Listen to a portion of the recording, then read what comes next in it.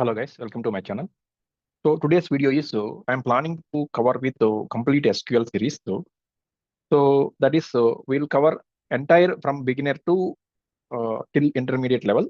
We'll cover as 15 days of SQL series, like day 1, day 2, day 3 up to 15 days SQL series we am planning. So in this series, so today's video is the day 1.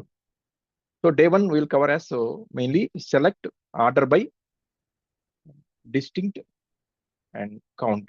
So these keywords we have to cover in day 1. Okay, I'm not giving the complete the basic introduction. Okay, so like how the SQL, what is the database, what is data. So that part I'm not covering in this one. Direct, I'm moving to the to create the table and insert the records and to see the queries. Okay, so for this day 1, first I'm creating one table called as actor table. So this create table actor ID int primary key, first name varchar, last name varchar, last update. So for this I have inserted some records, that is 30 records I have inserted. Let's look into the table. Select star from table name is actor. If I execute this one, I'll get the table, actors table. So this is the complete actors table.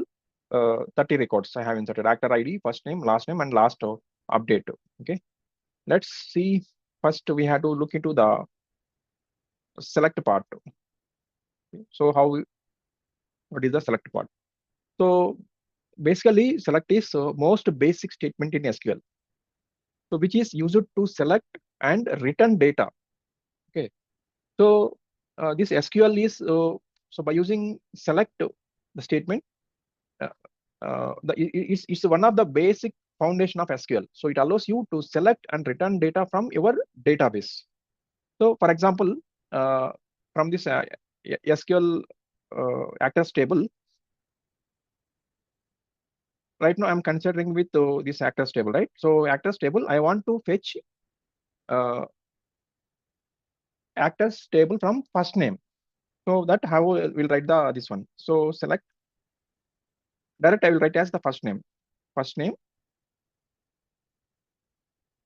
from, or else from part we'll write as second line from actor. So how now I will get with the only one column. So because I in select I have mentioned as only first name. So above I have written as so select a star. So star means it will display all the columns within the table. Okay. So this query will return as so only first name from all the records in the actor table.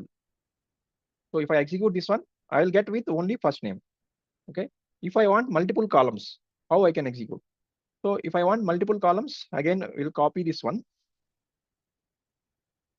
So actually in my table, actors table, this many columns are available. For example, I want multiple columns with the first name and the last name also. So then we'll write as comma, first name comma, last name from actor. So this way we'll try to get with multiple columns. So here we trying with both first name and last name. Okay. So this is the basic example of select. Okay. Next we'll try to see with the order by class. So basically, what is the order by class? Order by class helps you order your results based on a specified column, that is alphabetically or numerically or chronologically. So we'll get the order by alphabetically, like alphabetically with ascending order or descending order, with numerically or chronologically. So we'll see the one table. So again, I'm looking with actors. So from this actor table, I want to start the results alphabetically by first name. Okay, so select first name from actor up to this one, fine. Okay, select first name from actor. So if I execute this one, only I will get the first name result, but I want alphabetically first name. So order by first name, order by first name. So if I execute this one, I will get the result as alphabetically. So A to Z alphabetically I will get. So this is sorting. So if I want to sort with like multiple columns with first name descending order, for example, I will copy this one. So this is I'll get with by default first name and last name without ordering. Okay. Now I want to apply with order by first name. So if I execute this one, I will get with the order with ascending order with based on first name only. So if you see the output, first name A to Z is to be ordered, but last name is as usual. As usual means the combination is changing automatically. For example, AUD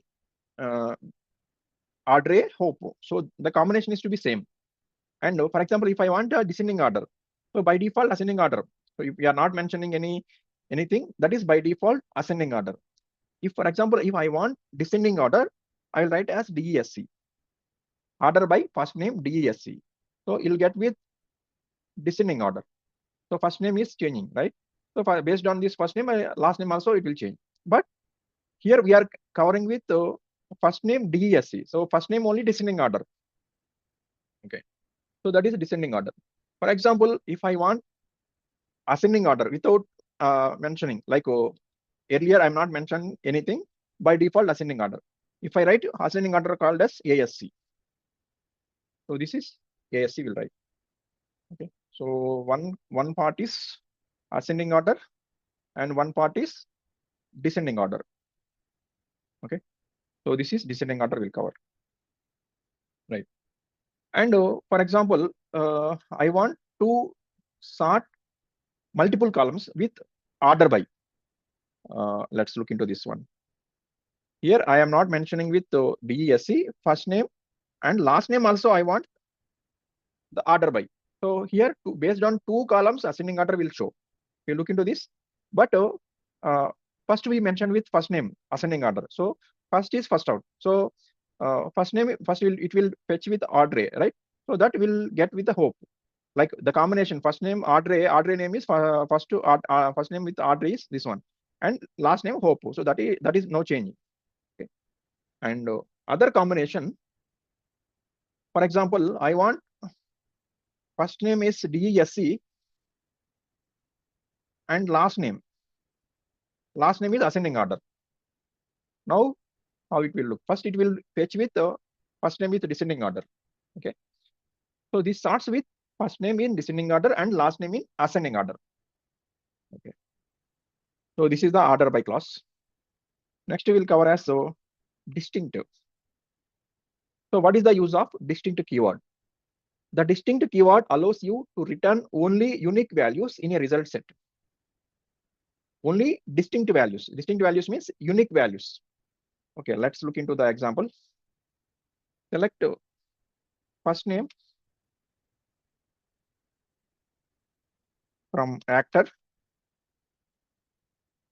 Okay, so this will get by default first name will get. Okay, but I want unique values within the first name. So we'll write as here distinct. So once I write with distinct, here how many rows? 30 rows is there. If I execute, I'll get the 30 rows only because of there is no duplicates in the first name. So if any duplicates are available, it will fetch with unique values. Okay. So this is the if for one column will apply with distinct. For example, if I want with distinct and order by also. Okay, I want to unique values for the first name and first name to display ascending order. Then we'll write continuation order by first name. So this will get with ascending order with unique values. Okay. Next, we'll try one more.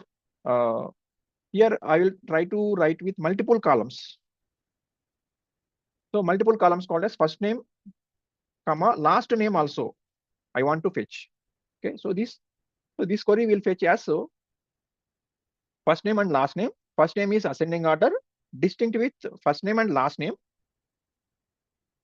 So how will execute this query will execute called as selecting distinct combinations of first name and last name sorted by first name. Okay. So this way we will get with the distinct. Next we'll see with the count, how we'll execute with the count. Okay. Let's look into count function. Count function. So how the count function will execute? So first I will write as select part, select from actor. That is fine. Now my question is here to display the count of actor table first name. So how we'll get the count? Count of first name, close the brace. So now I will get the count from the first name count. So from the actor table. So actually we have 30 rows is there, right? So we'll get the count 30. So if I execute this one, I will get the 30 count. Similarly, if I write with count of star, what happened? There is no difference. But sometimes it will get with the difference. But in this case, there is no difference. Okay. And count of star over. Next thing, we'll see the combination of count of distinct first name.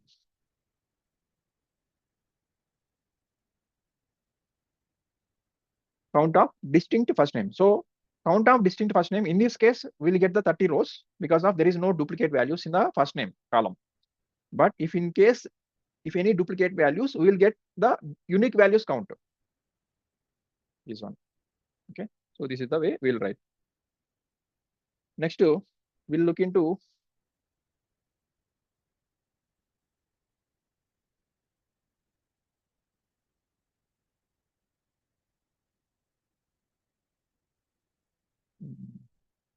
limit also we'll look. So how we'll see the limit? Actually limit is how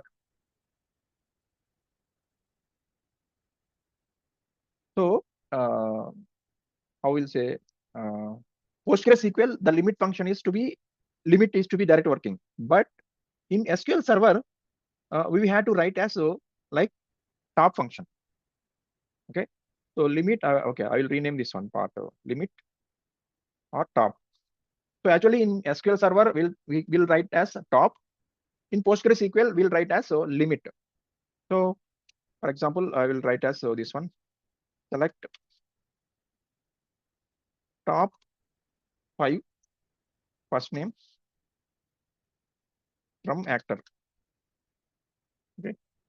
So if I execute this one, I will get with the top 5 records with the first name. In first name column, I will get the first 5 records. Okay. So this is the way. And with order by, for example, this is the, if I write with direct top 5, this query retrieves first 5 rows from the actor table. Okay. But if I write with order by, the order is to be changing. Okay. So we'll try to write as, so same thing, we'll write as order by. Okay. So top 5, and here I will write as order by first name. Order by first name. If I get, so this retrieves with the top 5 rows sorted by first name. Okay. Next, other one we'll see one more combination. So now this time I will try to write as so top 10% of rows. Top 10% of rows based on the sorted. For example, here I will write as 10%, or else will write as percent. Okay. Top 10% within the 30 rows, top 10% of first name. Okay. Order by first name. I get 3 records. So out of 30 records, I am getting with only 10% of records. Okay. So this retrieves with the top 10% of rows based on the sorted order of first name. Okay. So this way we will write as so the functions covered as day 1 as so select, order by, distinct, count, and limit. So 5 functions I have covered here to this. So first one we covered as select. Next one are covered order by. Okay. Next we covered distinct. Next we covered count. Count covered. What happened? Enter. Okay. count. Next thing, top. So this top is, so if you are executing in PostgreSQL, so we'll write as a limit function. Okay. So this is the conclusion of this one. Okay.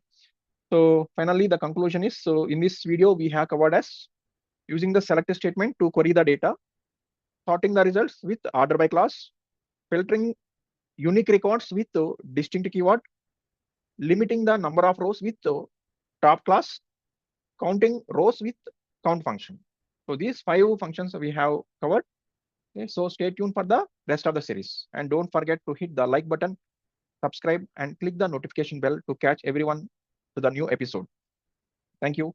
Thank you for watching my video. Thank you all. Wait, let's see with the day 2 video. Thank you.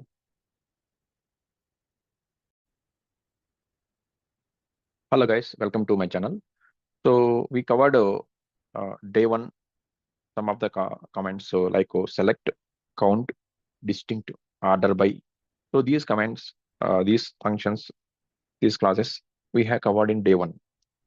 In day 2, we have covered as mainly where clause and or between like.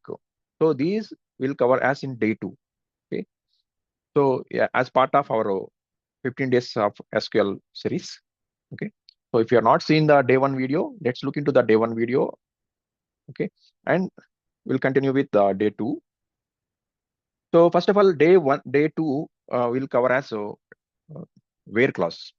Okay. So before looking to where clause, we'll create some tables relating to our day 2 part. So first I'm trying to remove with the deleting with payment table. So once the payment table is to be deleting, then we'll create with the payment table, this one. So the payment table called as payment ID, primary key, customer ID integer, staff ID integer, rental ID integer, amount, payment date and time. So and inserting some records. Okay. So this code I will share in the video description. Let's look into it. And another table called as the customer. So customer table, customer ID, first name, last name. Similar way, inserting some records. And similar way, we'll create with the film table, film ID, title, and description. So inserting some records. After then, we'll look into where clause. So first of all, what is the where clause? So in where clause is used to filter the data in the output. So mainly where clause is to filter the data. So what within the table we want, based on our requirement, we have to filter the data. That is, and always we have to use the where clause after from. Okay, after from only we have to use with the where clause. Let's look into some example.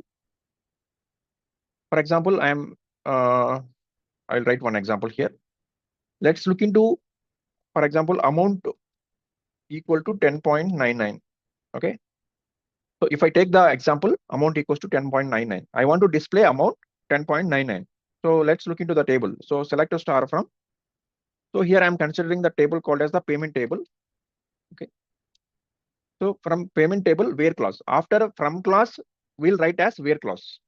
Where amount equals to 10.99. Just we'll copy this one.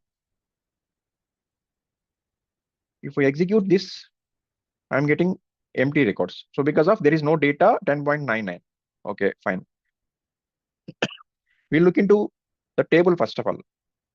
So in this table, I have payment ID, customer ID, staff ID, rental ID, amount.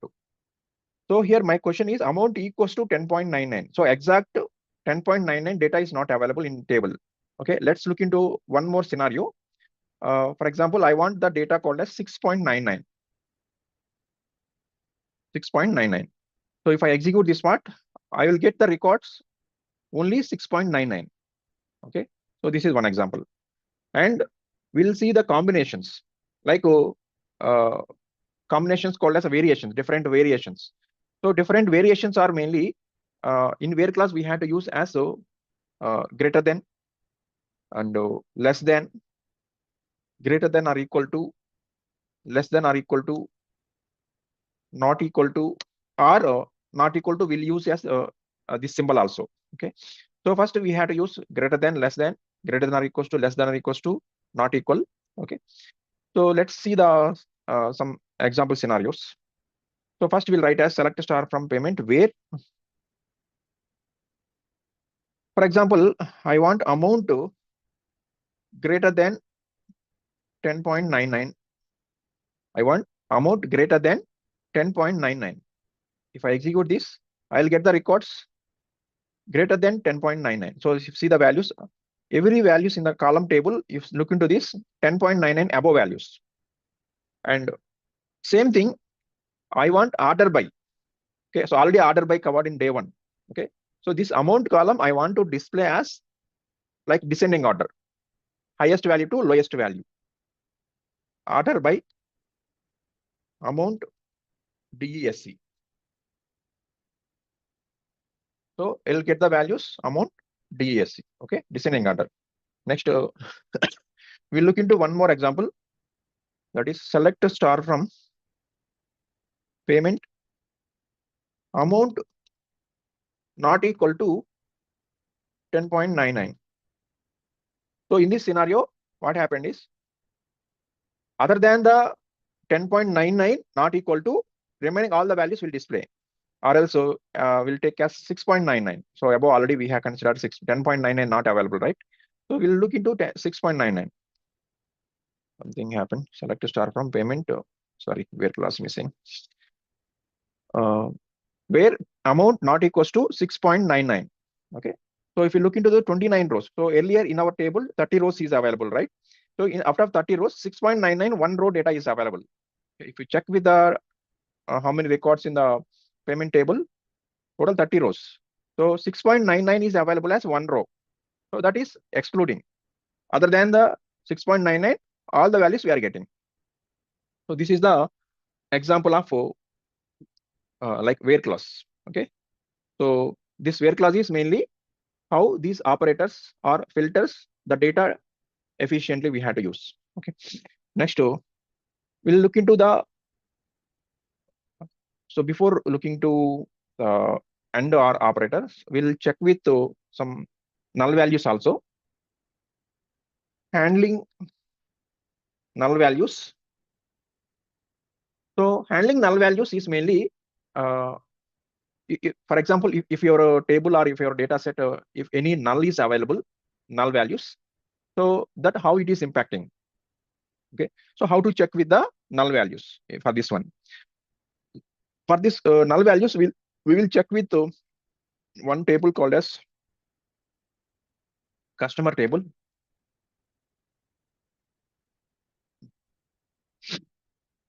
Customer.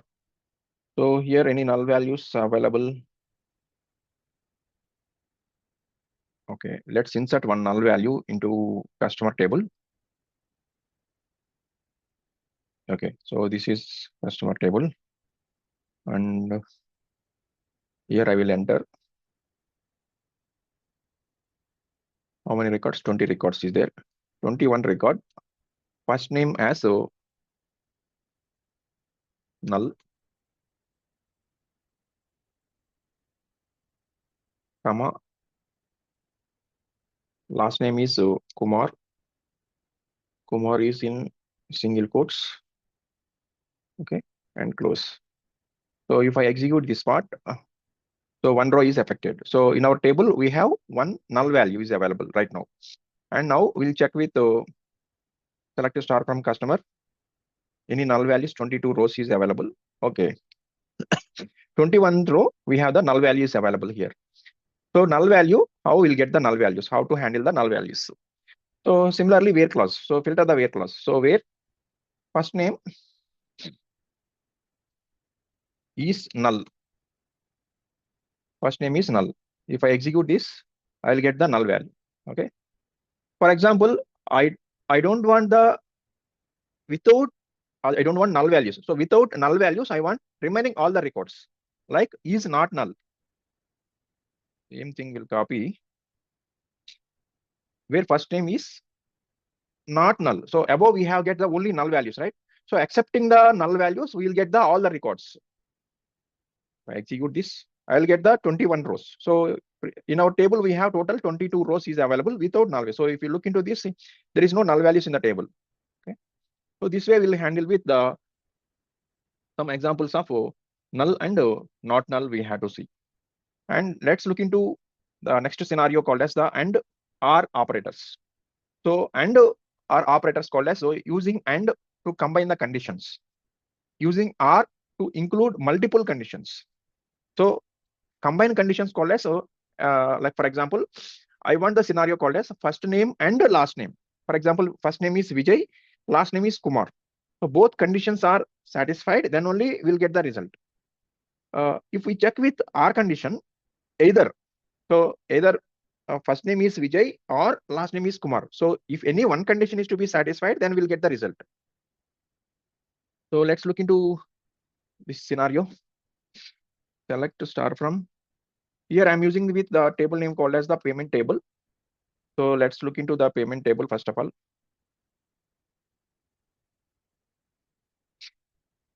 So this is the payment table. In payment table, we have 30 rows are available. Now I will try to write as, so here the condition, I want amount equals to 6.99 and customer ID equal to 106. My condition is amount equals to 6.99 and customer equals to 106, customer ID. I want to display those details. Okay. Now how will display? So write the condition. So filter, first where condition filter, and same condition we have to apply here. Same copy and paste. Where amount equals to 6.99 and customer ID equals to 106. If I execute, I will get the result as this one. So if you look into this, amount equals to 6.99 and customer ID equals to 106. Okay. Next, we'll write one more combination by using OR operator. So OR operator is, so for example, copy and paste. In OR operator, amount equals to 10.99 and customer ID equals to 106. Sorry, OR operator, right? We are using OR operator. Okay. So amount equals to 10.99. So earlier amount 10.99, no column, no row is available. So if you want, you can check with again. So there is no rows with combination of 10.99 and customer ID 106 already we seen. So already the records are available with 106. Now I will execute this part. You see the result. Same result I'm getting because of I am using the OR operator. The condition is either. So either to satisfy this condition or this condition. Okay. So that is the OR operator. So either the if the in AND condition, if both conditions are true, then only will display the result. In OR condition, either any one of the condition will true, then will display the result. Next, we'll see the combination of AND and OR. Okay. So here, how we'll write as, so first I will copy this part. Combination of AND and OR. So where here I will write as amount equals to amount equal to 6.99, or else we'll consider as this one 10.99 or amount equals to 6.99. So in this case, 10.99 not available, 6.99 available. Okay. Now we'll write as though one more condition and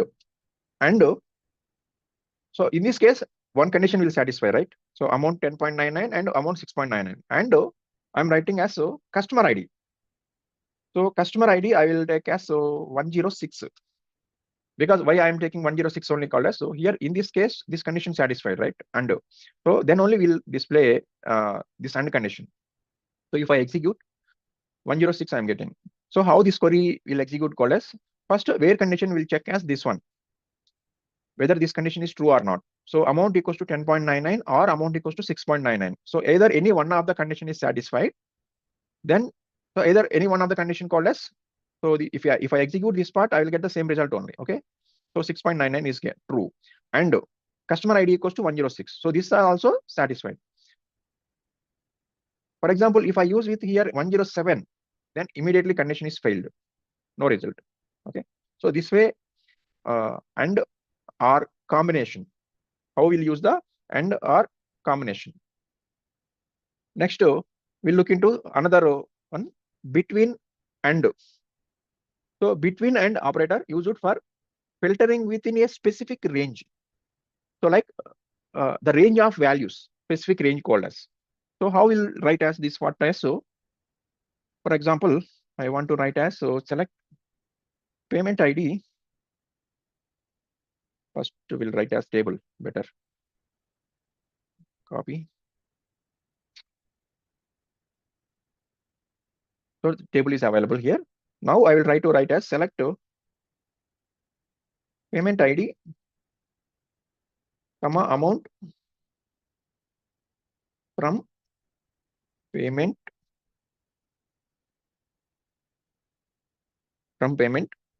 where amount between. Here I will give the range. So the range is, I'm giving the specific range called as, so 3.99 and 7.99. Okay. So let's look into the query again. Select payment ID amount from the payment table. So if I execute this part, I will get the only two columns, payment ID and amount. Now filter the amount. So where condition, filtering the values, amount between. So how we can filter the values between the range we are specifying here. So from range is 3.99 to range is 7.99. So up to this range, we will get the result. So this is the, if you look into this range, or also the same thing will get right as, so order by also, order by ASC. Okay. If I execute this part, okay, ASC will write as, so which one, amount missing. If I get ascending order 3.99 to 7.99. So if you see the values 3.99 to 7.99. So we get the range, the specific range of values we will get. Okay. So next, one more example we'll consider as, so date part. So how we'll look into the date part is, so here I'll get the same query. For example, where condition, I will copy here. And now where payment date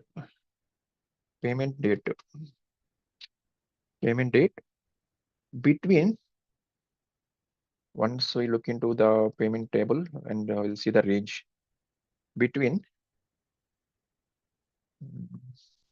2020 01 24 and 2020 01 26. I'm giving from 24th to, okay, from January 2020, 2020 January 24 and 2020 February 26. I'm giving the range, specific range. Okay.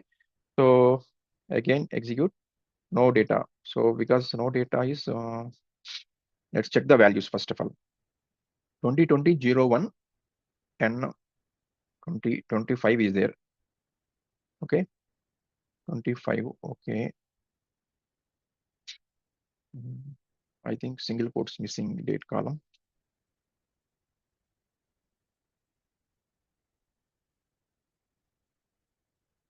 Okay. So now the query is to be working. So here from date is this one. So we are missing the single quotes in the earlier scenario. 2020 January 24 to 2020 February 26. The range. So here first part, select is, I'm selecting payment ID and amount. Two columns I'm selecting from payment table, filtering where payment date between. So the specific range. So from date and to date. So this way we'll get with the between operator.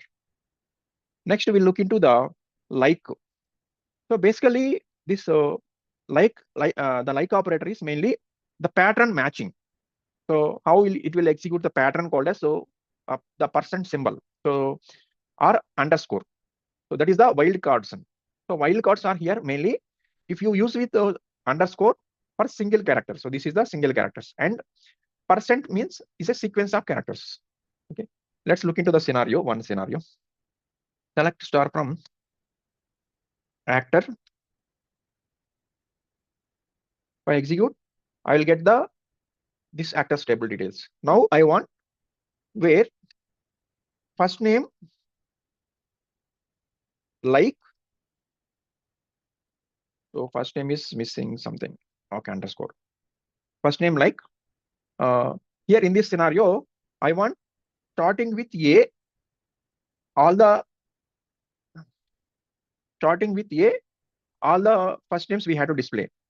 So whichever first name is starting with A letter. So if you see first name Audrey, A. Similarly, if I check with B, small b, so this is case sensitive B. Okay. Next, we'll look into one more example, the same scenario. Okay. Next, here one more scenario called as percent.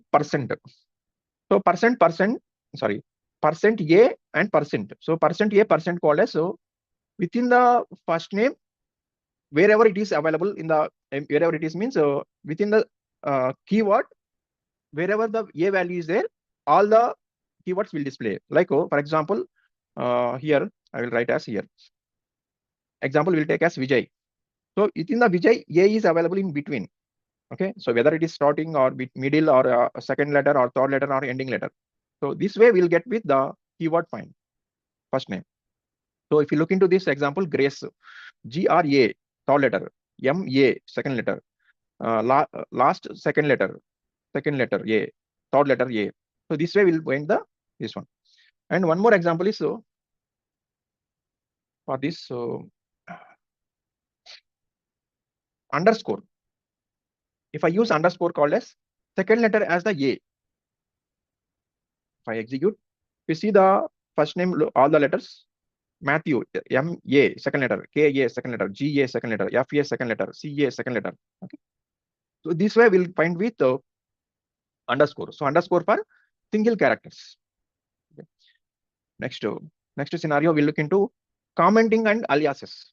So in SQL, while writing the script or code, we'll use the comments.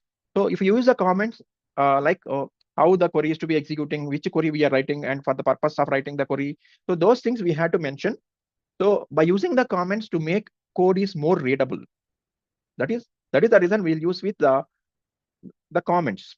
So comments are, we have two types of comments. One is the single line comment, other one is the multi-line comment. So multiple line comments.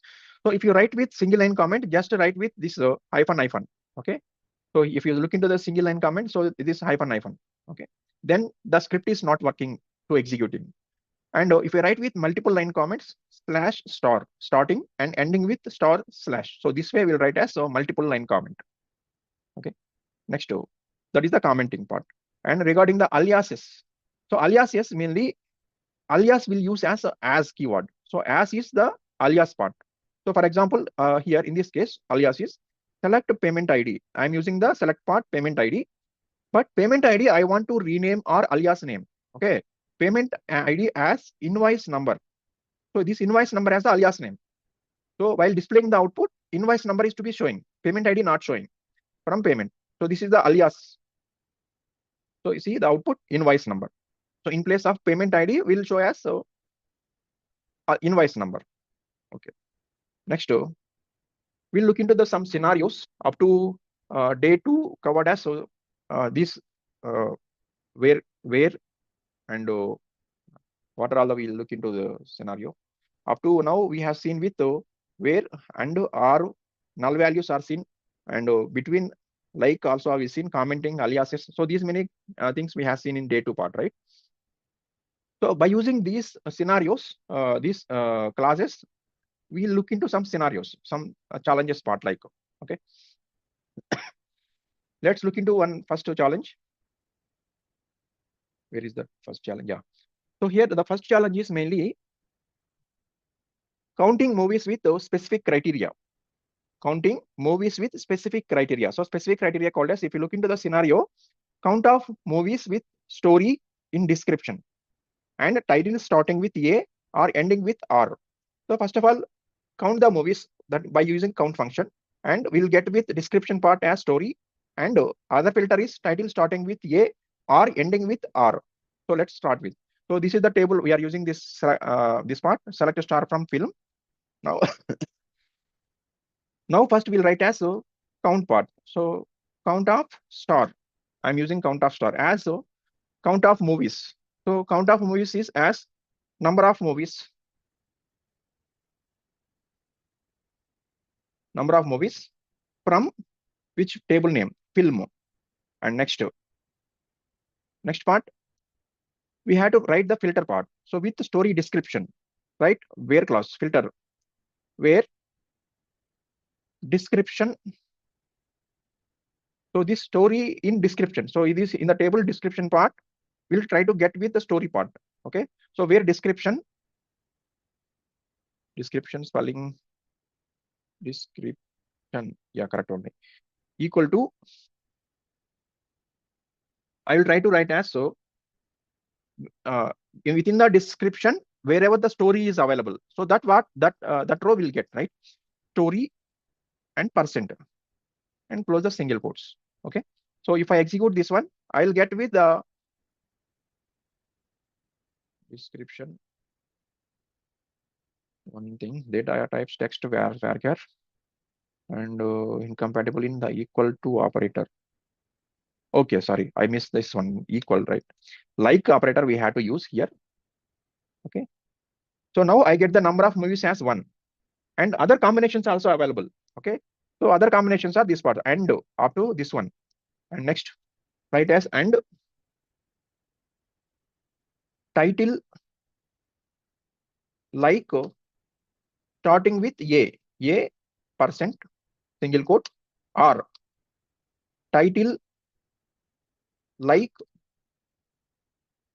percent r ending. So ending with r. So percent r and close.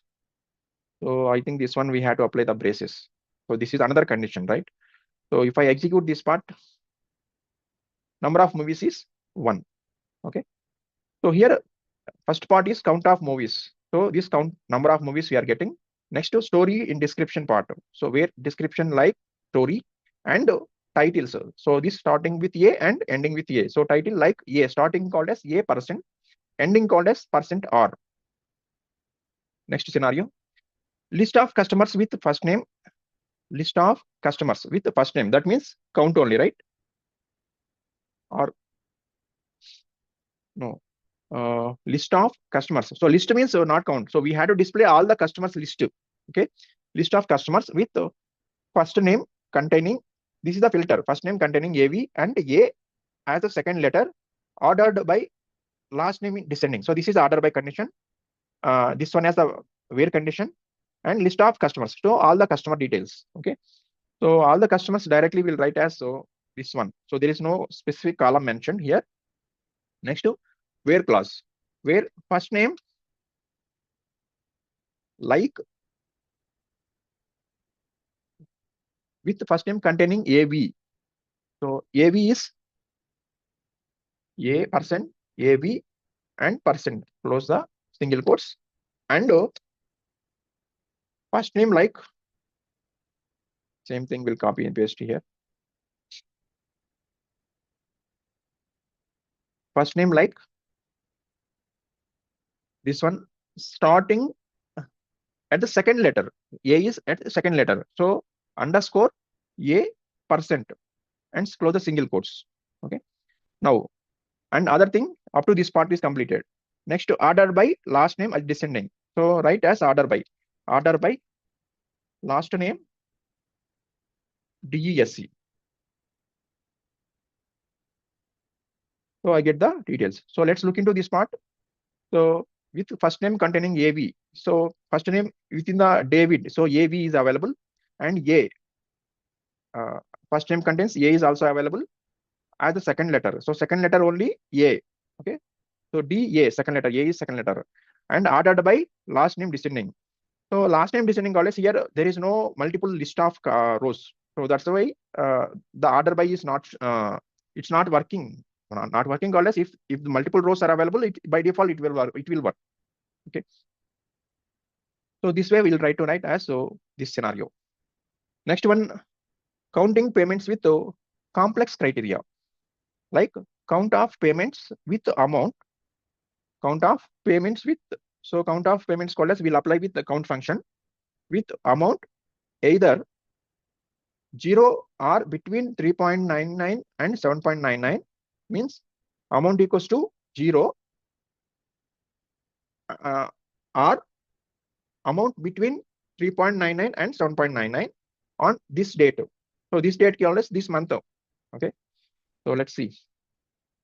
Select count of star from payment where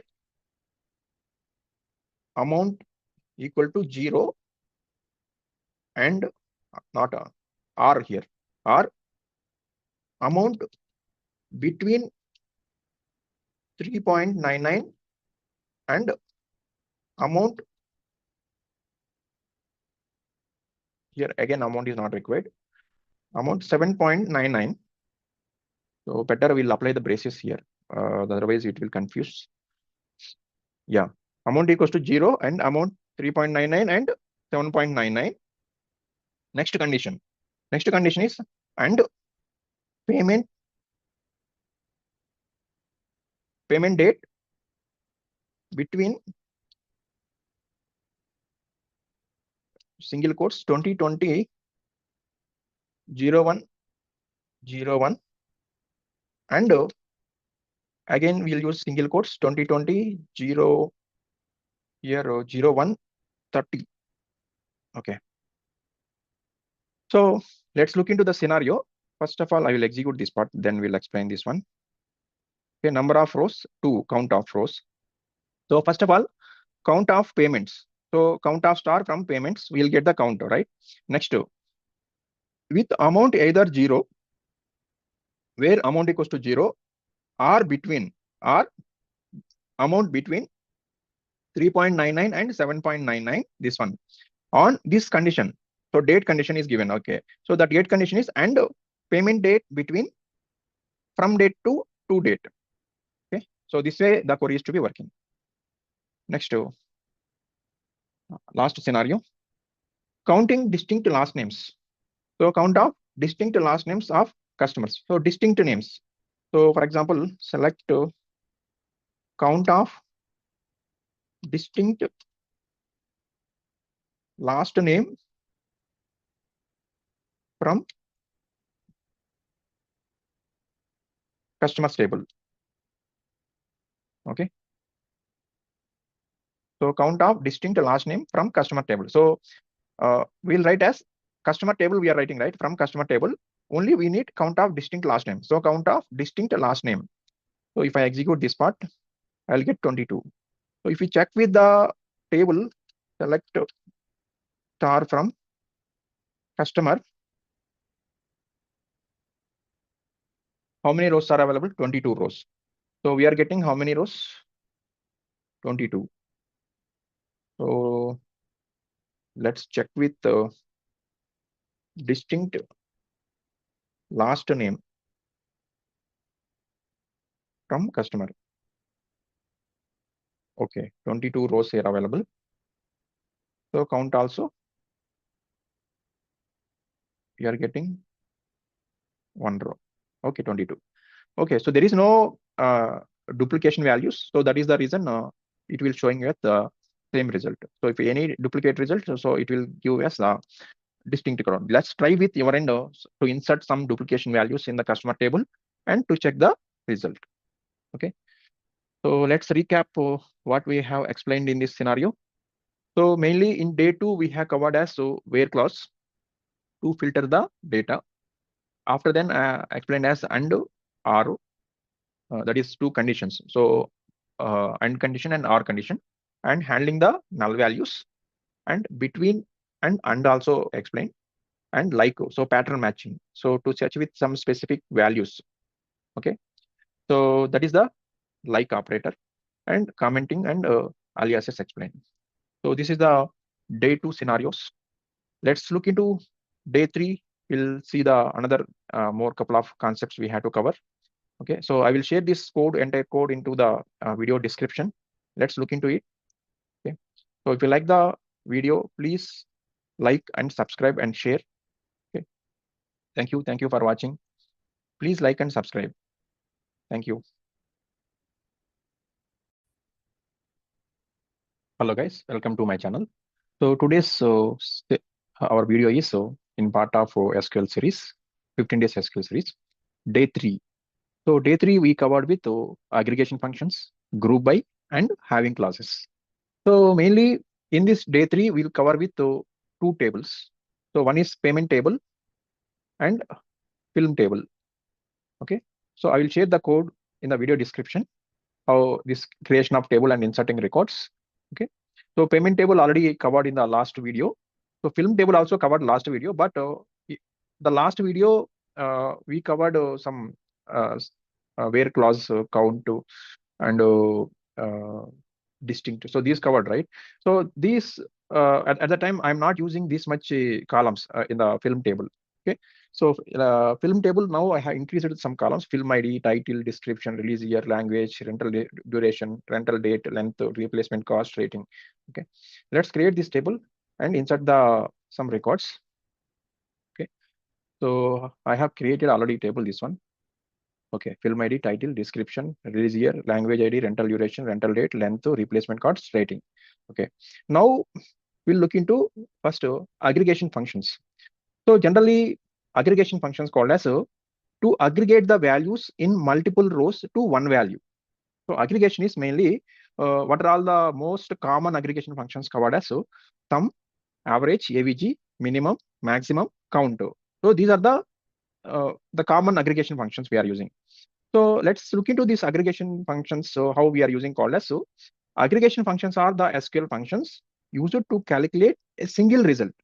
Single result means multiple rows of data we are taking, then aggregate them into a single summary value. Okay. So the most common aggregation functions already we discussed it, right? Like sum. So how it is working the sum. So it adds up all the values in a column. Like how we'll write the syntax. So select a sum of amount from payment. So if I execute this one, I will get the sum of amount. So within the payment table, sum of amount I will get. So it gives the total amount of all payments. Similarly, average. So it calculates the average of all values in a column. So select AVG of amount from payment. So I will get the average. So average of payment amount. Similarly, minimum. So what is the minimum value within the amount? What is the maximum value within the payment table? And count. So number of rows. So counts the number of rows or non-null values in a column. So if you check with this select count of star from payment, so the number of rows, 30 rows are available. Okay. Next. So here mainly aggregation functions are commonly used. So where we had to use this commonly, that is in reporting and analytics to summarize the data. So if you're developing any dashboard or visualization, at the time we are giving the reporting. So for example, if I give with the any sales report, okay, like total sales, calculating the total sales, average order value, or the number of transactions. So at that time, we'll use with the aggregation functions. Okay, so the aggregation functions are mainly, so these aggregation functions: sum, average, minimum, maximum, count. So what we can do, we can't do at the time of aggregation functions. So we can't do called as so like select sum of amount, payment ID from payment. So this is not good. Like payment ID we are getting, right? So this is not good while using. Okay, and no mixing possible. So the query is to be executing. Okay, fine, but we can't do like this. At the time of group by, that is okay. So group by will cover later in this. Let me allow 2 minutes. Next we cover with the group by. No mixing possible. So no mixing possible called as so select sum of amount, payment ID from payment. So this way, no mixing possible. So only possible with grouping. Okay. Next, multiple aggregations is possible. Okay. So how multiple aggregations are possible? So let's look into this multiple aggregations. Select. I will try to do as sum of amount. So earlier we seen only single aggregations like sum of amount or minimum amount, max amount, count of amount, like that, average amount. Now I will try to write as so as sum of amount, comma, count of star as count AVG of amount, like average, okay, from which table? Payment table. So this way we will allow as multiple aggregations. Okay. So if I execute this near underscore, okay, sum of this one minus, if I like minus, that is not working in the program. So I will get with the payment table sum of amount, count, average. So similarly, you can use with minimum, maximum, okay, like all the aggregation functions we had to use. That is called as the multiple aggregations is possible. Next, we'll look into one more scenario, like select min of replacement cost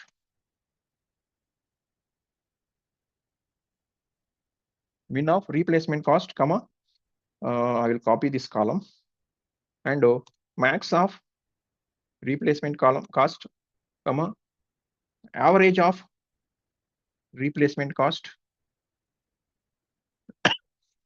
comma sum of replacement cost from which table. So the table name here I am considering with the film table. Okay, from the film table I am getting with this one.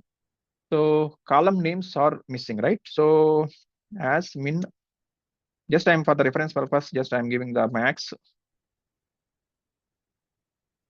and as AVG as as sum. Okay, so if I execute this, I will get this way the minimum amount, maximum amount, average, and sum.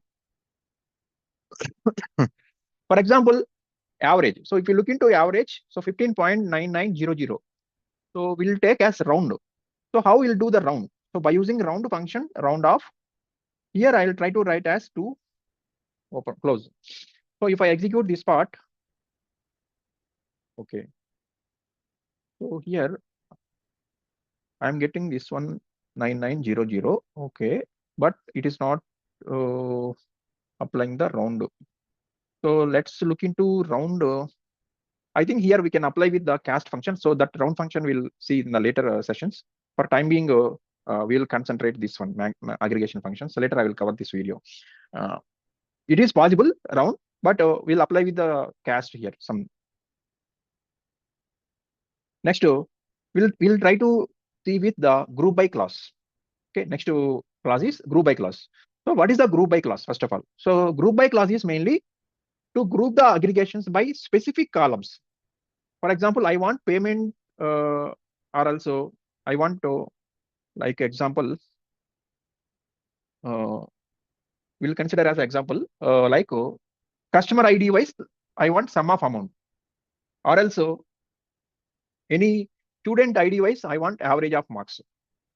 Okay, customer ID wise, sum of amount, or else student ID wise, so average of marks, sum of marks, minimum of marks, maximum of marks, like this. So mainly group by clause is used to group the aggregations by specific columns. So the group by clause is used to SQL to group the rows that have the same values in a specified columns into summary rows. Okay. So it is often used with aggregation functions to perform calculations on group of data. So this is the syntax of group by. So select column 1, column 2, aggregate the function column 3, like sum of amount from table name group by. So here we are applying the select class column 1 and column 2. So the same I am applying with column 1 and column 2. Or else if you mention within group by column 1 and column 2, the same you can mention within select clause. Okay. Next, we'll try to see with one example here in this scenario. Select customer ID. I want customer ID. Okay. Customer ID wise, I want sum of amount from table name payment, from payment group by customer ID. Okay, group by customer ID. So if I execute this one here, which is there are called as payment space. Okay. Now if I execute this, I will get the details called as each and every customer ID wise sum of amount. Okay, so this is the way, like grouping the values. So grouping by customer ID. So the same we mentioned in the select clause. So if I am not mentioned with in the customer ID also, it will execute. But only the thing is, which row is which customer ID we don't know. So that is the reason we have to mention as this customer ID. Okay, so whatever the columns we are mentioned in the group by, those columns you can mention in the select clause. So this is the one example, and we'll look into another example. Select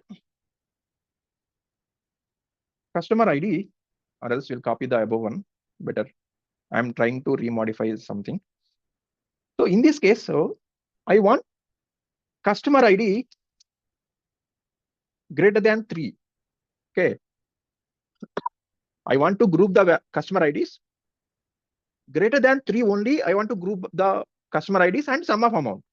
Okay, like here we can apply with the filter also with addition to group by. So first we can apply with filter. After then we can do group by. So because of our main intention goal is customer ID greater than 3 only to group the sum of amount with customer ID. So that is the reason we can apply with the where clause.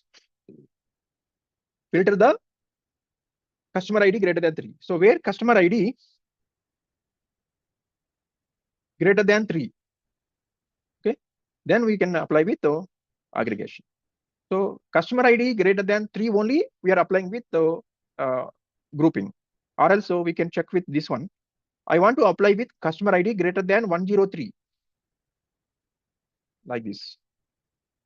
Now I have customer ID 104 onwards. I'm getting the group by values.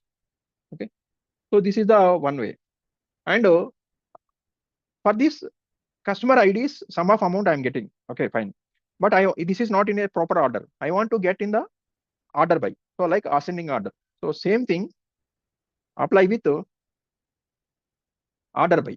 So order by, which column I want to order by. So sum of amount, as sum of amount will give as some like will give as some alias name. How I give total amount. Okay, total amount. But I want which column I want to sort, either customer ID or in total amount. So for example, if I want total amount order by, so just apply with total amount, order by total amount, like DESC, descending order I want, for example. If I execute, I am getting the total amount as descending order. Okay, so this way we can apply with the group by. I hope group by is clear. Next, we'll move to having clause. So having clause is mainly like it is also where clause. So why we are using the where clause? To filter the records. But having clause also used with filter the records. But having clause is to filter the groupings by aggregations. So normally normal filtering is applying with where clause. But having clause is using with after grouping by. So before grouping by we'll use with where clause. After grouping, like post grouping, we can apply with the having. So let's look into the definition in this one. The having clause is used to filter the groups of rows created by the group by clause. So it allows you to apply conditions to aggregated data similar to how the where clause filters individual rows. Okay. So having clause only be used with after group by, with group by. So after group by means with group by. So once we read with the group by, then we can write with the having clause. Otherwise we can't. Okay. So the main difference of where clause and having clause is where clause we can write before group by. Having clause we'll write after group by. That is that. Let's look into the syntax of having clause. This is the syntax. So select column 1 and aggregate function column 2 from table name, group by column 1. So here we are applying the column 1, right? So that we can apply with group by. Having aggregate function. So this aggregate function we are applying with the filter. So aggregate function, and we'll write the condition. Let's look into the one example for having clause. Select customer ID, comma, sum of amount as total amount, comma, here we are not from payment table, from payment group by customer ID up to this we know. Okay, so above already I have written this one, this part 2. If I execute, I will get the customer ID wise total amount. Now I want to filter after group by. Like after group by means total amount we have to filter. I'm filtering the records after group by. So having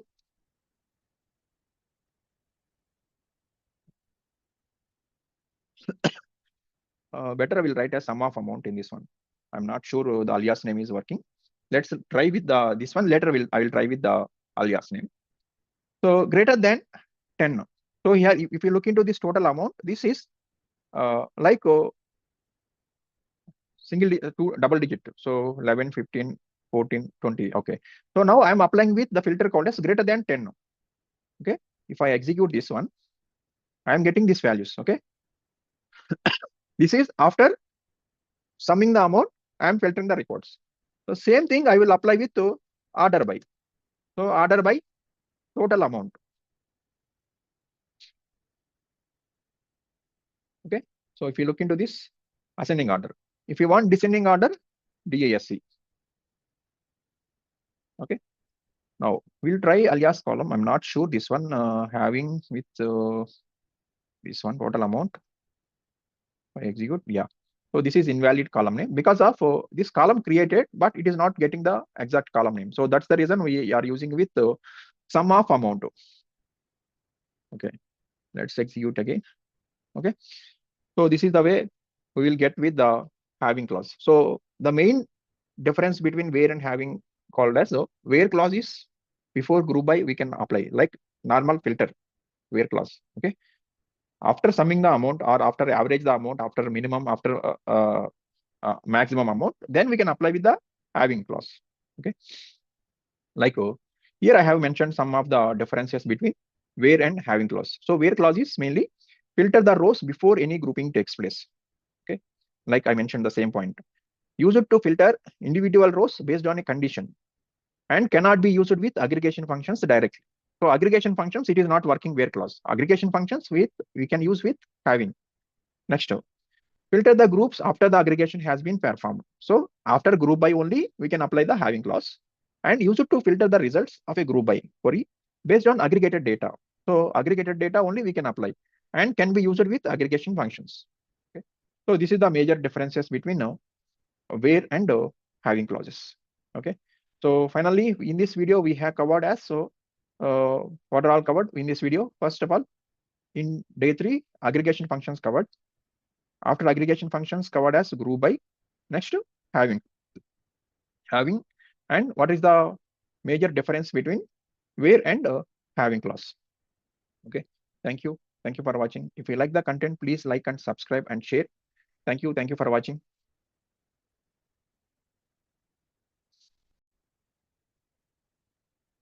Hello guys, welcome to my channel.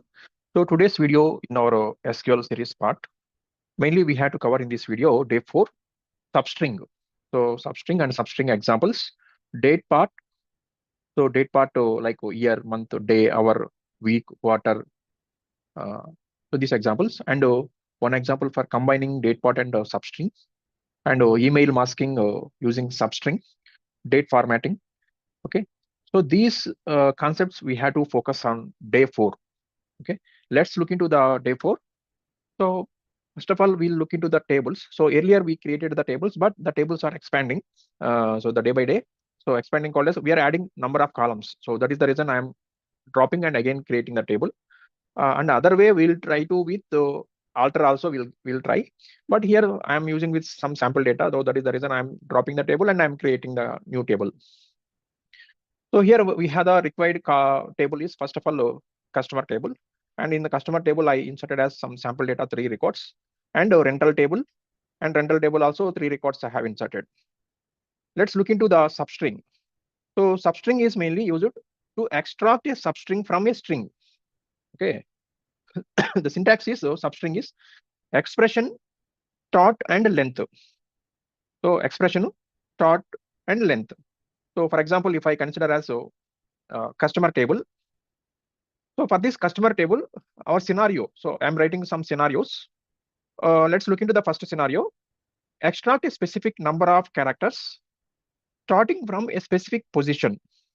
So we have to extract specific number of characters starting from a specific position. For example, I want to extract 3 characters. Okay. So those 3 characters, for example, if you consider as email part. So in email, so this is the I'm doing this one. So this extracts 3 characters from the email column, starting the second character. So starting the second character called as from a D. So D is the second character.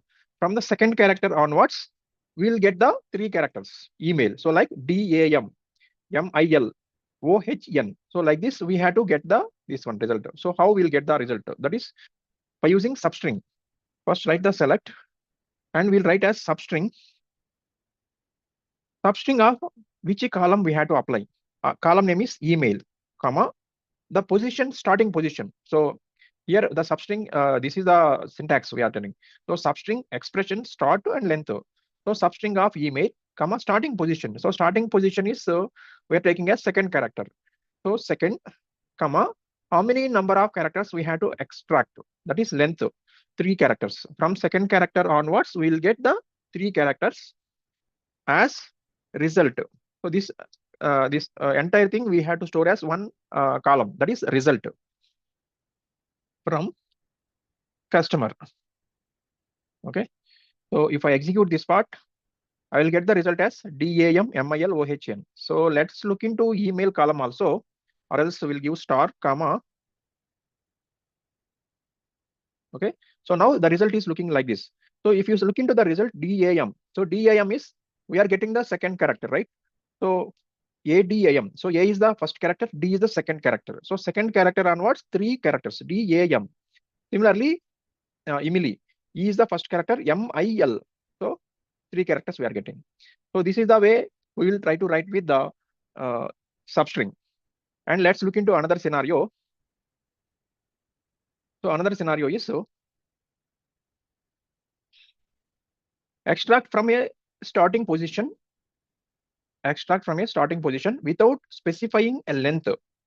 So in this, we want this extracts all characters from the email column.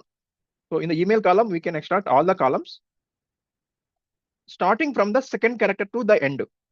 So from starting to the end. Okay. So that how we'll write this one.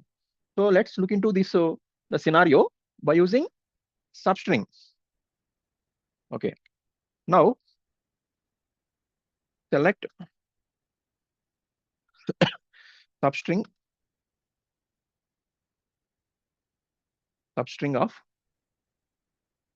So here we'll get the column name is email, and email. After then we want second character.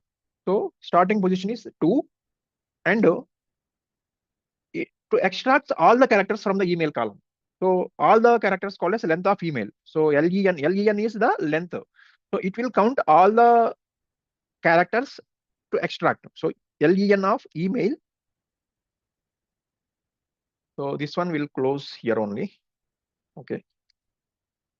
As a result, from customer. Okay. So select substring email 2. Email is the expression, right? 2 is the starting position, and length is len of email. So we are not specifying the number here. So whatever the email, from the second character onwards, it will extract all the characters. So we'll get this one. So similarly, here I will add the star, comma. Okay. See here. So first character is A. So we are getting second character onwards, DAM. So first character is removed. Okay. So that is the one example. And other example is we'll look into this one. Extract using position to find the start point. So start point called as for example, this finds the position of the first period. So first period called as dot. Okay. So for example, ADAM. So it is the first period. After then dot in the email column. and then extract next 3 characters starting from the position. Okay, let's look into this one. Select substring of first email column we are applying. So by default email. Next, here we need the index position because of to find the position of the dot. So for that we required char index. Char index. So char index is mainly to find the position. That is, position is dot, comma, email,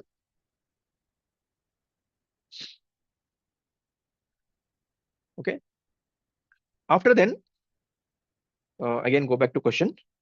So this finds the position of the first period, okay, in the email column. So +1, comma, next 3 characters, starting from the next 3 characters. So we'll give 3 and close the brace.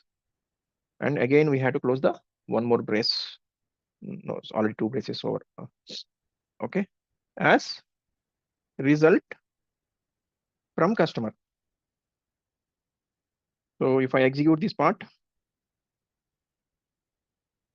okay, let's add the star comma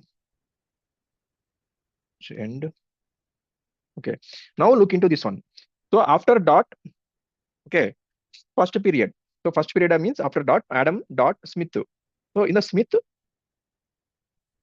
find the first period, the email, then extract next 3 characters, starting from the next 3 characters. So SMI. Okay. After dot, next 3 characters, JON, DOE. So like this we can get. So this is the one example for substring. Next we'll look into another concept called as the date part. So this date part is mainly to extract the year, month, day, hour, week of the year, quarter, okay, like this. So let's look into the date parties. So date part is used to parts of date timestamp, data timestamp.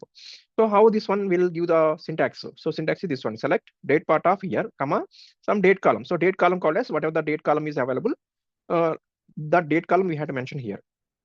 Date part. We will get the year, month, day. So like this we'll write. So same thing we'll apply with one example here. So the example is, so let's look into the example. Extracting year, month, day, and hour from rental date.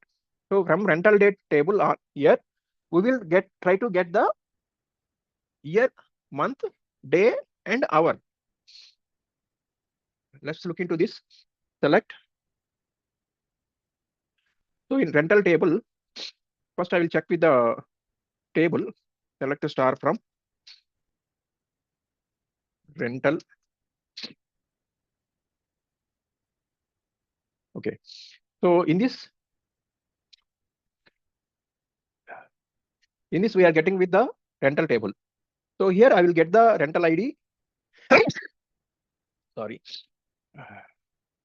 Rental ID and rental date. So here I will try to write with rental ID, comma, rental date, comma. Now we have to extract. So we have to extract. I will try to get with this same thing. Date part of year of rental date. Some date column called as the rental date as year part. Okay. Same thing. We'll apply this one also. I'll copy this one.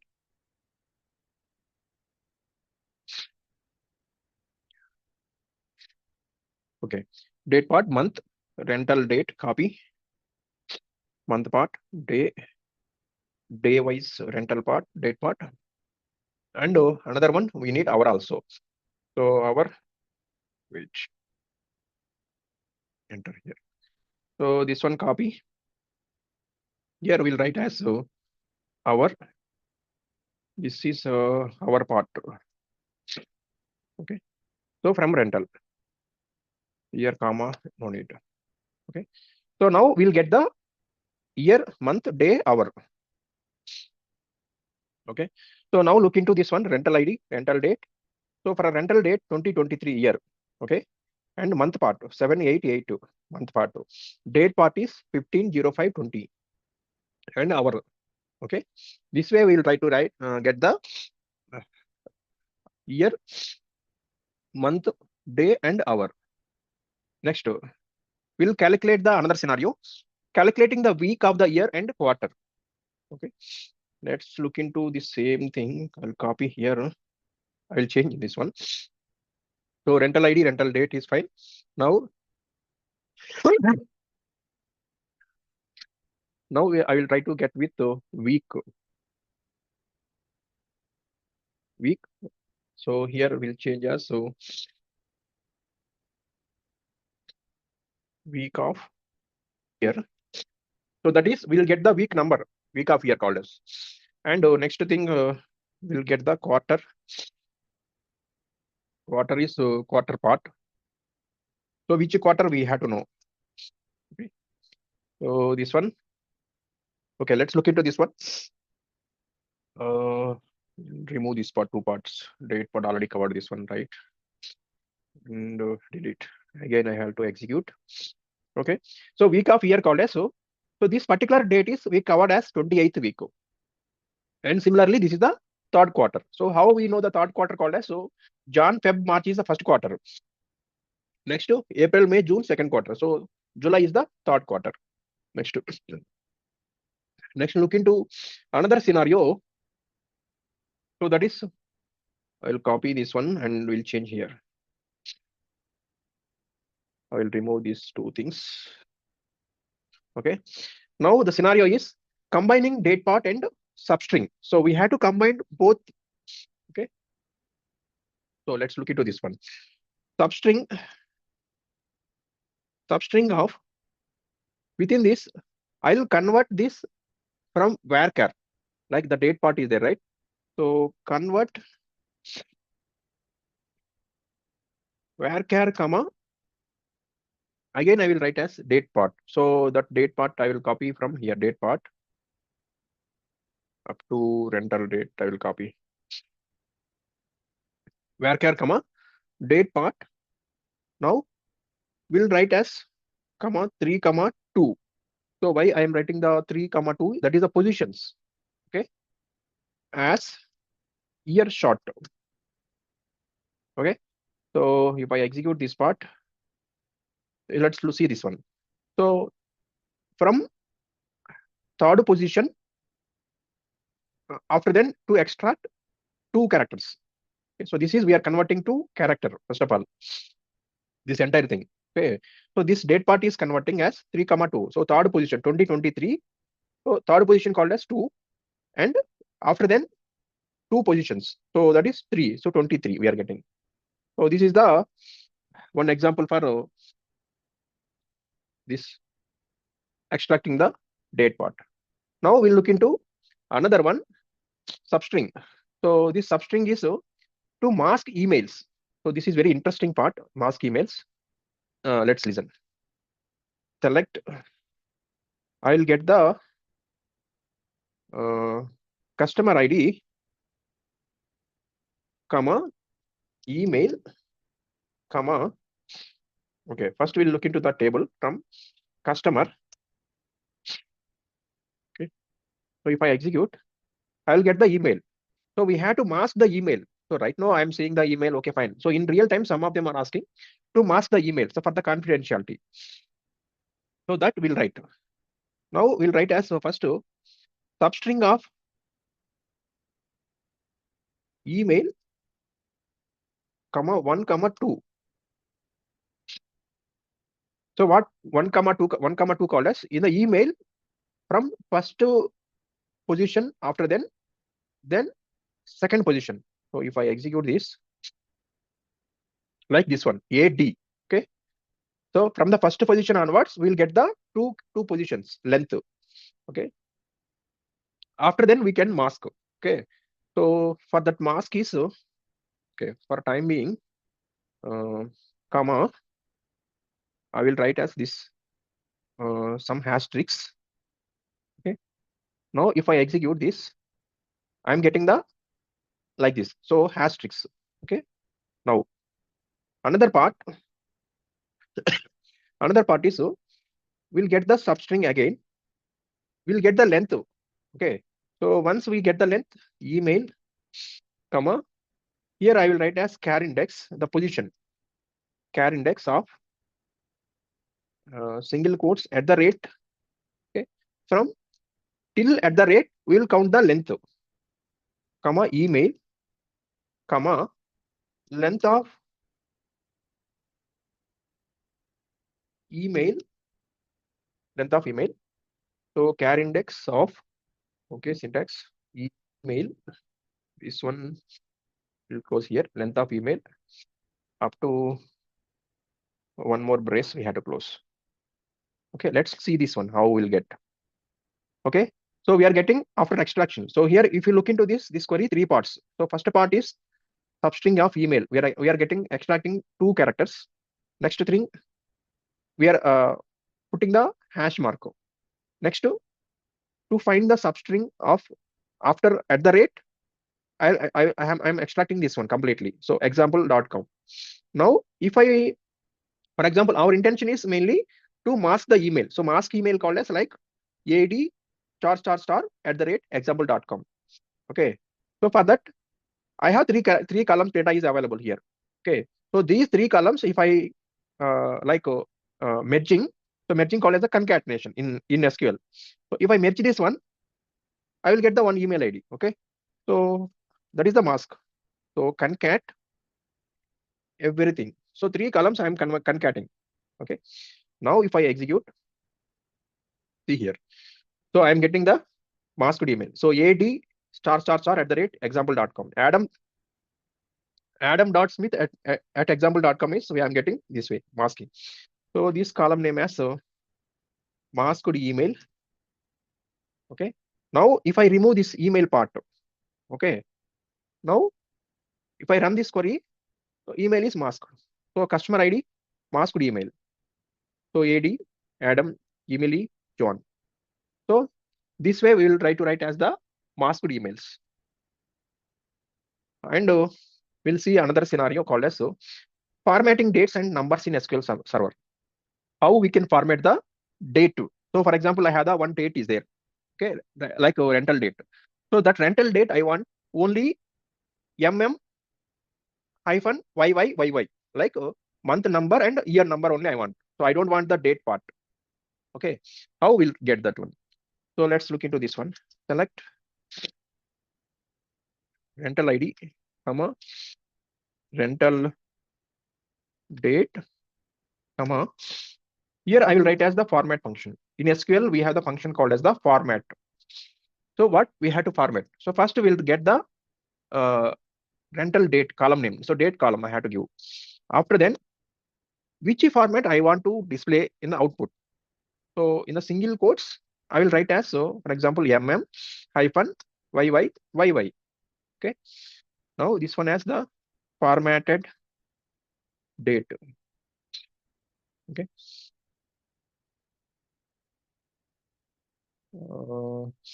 Okay. From table, from concept, right? Not written. From rental. Now we'll remove the errors. Yeah. So if I execute this part, okay. So let's look into the output. So rental date is there, 2023-07-15. But I don't want the 15 date part and time and so on, so etc. I want formatted date. Let's look only month number and year number. So 07-2023. So this way we will get the formatted date. So whatever the format you want, let's, for example, if you want only month number, okay.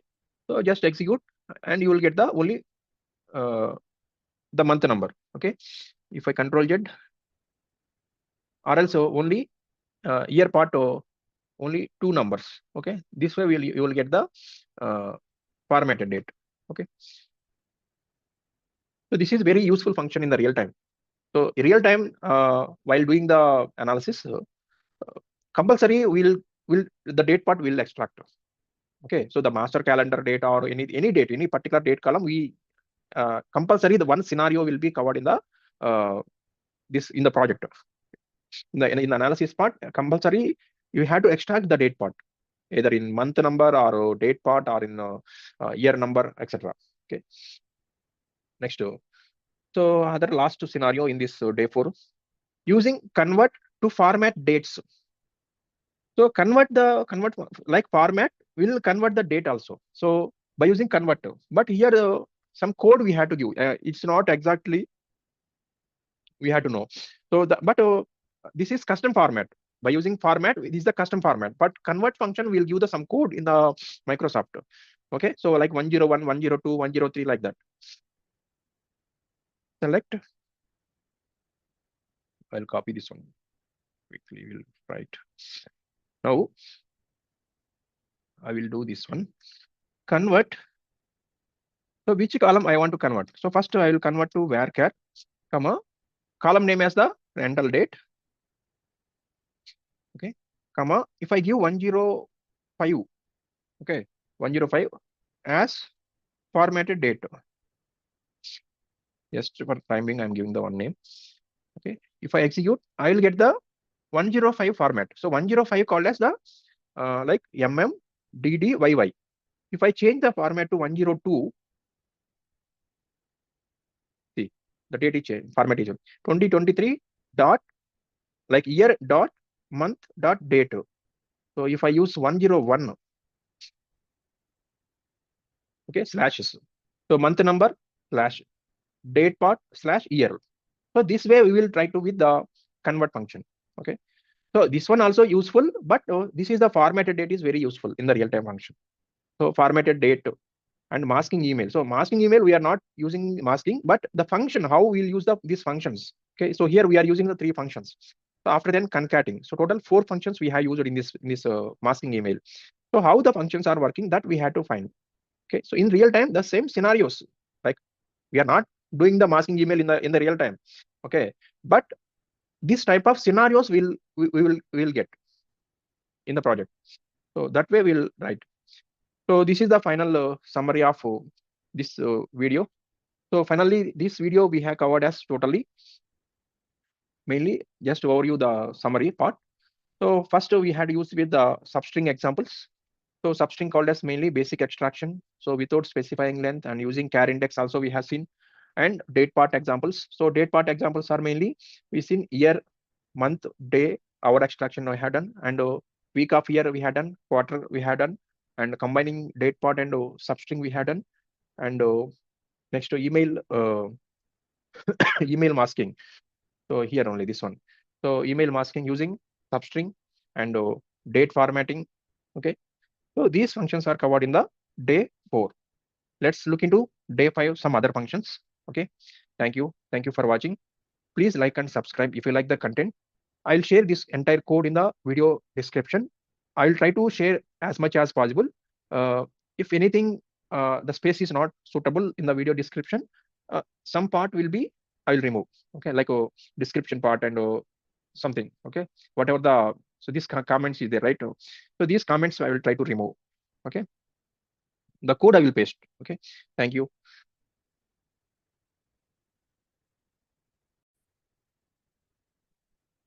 Hello guys, welcome to my channel. Today we had to cover with the day 5 in our SQL series part. So for the first 4 videos, till day 1 to day 4, huge response from the audience. So thank you for your response. Good content I'm delivering this one. So day 5, we will cover as mainly mathematical functions, case statement, COALESCE, cast, and replace. So these functions will cover as in day 5. So in real time, the scenarios case is most important, and COALESCE also most important function. And regarding the cast, so cast also will use in real time most of the scenarios, but depending on the database, it will change. For example, if you are using with PostgreSQL, we'll use with extract. So in SQL Server, we are using with cast like this. And replace, everywhere we have to use. So replace. Okay. So let's look into the tables. What are all the tables we have to require? So I have created with some tables. So payment table, bookings, and ticket sales, and flights. So these tables I have created for this video. I will share this code, entire code in the video description. You have to check it. Sometimes so the video description is not lengthy, not supporting, then I will share the Google Drive link. Okay. Okay. Then next we'll look into the content. So first of all, mathematical functions and operators we have covered. So in this part, calculate sum and perform arithmetic operations. So we had to perform first of all some arithmetic operations. So these arithmetic operations called as mainly here I am using with the bookings table.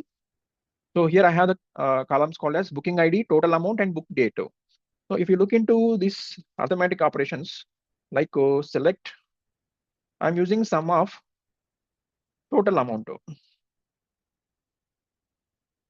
Sum of total amount. For example, I'll if I write with select sum of total amount. Okay, let's write the from statement from bookings. If I execute this part, I'll get the sum of total amount. I'm getting 1,30,000, right? So similarly, if I want double amount, for example, 1,30,000 goes to double amount. So how I'll do? So just multiplies with 2 as double amount, or else double total. Okay. Similarly, I will write as sum of total amount as plus 1. Plus 1 called as, so whatever the total amount is 1,30,000. So plus 1, it will as 1 as incremented total. Just I'm giving the alias name something for understanding purpose only. And next to sum of total amount divided by sum of total amount. So how I'll get? I'll get the same thing. So we'll get 1. Okay. So 1 multiplies 100. We'll get the percentage as percentage total.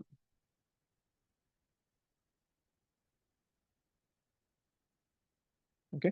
So if I execute this part, so I'm getting double total. So earlier 1,30,000, it is doubling to 2,60,000. And incremented total is plus 1 now. Only adding with plus 1, 1,30,000. So here in double total, I'm multiplying with 2. Next to so this modulo operation is so sum of total amount divided by sum of total amount multiplies 100. We are getting the percentage 100. Okay. So this is one example. And let's look into the case statement. So case is mainly case statement examples using case to categorize the payment amounts. So categorize the payment amounts. So here I will consider as payment table. Select from payment table.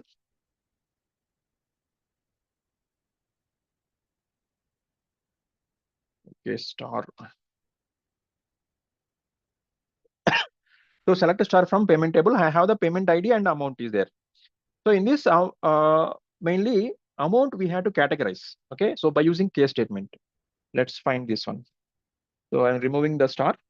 First I will write as amount, comma, case when amount less than 2, then low amount, comma, when amount less than 5, then consider as medium, comma, oh sorry, comma not required here. Yes, slowly. Okay. When so low, medium, and else high amount, else high amount, and as amount category. Okay. So if you look into this case statement, first I am writing the case when amount less than 2, then low amount. When amount less than 5, then medium amount. Else high amount, and as amount category. So we'll create the column called as the amount category. Let's execute this part. Okay. So if you look into the output, so amount 1.50, so less than 2, low amount. Less than 5, 4.75, medium. 6 is high. 2.25, medium. 3, medium. Okay. So this is one example for case statement. And we'll look into case statement with some like string operations.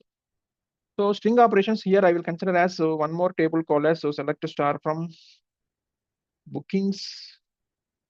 Let's look into the table. So booking ID, total amount, and book date. So here we'll try to write as the case statement for like based on the weekdays. Okay. Okay. Let's to first to try with select total amount. First I will write total amount, comma TOTAL correct. Okay. So date name of weekday, comma book date as weekday from bookings. First we'll look into the a weekday, how it will show. Then we'll look into the table case statement. So if you look into this date name, here I am using with the date name function weekday, comma book date. So book date is the column name, weekday I want weekdays. So Monday to Friday. Okay, weekdays. So let's do better. Here one more column we'll consider here. Book date, right? Okay, total amount, comma book date, comma. Now we'll get the clarity. Okay, so total amount, I'm getting the book date and weekday. So for example, this date is Tuesday, Monday, Thursday. Okay, so like this we are getting with the weekdays.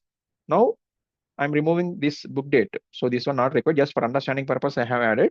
Now I will try to write as so case when. Now I know this part. So this entire thing I know. Okay, already we get the weekday. Okay, so when this one equals to this one means when date name weekday of book date equals to Monday, then like Monday special. Okay, next when again I will copy with one more condition we'll write as so, or else so direct will write as total amount condition. Total amount less than 30,000, then special deal, else no special.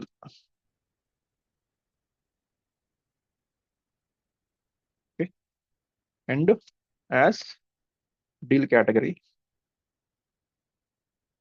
Okay, I hope query is fine right now. So let's look into case statement again. So when date name of weekday book date equals to Monday, so like if date name this function will equals to Monday, then Monday special. Like here, if you check with these two rows, so these three rows, Monday special. Okay, and total amount less than 30,000. So for example, in this case, Thursday total amount is 28,000 only. So in this case, special deal, else no special, and as deal category. Let's execute this part. Okay. So first Monday. So Monday is Monday special. So these three rows we are getting the Monday special. Next Tuesday is the amount, total amount is 25,000 less than 30K special deal, less than 30K special deal. Okay. So next one we'll move to the other scenario called as the COALESCE. So what COALESCE function? Basically this COALESCE function using the to return the first non-null value. Okay. So let's look into the here bookings table only. I will consider here also. So for example, here I have the bookings table, and if I consider, let's say for example, if any null values are available, so those null values will convert to 0.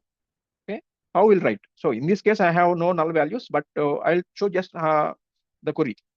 Okay, select booking ID, comma COALS equal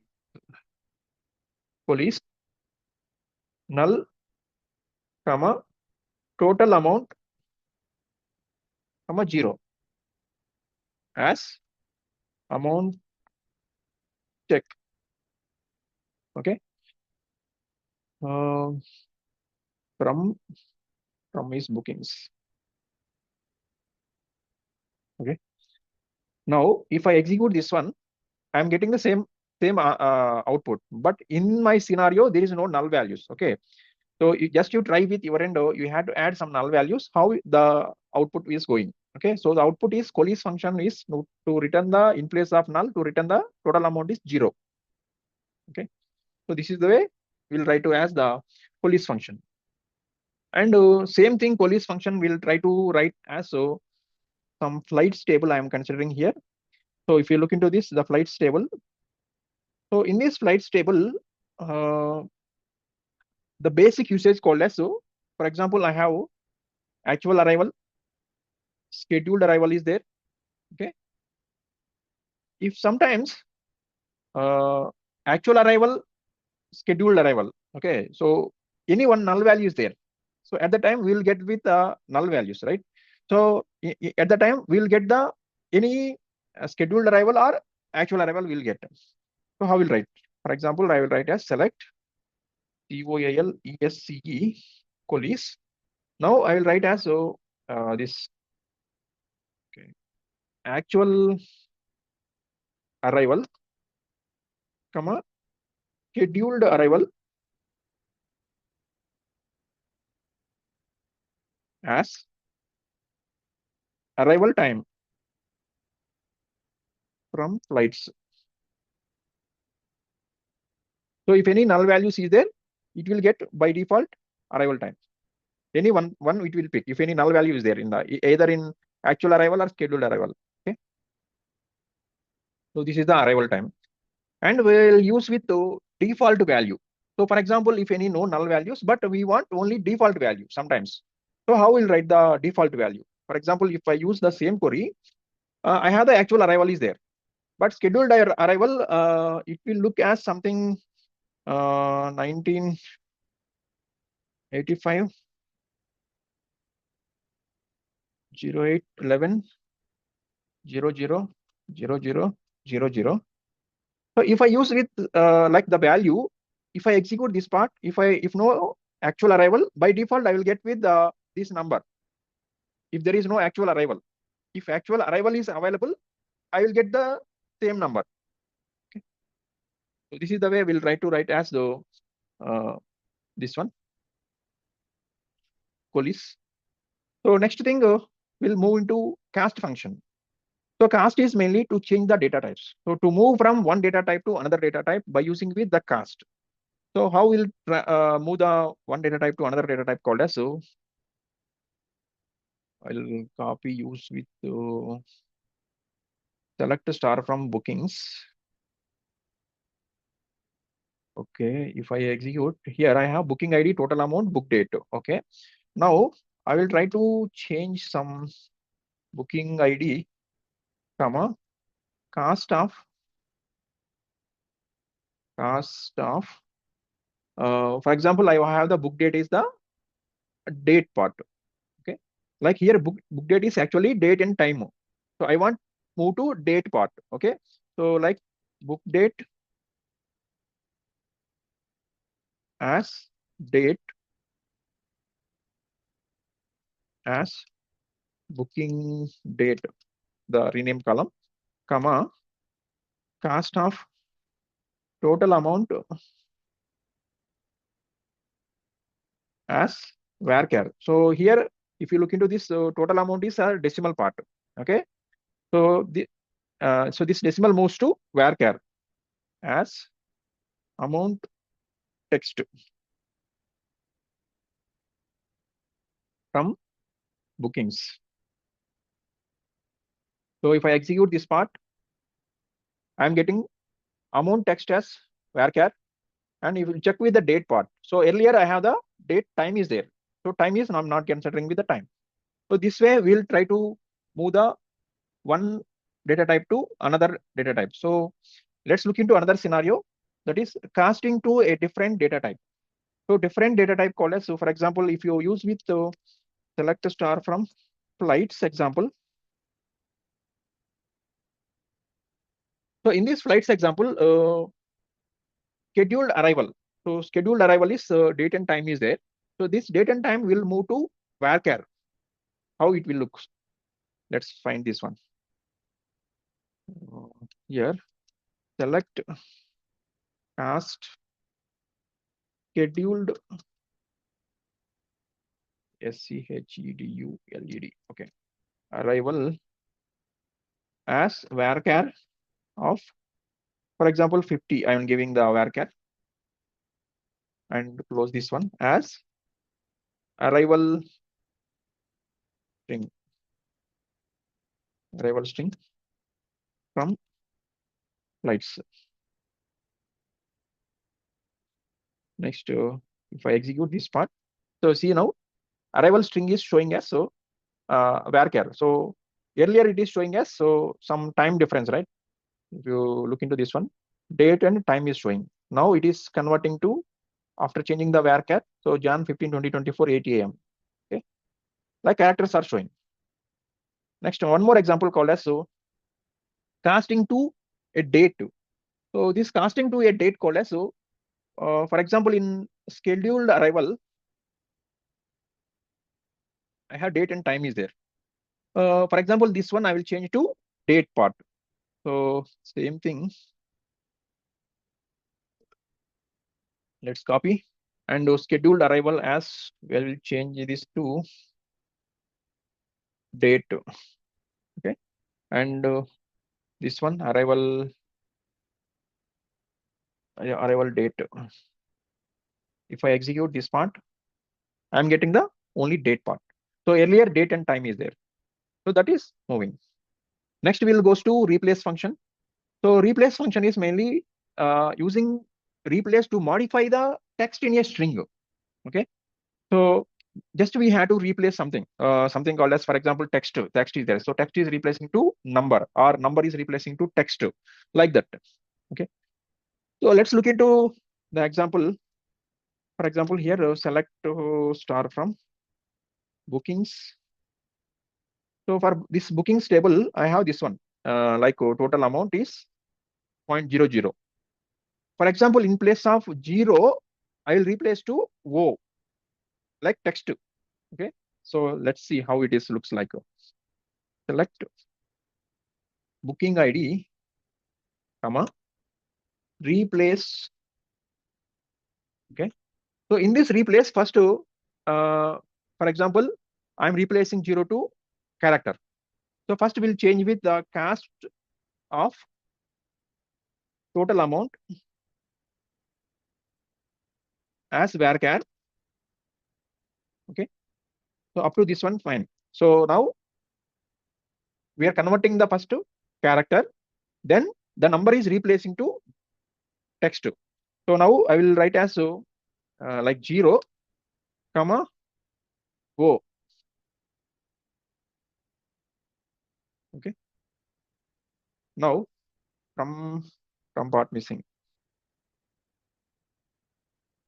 from bookings. So if I execute this one, see here, similar way, zeros is replacing to the character. Okay, next one more example, we'll look into this one, replacing text in a column. So how we'll replace the text in replacing? For example, in this one, I'm using with select star from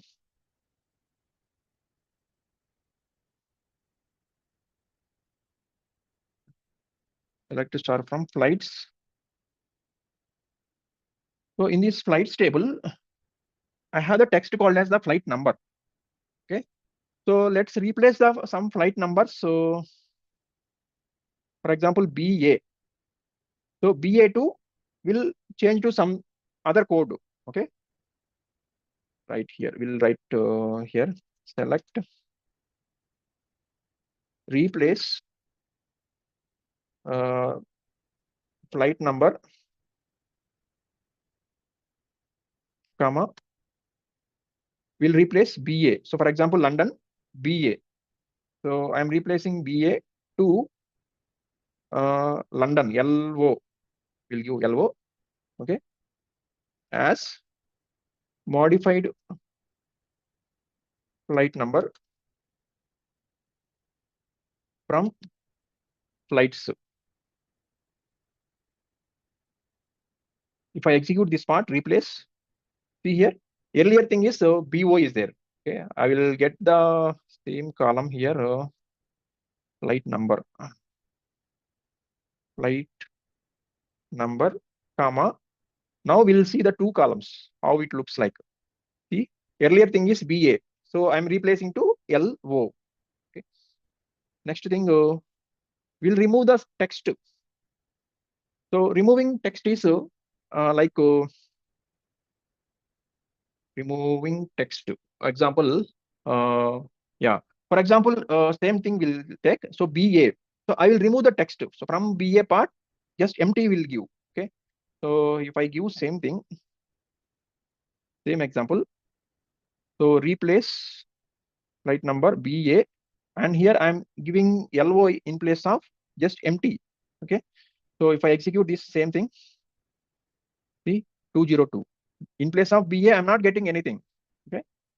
So that is the one example. Next thing, we'll look into the one challenges. So based on the above part, we'll try to write as some challenges. So the challenges are mainly first challenge one, calculating the rental rate to replacement cost ratio. So rental rate to replacement cost ratio. So the scenario is this one. Create a list of films where the rental rate is less than 19% of the replacement cost, including the film ID and the calculated percentage rounded to 2 decimal places. Okay, so we'll get the result as rental rate is 19% of the replacement cost. So first we'll write as, so select rental rate. If we execute film part, I will get this one, right? So now I will write as, so rental rate, comma, replacement cost,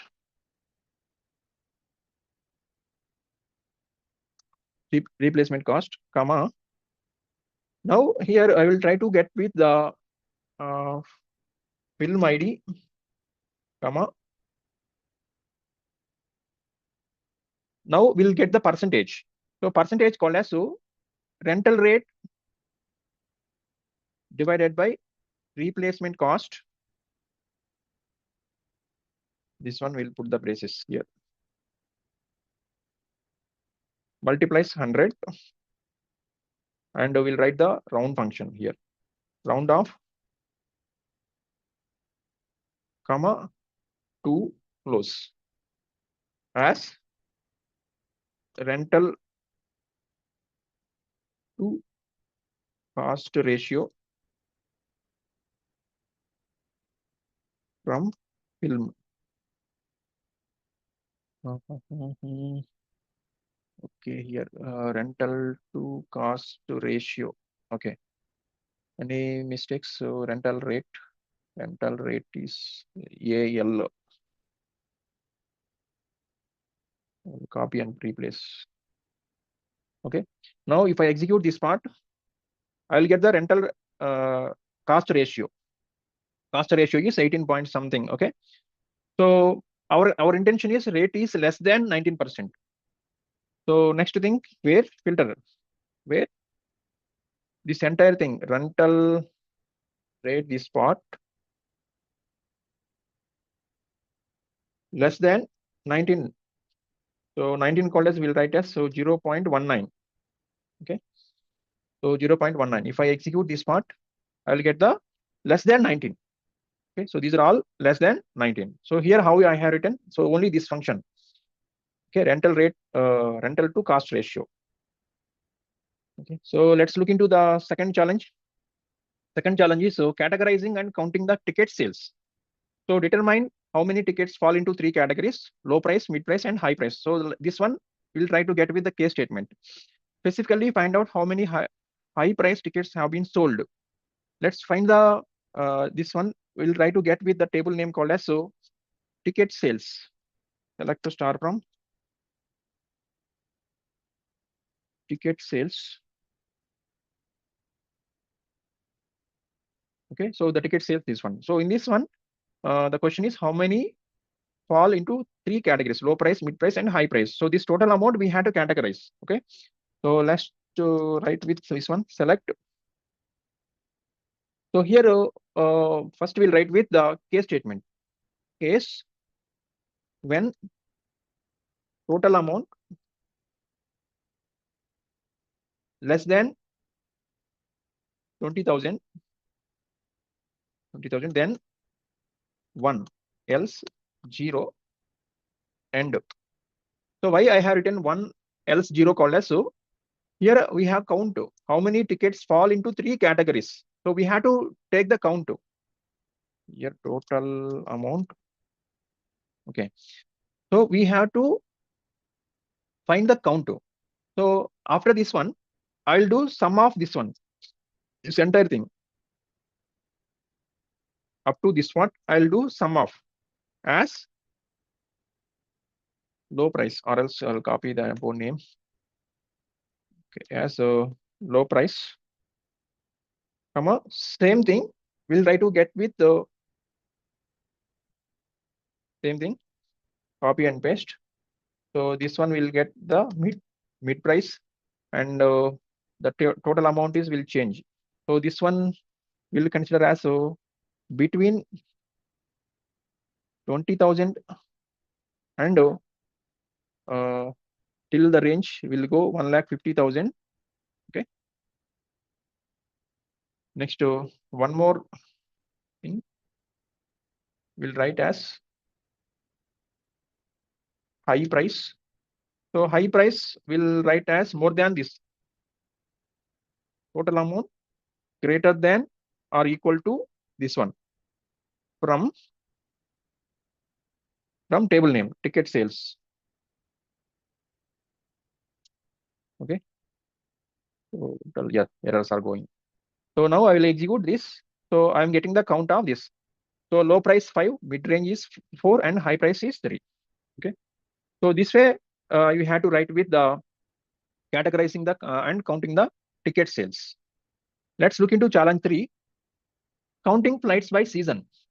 So season called as, so count the number of flights that have departed in each session, winter, spring, summer, and fall. So if you check with the flights, so these are all the flights, but we have to find the season. So how we'll get the season? So the season is like we know the months. Okay. So based on the months, we have to find the whether it is a winter or spring or summer or fall. Okay. Now select. So this one also looks above query. First I will write as case when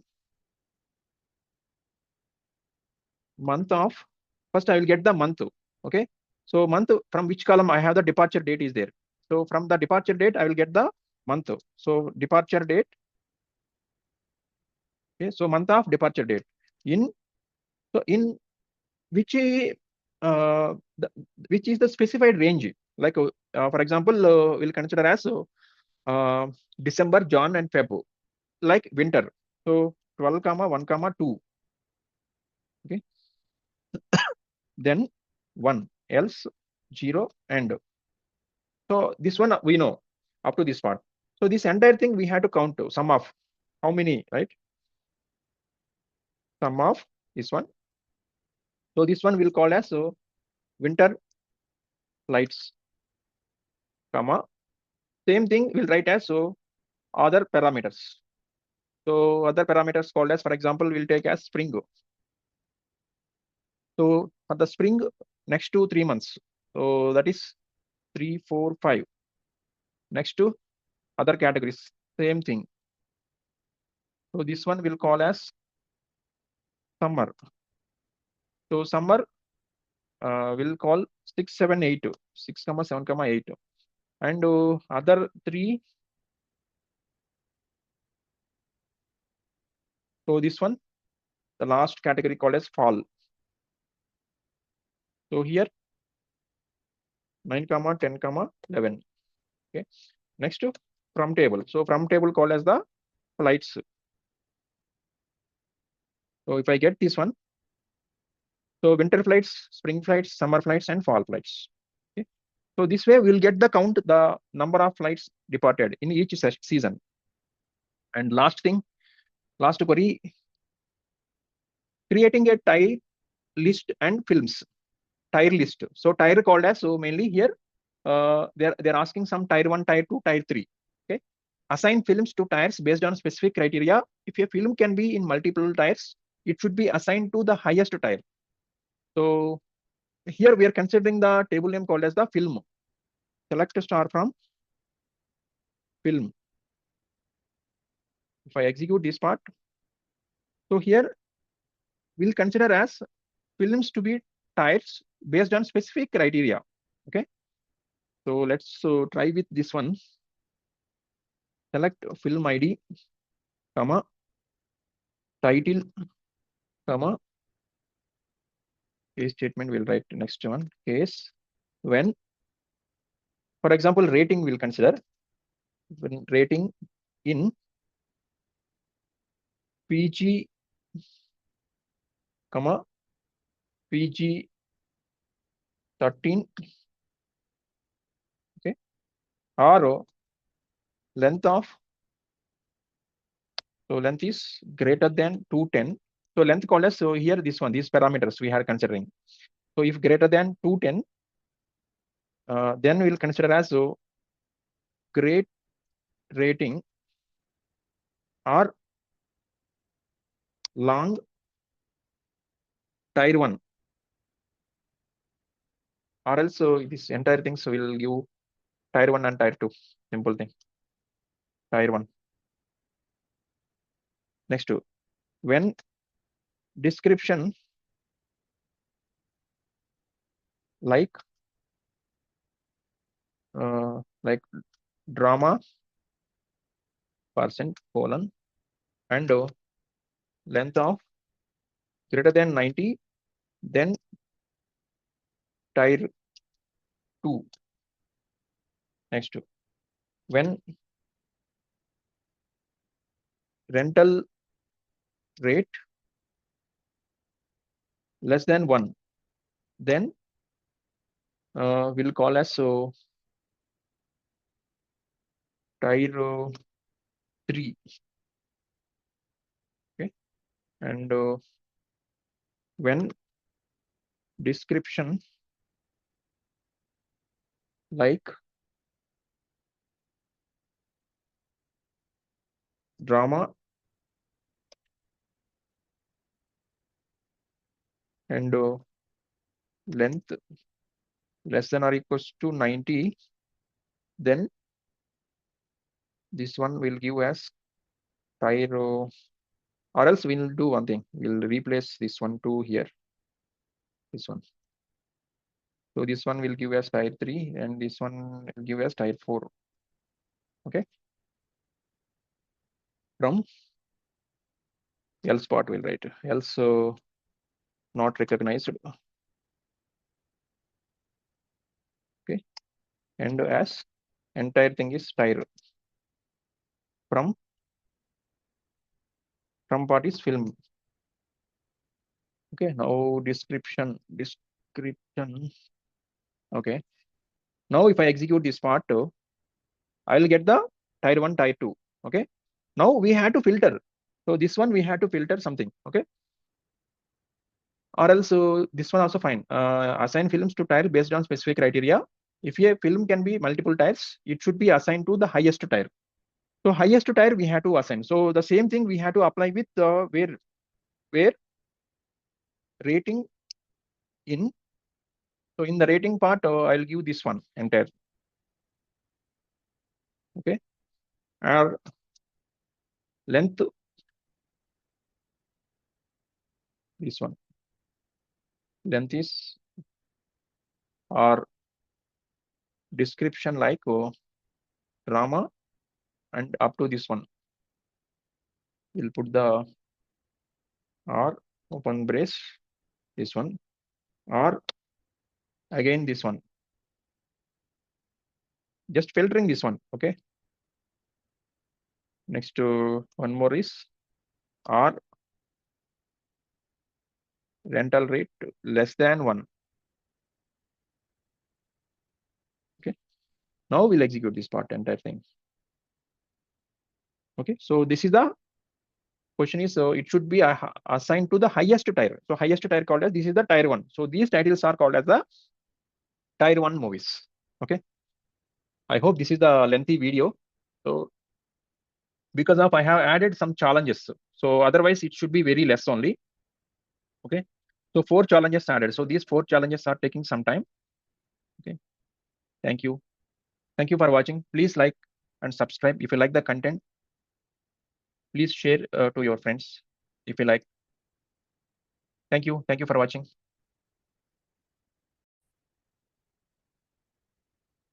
Hello guys, welcome to my channel. So today we discuss about with in our part of SQL series. So day 6. In day 6, we have covered as mainly joins. So let's look into the joins concept. It's a very most important concept in SQL part, the joins. So let's look into the joins part, understanding and using SQL joins. So here, first of all, what is the join? Or what are joins? So joins are used to combine information from multiple tables in a single query. That means we have to get the information from 2 tables and combine in a single part, that is single table. So they allow you to relate data from different tables based on a common column. So how will join the based on? So the condition is on condition, on a common column condition. That is the join we have to get the information. Okay, so that is the first part of what is the join. And next, what types of joins? So types of joins are mainly in SQL, we'll use mainly inner join, left join, right join, and full join. So again, some other joins also there, but that is self join and cross join. So those I'm not including this part of video. So this part of video, clearly we are concentrating on inner join, left join, right join, and full outer join. Okay, so let's look into first inner join. So inner join called as mainly, it returns only the rows where there is a match in both tables. So both tables match. So for example, employee ID 1 in left table, in right table, employee ID 1. So if both records are matched, those particular record will get. That is called as the inner join. Similarly, left join. So that is left outer join. Okay. So it returns all the rows from the left table as usual. So left table as usual we will get, and the right table only the matched records from the left table. So like inner join. Okay. So left table as usual, and we'll get the left table plus inner join, or else we'll say it returns all the rows from the left table and matched rows from the right table. Okay. And what about the unmatched rows? So unmatched rows will display as a null. Unmatched rows from the right table return null. Vice versa with the right join. Okay. So right join called as mainly, first it will consider as right table as usual, and left table matched records. Unmatched records null. Next, look into the full outer join. So in this full outer join called as, so it's a mix of inner join, left join, and right join.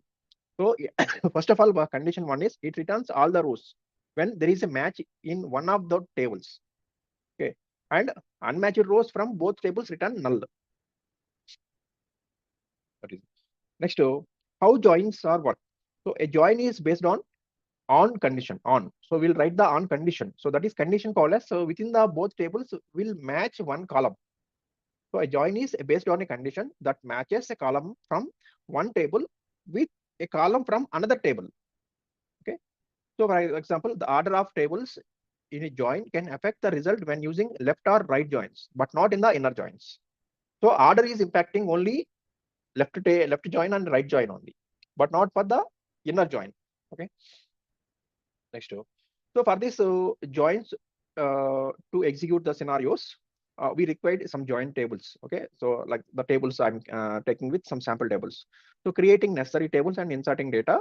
So these tables I have considered. So first I have dropped with these tables and creating freshly. So first employee table, and in employee table inserting data, sales table inserting data, city table and insert data, country and insert data, seats and insert data, boarding passes and insert data, movies and insert data, customers and insert data, addresses and insert data, up to this one.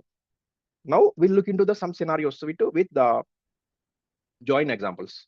Okay, so first we'll look into the inner join.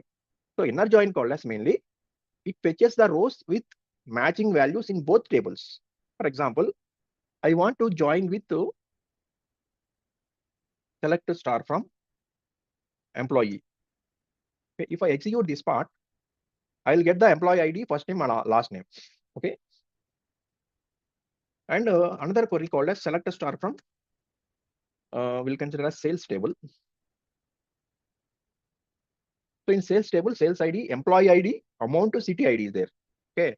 But if you look into these two tables, now I want the information like first name, employee last name with amount, how much sales amount.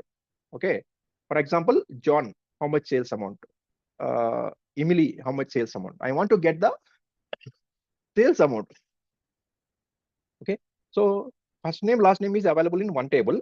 Amount is available in another table. Okay. But I want to get 3 columns in one table. In one scenario, I will see the all 3 columns only. Okay. So how will write? So here we have the, in this table, employee ID is there in employee table. In sales table also employee ID is there. So based on condition is will cover as employee ID. Okay. Now I will write as select. First we'll write as, so in employee table, or else we'll write separately only above table for that one. First I will write as employee first name and last name. First name, comma, last name, comma, and we need amount. From which table first we have to write? Any table will collect. Here there is no specific order. Employee. Okay. From, I'll write this one. Employee. Join. Now I want to join with the table name. So which table? I want to join with sales table. So let's write the employee join with sales. Now we'll create the one aliases. It's easy to write with the extension part. Okay. So for that aliases, I'm creating employee E, sales yes. Okay. On. Now we'll write the on condition. So condition called as on which condition? Employee ID. So on E dot employee ID equal to S dot employee ID. Okay. So if this condition is satisfied, then we'll pick this join tables. Okay. First it will execute this condition with these 2 tables. Okay. Now here I have taken as employee E, sales yes. So first name we are getting from employee table E dot. Last name we are getting E dot last name. Amount we are getting sales table S dot amount.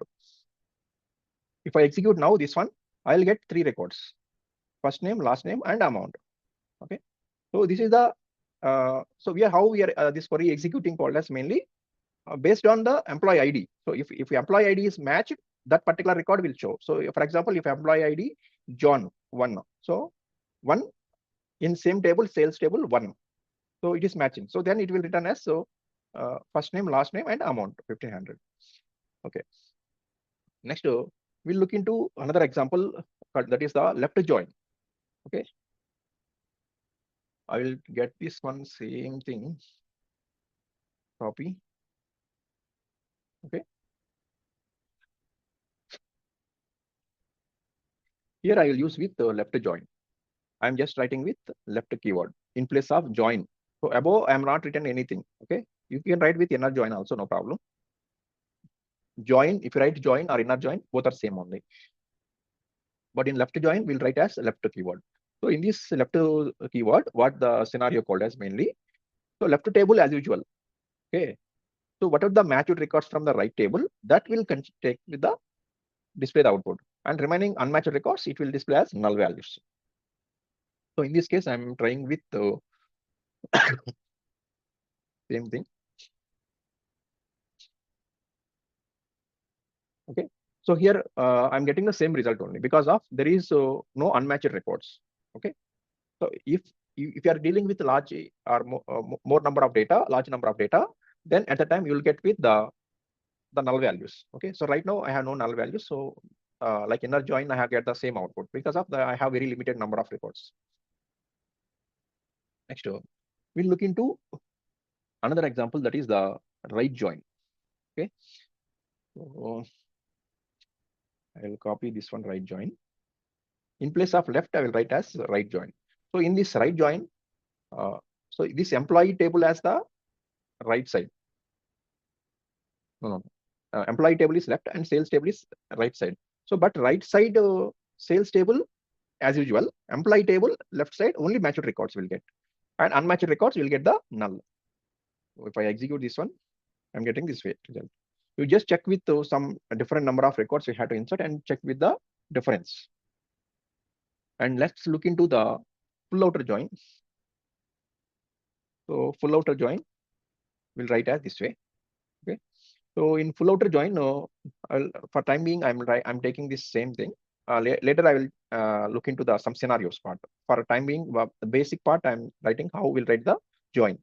So in full outer join, I'm writing with full outer join. So if I execute now, I will get some null values. Okay, because in this my table, only 4 records is there. 4 records are getting matched. So there is no null values. Okay. Later we'll see some scenarios. Okay.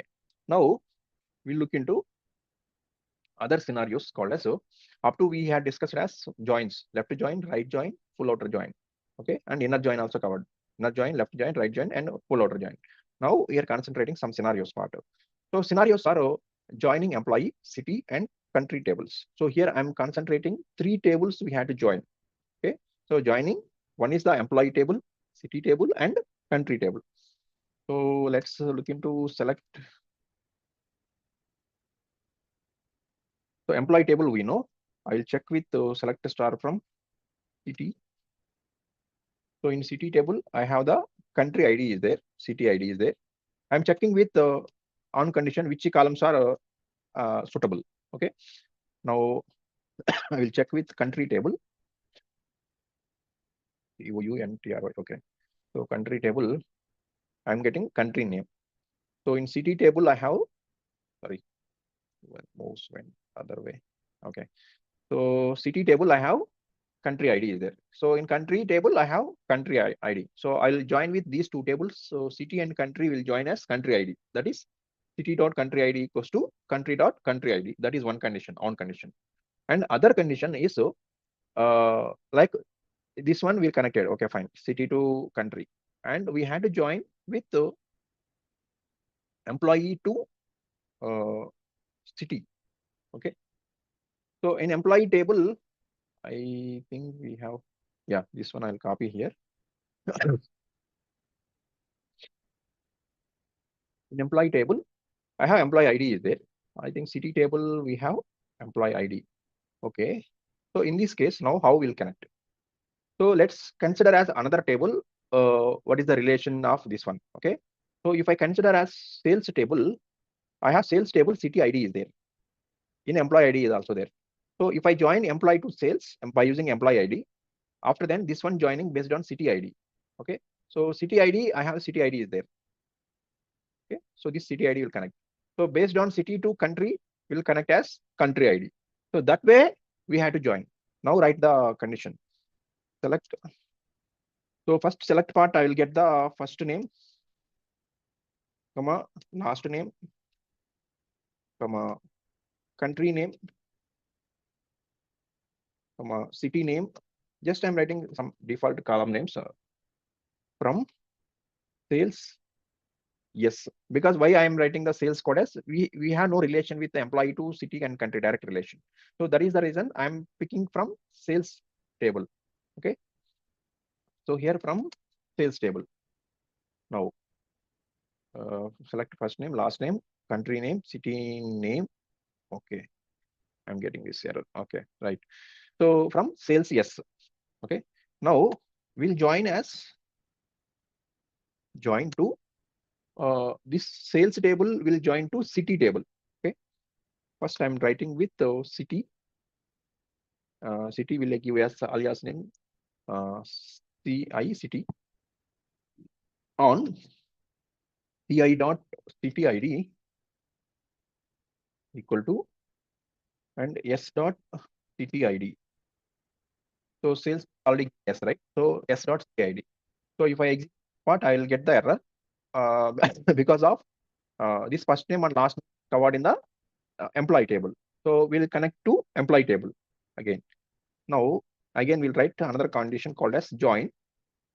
Now here we'll try to get the join to city table. I have the employee ID is there, right? Okay, city table, country ID. So let's connect to country ID. So country table. So join country C on or else CO. Let's find CO on country dot sorry on CO dot country ID equal to, now we have the city table country ID is there, CI dot country ID. Okay, so still I'm getting the error because of first name and last name not connected. Okay, now one more join I'll get right as join employee. Now in employee table I have the employee ID is there. So in employee ID in sales table employee ID will connect. So employee on, so E dot employee ID equal to S dot employee ID. Okay, now the error is removed. First name and last name covered in the employee table.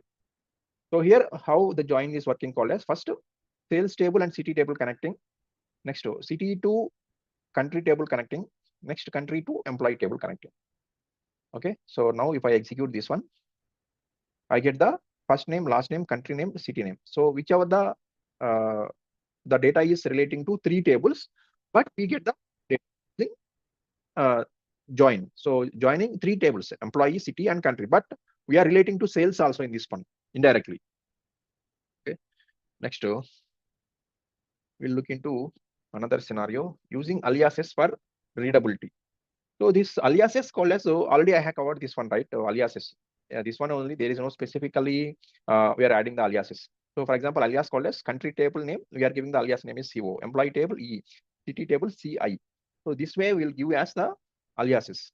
And first name or last name, country name, this one also will give as the aliases. So for example, this one E dot first name and last name also E dot last name. Country name is covering as CO dot country name, and another one city name. So city name will cover as CI dot city name.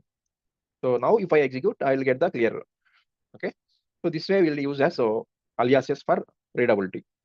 Now we'll move to expert tips. So the expert tips are mainly performance considerations. So use appropriate indexes on join columns to speed up the queries. So this is one of the most important tip when using with multiple join columns to speed up the queries. We'll use appropriate indexes and understanding the nulls. So be cautious with nulls in outer join as they can lead to unexpected results. So when using with outer joins, so we are cautious with the null points, null values. Next scenarios. So tables and data insertion. So we have airline ticket categories and seat preferences. This is one scenario. And movie tier list one scenario. Customer campaigns is another scenario. So we'll look into one scenario first of all, SQL solutions. So this is the scenario I'm getting. First one, challenge one called as airline ticket categories and seat preferences. Okay, so in this part, I'm getting the queries are mainly find how many people choose seats in each category. Okay, find how many people choose seats in each category. So each category wise, we have to get the seats. So category is mainly available as in which table we have to choose the category. So let's first find the table names. Select star from seats. So in seats table, I have the seat category. So here our question is find how many people choose seats in each category. So seat categories, so business, economy, comfort, and economy business. Okay, some different categories is there. And so here we'll join seats. So seat ID is there, seat line, seat number. Okay, let's this is the seat category. Okay, how many people choose the seats? So this choose the seats is will get the information from this count, how many people choose the seats. So that is based on the boarding ID. So select a star from boarding passes. If I execute this one, so boarding passes ID and seat ID, passenger ID. So if you look into this one, I'm getting the seat ID. Okay, so this seat ID is matching. So based on seat ID, we'll join these two tables, and we want the get the information each category. So each category is that is group by. So seat category here duplicate rows is there, right? So we want only each category. So each category means we had to apply the group by.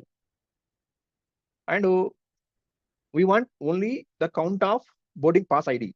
So whoever the boarding pass ID, so based on boarding pass ID only, we'll get the count. So how many number of people are chosen seats. So let's find this one. Select first. I will get the seat category. So seat category, comma count of. So we get the count from boarding pass ID.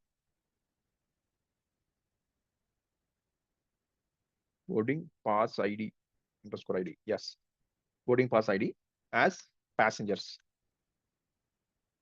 Passengers. Okay. Now this one we are getting from first seats table. Seats, yes, and we'll write as left join. So left join with, we have to join with the boarding passes table. Okay, on. So boarding passes will give as alias BP on BP dot seat ID. So we have in two tables seat ID is there.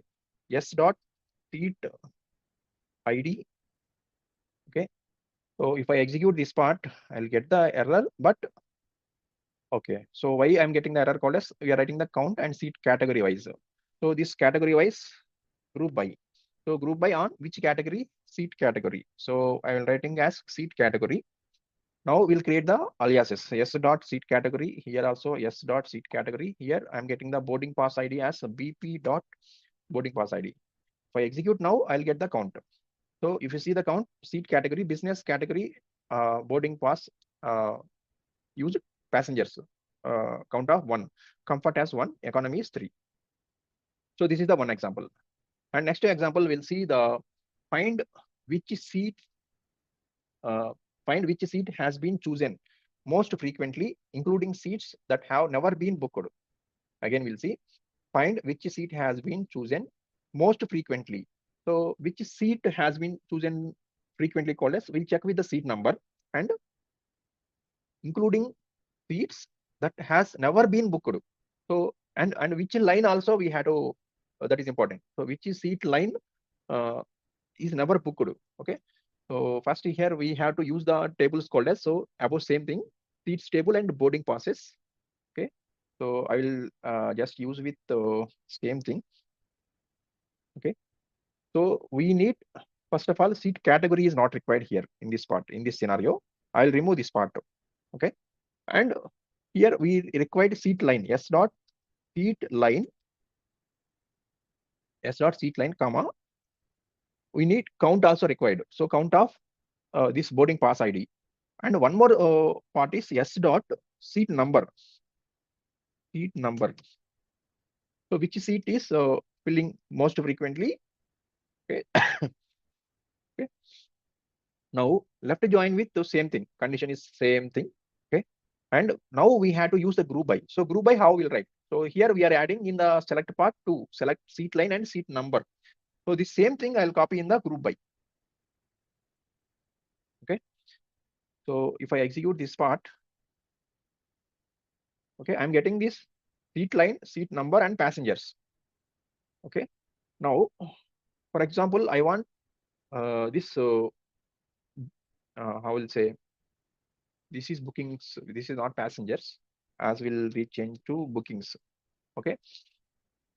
For example, this I want the descending order. Like which one? The question is here: find which seat has been chosen the most frequently. So that we need. So here we'll write as order by this bookings. DESC. If I execute this one, I'm getting the bookings this one. So now seat line B. So seat line B, seat number 2, 2 bookings. So this is the most frequently way. Okay. So that is the method we have to follow with this one. And look into another scenario called as, so find which seat line A, B up to H has been chosen most frequently. So most frequently. I think this is the same scenario. Little bit changes will do. Okay. Okay. I'm not feeling well. Please bear with my voice. Okay. So seat line, we'll get the seat line, and here we don't want required with those seat numbers and so on, and we need count. So count from bookings, and we'll do the left join from sales table to boarding process on this ID. That is same. Now we'll change with this group by. So group by will do as only this part. So I'm removing this group by. Now this one bookings. So bookings are, I want only order by descending order. So if I execute this part, so see, question is find which is seat line A to B H has been chosen most frequently. So most frequently, this is the way. So seat line first B, first bookings we are getting 2 bookings. So that is B. Next remaining bookings are this one C D A. Okay. Right. So this is regarding the which database airline ticket categories and seat preferences. Now we'll look into the movie tier list. So in movie tier list, so we have the table called as the movies table is there. Okay.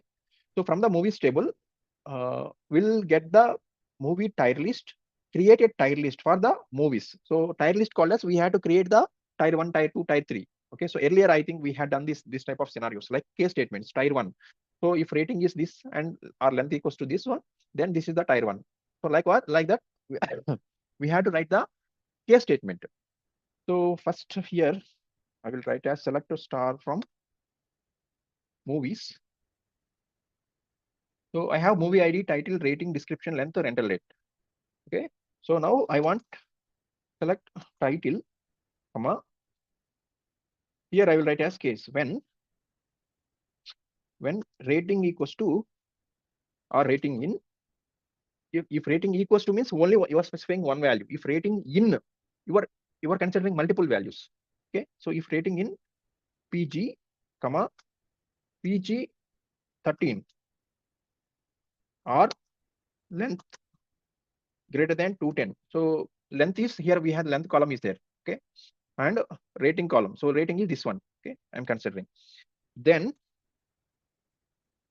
tier 1. Okay. When, or else copy this entire thing. Quickly we'll finish. So rating, in place of rating, here I'm using with another column, description. Description like drama percent colon, and here I'm using and operator. So both combination. So in the above condition, only either one. But in this case, we consider as both. So and length greater than 90 we'll consider. Then tier 2, again, same thing. Like length less than or equals to 90, then we'll consider as tier 3. And one more condition, when up to this one. Okay. We'll write as rental rate greater than 1 or it's less than 1. We'll consider less than 1. We'll remove this part. Then tier 4. Okay.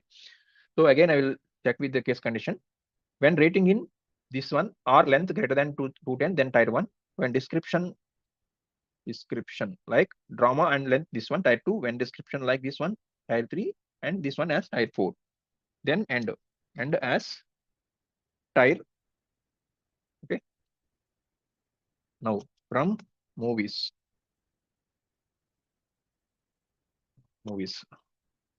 Okay. Now all errors gone. Now if I execute this part, I'll get the title tier 1, tier 2, tier 3. Okay. Now we have to filter this one. Okay. So filtering is mainly where and so this one will use the braces also better in case here under our multiple conditions, right? So for that reason, I'm using the braces also. This one I'll put here. Okay. And similar thing. This one also.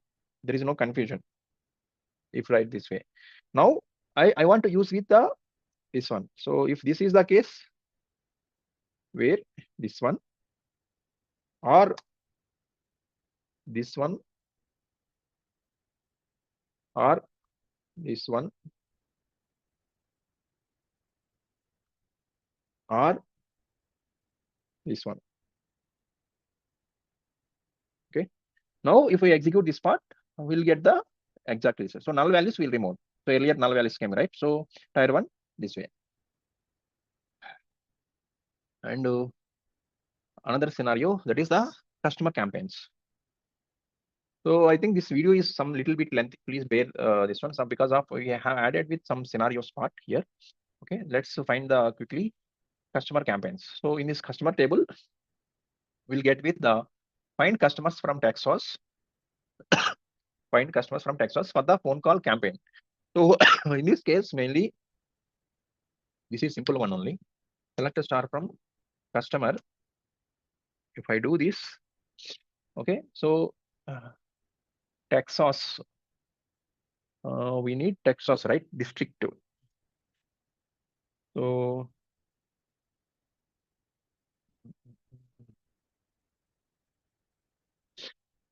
but in this one, there is no information, right?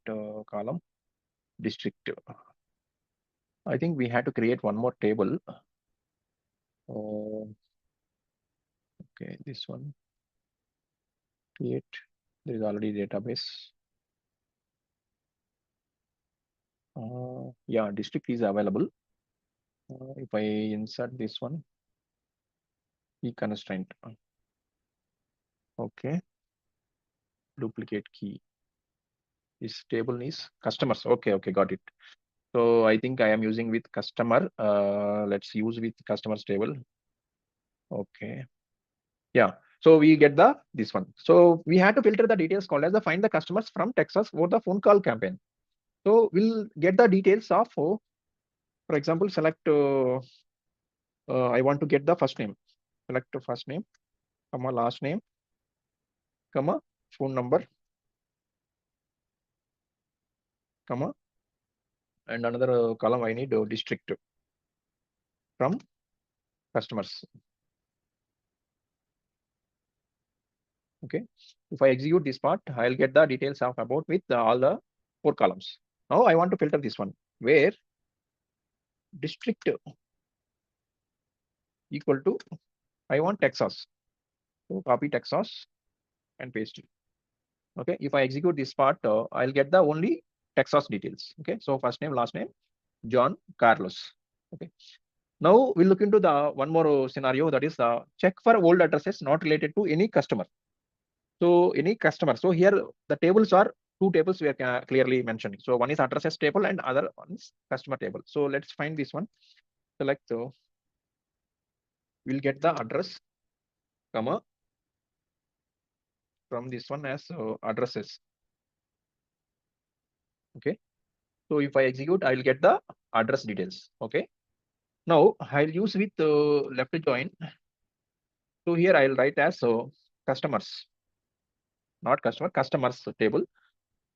Customer C on P dot customer ID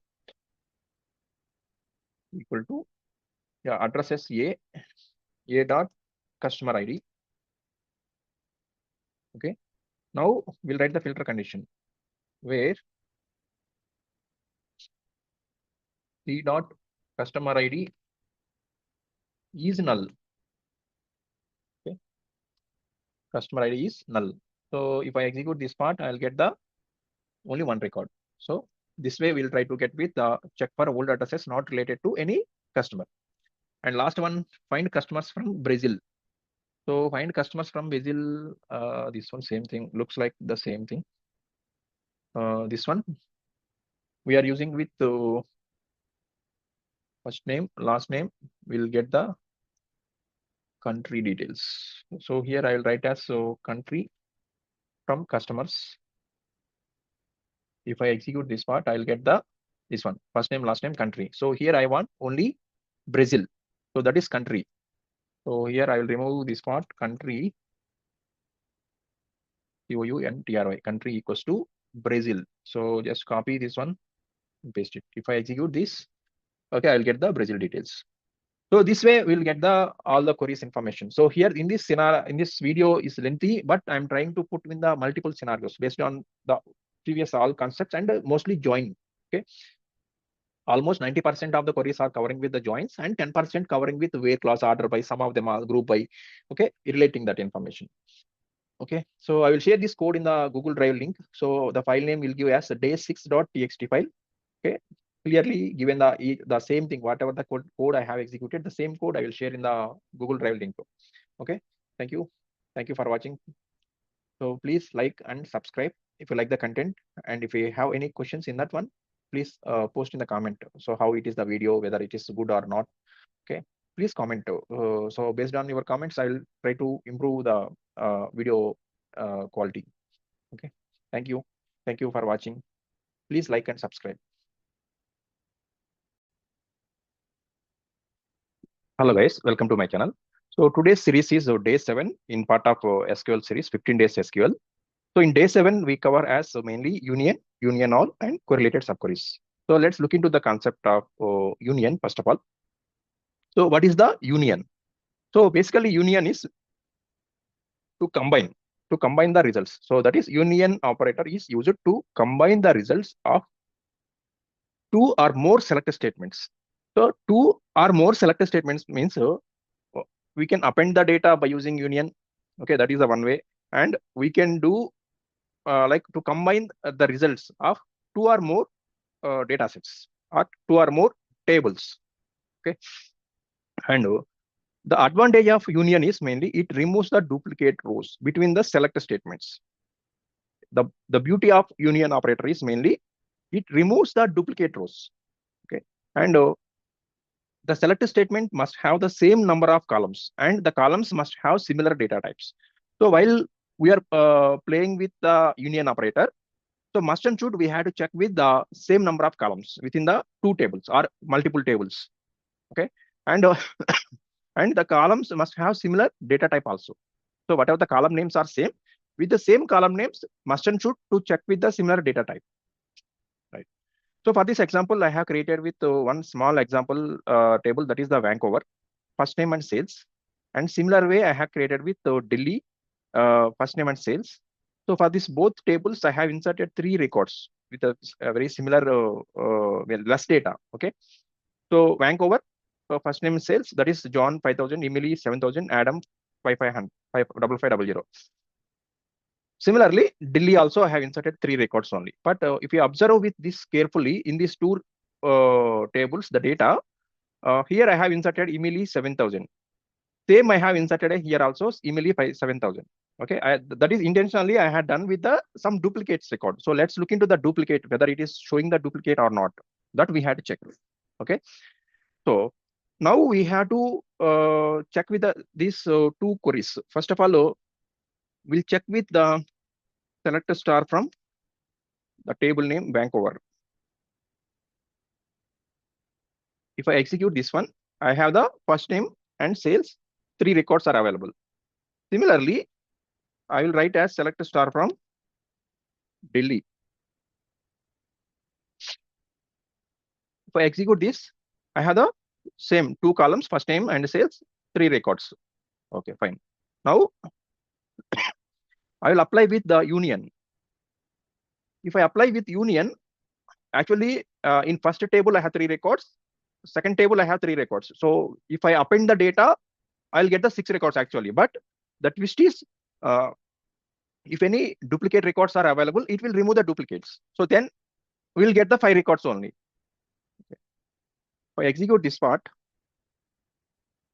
see how many records I am getting? 5 records. Okay, so Emily 7000, only I'm getting 1 record only. So here we have Vancouver table Emily is available and Delhi table Emily is available, but we are getting only 1 record. That is Emily 7000, only 1 record. That is one thing. And most importantly, while using the union, the number of columns must match, data types must match. Okay, duplicates are removed by default. So these are the 3 main important points for while playing with the union. Next, union all. So union all is mainly the union all operator is similar to union, but it does not have to remove the duplicate rows. So if you're using the union all, it will not remove the duplicate rows. Okay, it will show the duplicates. If you use the union, duplicate rows to be removed. It simply combines all the rows from the select statements, including the duplicates, by using union all. So union all, if you see the important points for the union all called as, so the order of columns must match, data types must match, duplicates are included. Okay. So for example, if I use with this union all operator, we'll execute one example here, or else I will check with this one, same thing.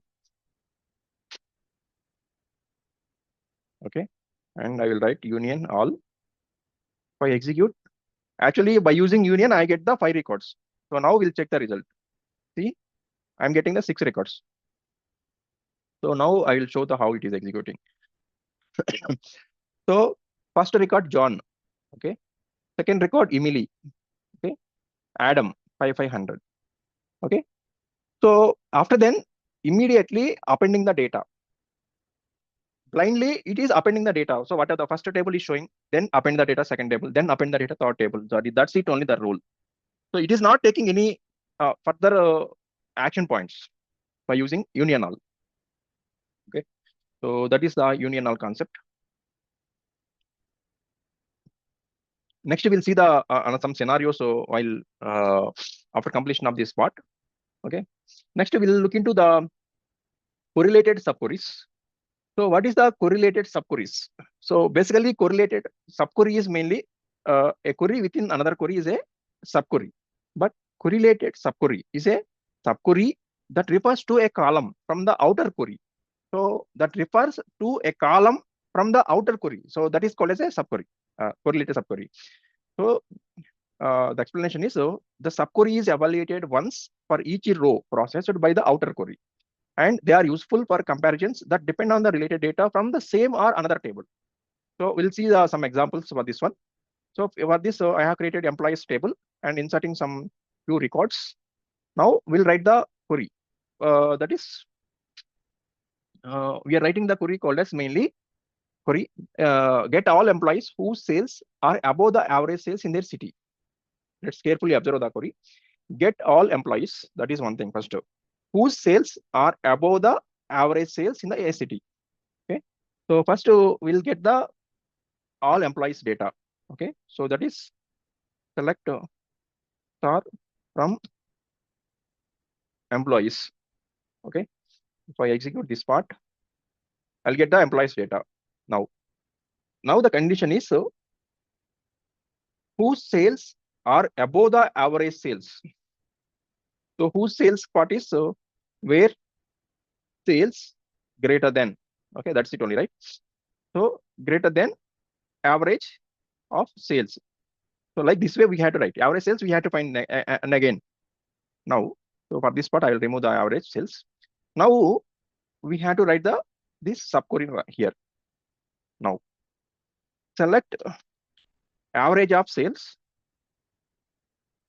from employees. Okay. If I execute this part, I'll get the average sales. But this average sales greater than this one. So whose sales are above the average sales we want. So in that case, what we can do is I will give the alias name here. For example, this one will call as E2 and this one will call as E1. Okay, now we'll apply the condition here. So what condition? Where E1.city equals to E2.city. So here our condition, why we have applied with the condition called as here, whose sales are above the average sales in their city. Okay, so in that case, I'm applying with the condition like E1.city equals to E2.city. So it will fetch with the records E1.city from here, this table. Okay, so if I execute this part, here I have the city column is available. Okay, E1.city. So if E1.city equals to E2.city, then it will display as sales greater than average sales. Okay, now. Okay, once we'll execute this, we'll know how it is. Okay. If you check with this one, first we'll check with the average sales before going to that 5600, right? So 5600 greater than. sales greater than average sales. So 6,500 and 77,000. So this way we'll write with the this get all employees whose salary. So this one will how will write as so. For example, this is I'm using the star. So star is it will display all the employees' names, like all the columns within the employee, first name, sales, and city. If you want to restrict the first name and the sales only, you just mention with the first name and comma sales.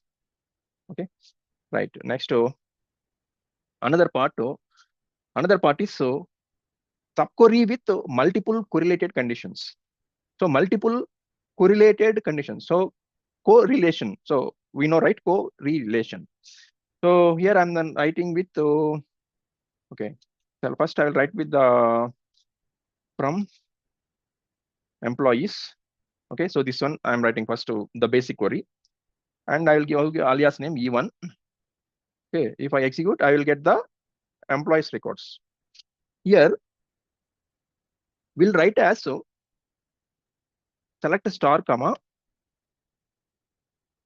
Here I will write one more subquery type. Okay, like select min of sales from employees. Okay, if I get the minimum sales, how much I will get? First execute this one. So 4,000 minimum sales. Okay, now minimum sales, right? So this one as will rename to as so min sales in city. So this is the one condition. So I will get the including star and this one also. Okay. So from this part, if I execute this one, I'm getting like this way. So min sales 4,000. Okay. Now another query, another part is where like above we have written sales greater than. Again here I will write as so this part like sales. Okay. So select average sales from employees E2. Okay, where E1.city equals to E2.city. Now something is missing here. If anything is missing, let's first execute this one. Okay, I'm getting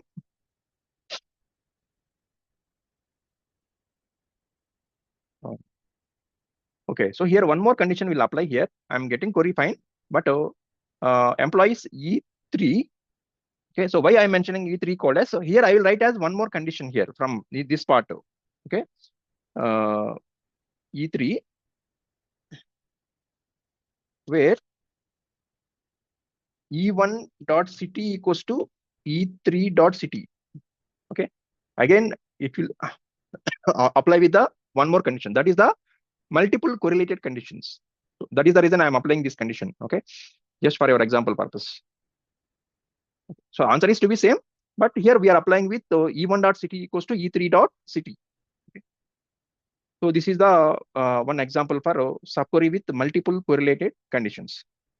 So important points while playing with correlated subqueries. So correlated subqueries are evaluated with every single row, and they are often used for comparisons within groups, such as finding employees with sales above the city average and additional tips. So these are all additional tips called as. So like performance wise, slight, if your data is more number of data, more number of records, so performance is less efficient. So that is performance consideration related. Correlated subqueries can be less efficient than other types of queries. So they should be used with caution. So with the caution called as so especially with the large data sets. So if you are playing with large number of data, especially be the cautious. So alternative solutions are mainly consider using the joins or with. So with called as the CTEs. So by using CTEs, we can solve these subqueries, correlated subqueries as alternatives to correlated subqueries when possible for performance optimization. So this is the main additional tips while playing with the correlated subqueries. Next, we'll look into some scenarios part. So for scenarios, I'm creating with some tables, films, and payments table, customers table. Okay, so here I have considered as first to scenario, like first to challenge one. So what is the challenge one? So let's look into the challenge one. So challenge one is show movie titles, film IDs, and replacement costs with the lowest replacement costs in each rating category. So we have to display first all this one, okay, with the lowest replacement cost. So lowest replacement means that is the minimum of replacement in each rating category. So rating category we have to consider. So first like select from films F. So what I have to select here first title, movie title they are asking, and film IDs, film ID, comma, replacement cost,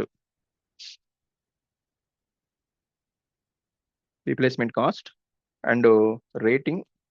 Okay, so these they are asking from this one. Okay, now where replacement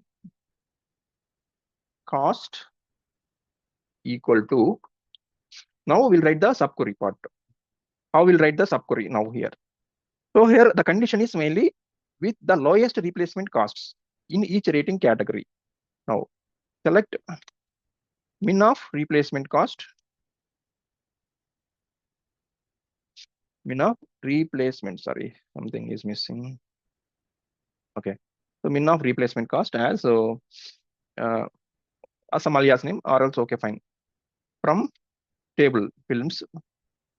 Now where rating equal to f dot rating. Okay, so why I have written the where condition here mainly in each rating category. So where rating equals to f dot rating. Okay, now if I execute this part, I'll get this data. So rating, minimum rating. Okay, so minimum lowest replacement cost they're asking. So 12.99, 19.99, 14.9, 18.99. Okay, so this way we'll get the data. Next, another example. So another example is mainly show movie titles, film IDs, and lengths with the highest lengths in each rating category. So first we have to show title, film ID, length, and after then we have to write the subquery, that is highest length, that is max of length in each rating category. So rating category, in each rating category, same thing, where rating equals to f dot rating. Okay, now see, select from films F. Okay, now I will write as the select part title. Okay, and film ID, comma, length, comma, rating. So if I execute this part, I'll get only 4 columns. Now I have to write here where condition, where length equal to, now we'll write the length part, the subquery. So here we are, the question mentioned as with the highest length. So select max of length from films, where rating equal to f dot rating. Okay, so try to execute this part. Okay, I am getting the max length with the highest length in each rating category. Okay, next third query. So third query is mainly show all payments, total amount, and number of payments for each customer. So first we have to show payments, total amount. Total amount means sum of amount and number of payments, that is count of payment ID for each customer. So here is the twist. Uh, total amount called as sum of amount, fine, and number of payments called as count of payment ID will do for each customer. For each customer called as, so here we'll use the window function, that is over and partition by. Let's look into this one. First, I will write the select part.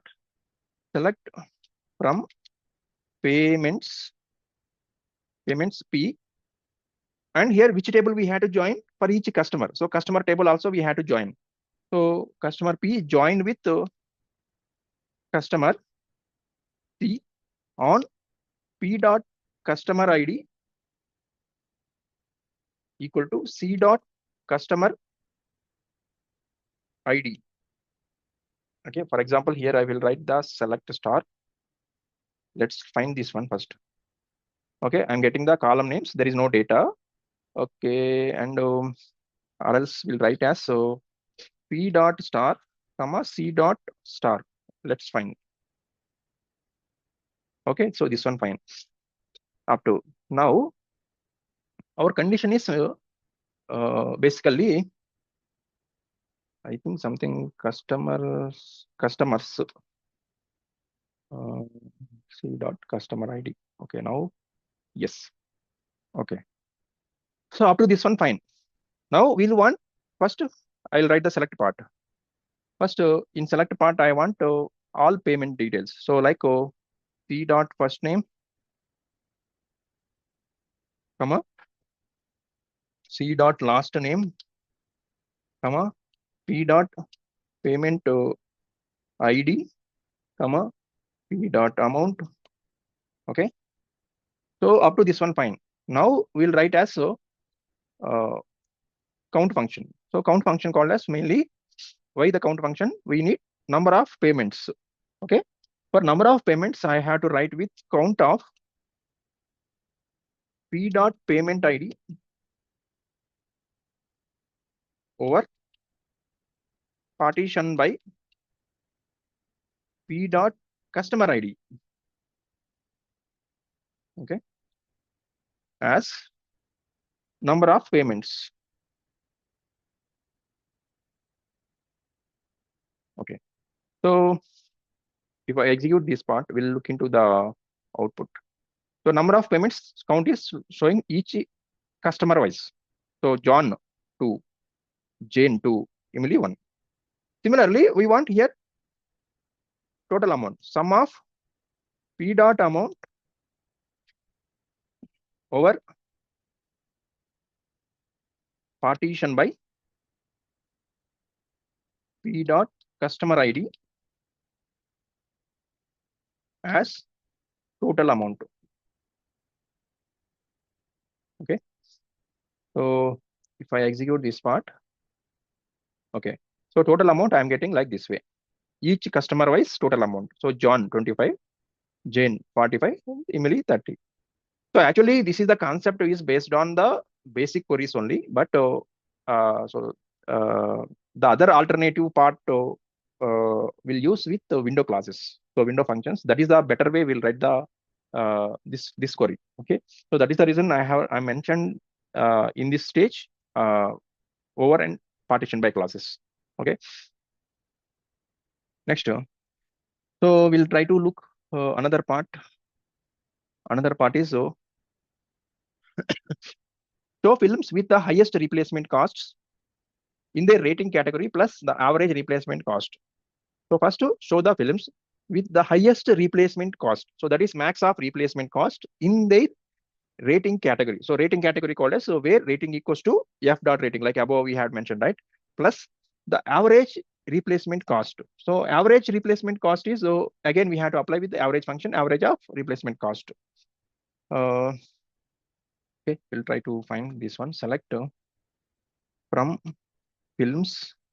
Okay, from films. So here we'll write as the first. We'll write the first select part. Select part is for example, if films f.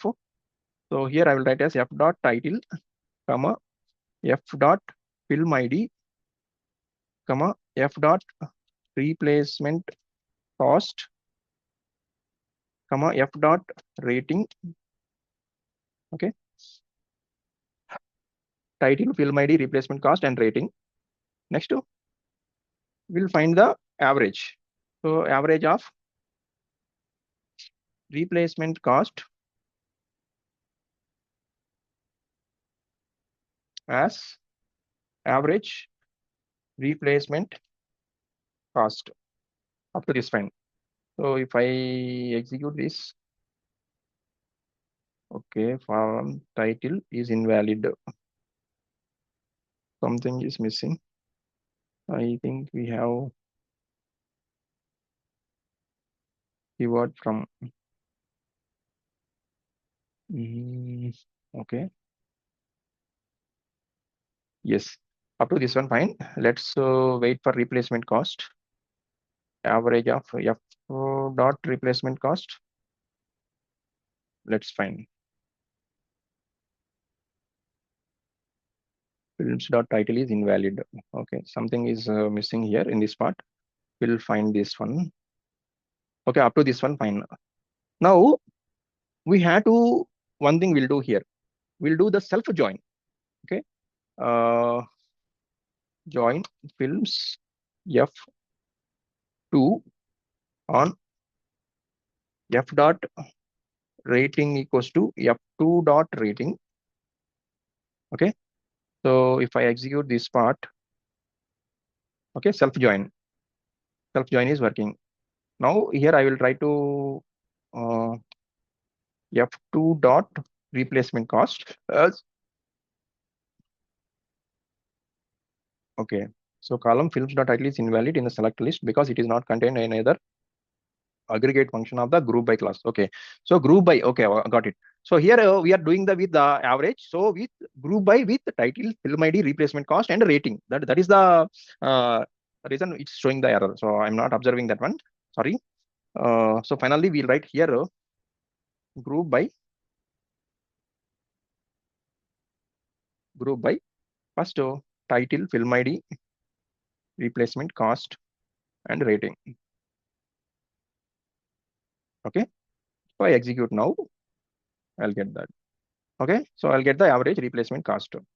Now here some condition is there, right? So what is the condition? We get the show the films with the highest replacement cost. So where after joining here we'll write the where condition, where f dot replacement cost equals to, here we'll write the correlated subquery. So that is select part, select max of replacement cost, okay. Now from films where rating equals to f dot rating, okay, and close this part. So this is the where condition part we have writing. If I execute this one, I'm getting like this way. Okay, so average replacement cost is this one. So our condition is with the highest replacement cost in their rating plus the average replacement cost. Okay, right. So finally, the last part too. So last part is so payments with highest payment. So payments with highest payment called as so max of amount. Okay, for each customers. Okay, for each customers first name including the payment ID. So payment ID called as, so here we had to join two tables. One is the customer table and payment table. First we'll check with the payment, select from payments P, and we'll write the select part. So select part P dot payment ID, comma P dot amount. First I will check this one. Okay, I'm getting payment ID and amount. Now we'll join with join customers C on P dot customer ID equal to C dot customer ID. Okay. So again, we'll check with this one. And here we'll add one more thing, comma C dot first name.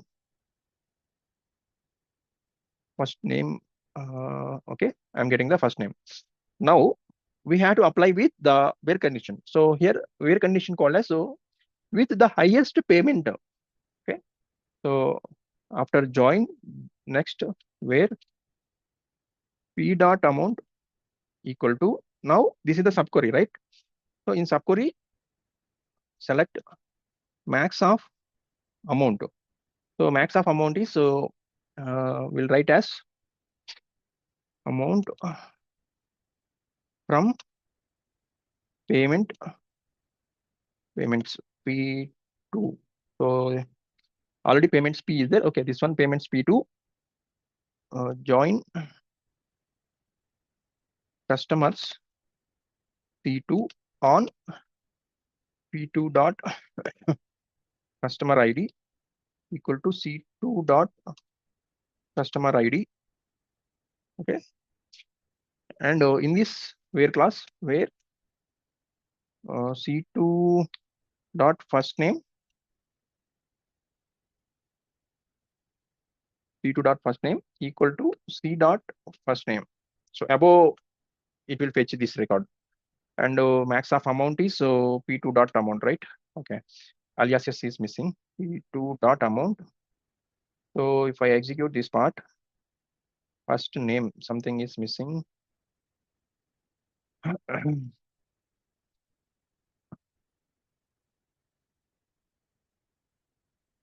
P dot payment ID, P dot amount, C dot first name from payments P with P dot this one, fine. And select max of P2 dot amount from payments P2, join customers C2 on P2 dot customer ID equals to C dot customer ID, where P2 dot first name. Okay. P2 C equal to C dot first name. Okay. Closing braces is missing. Okay.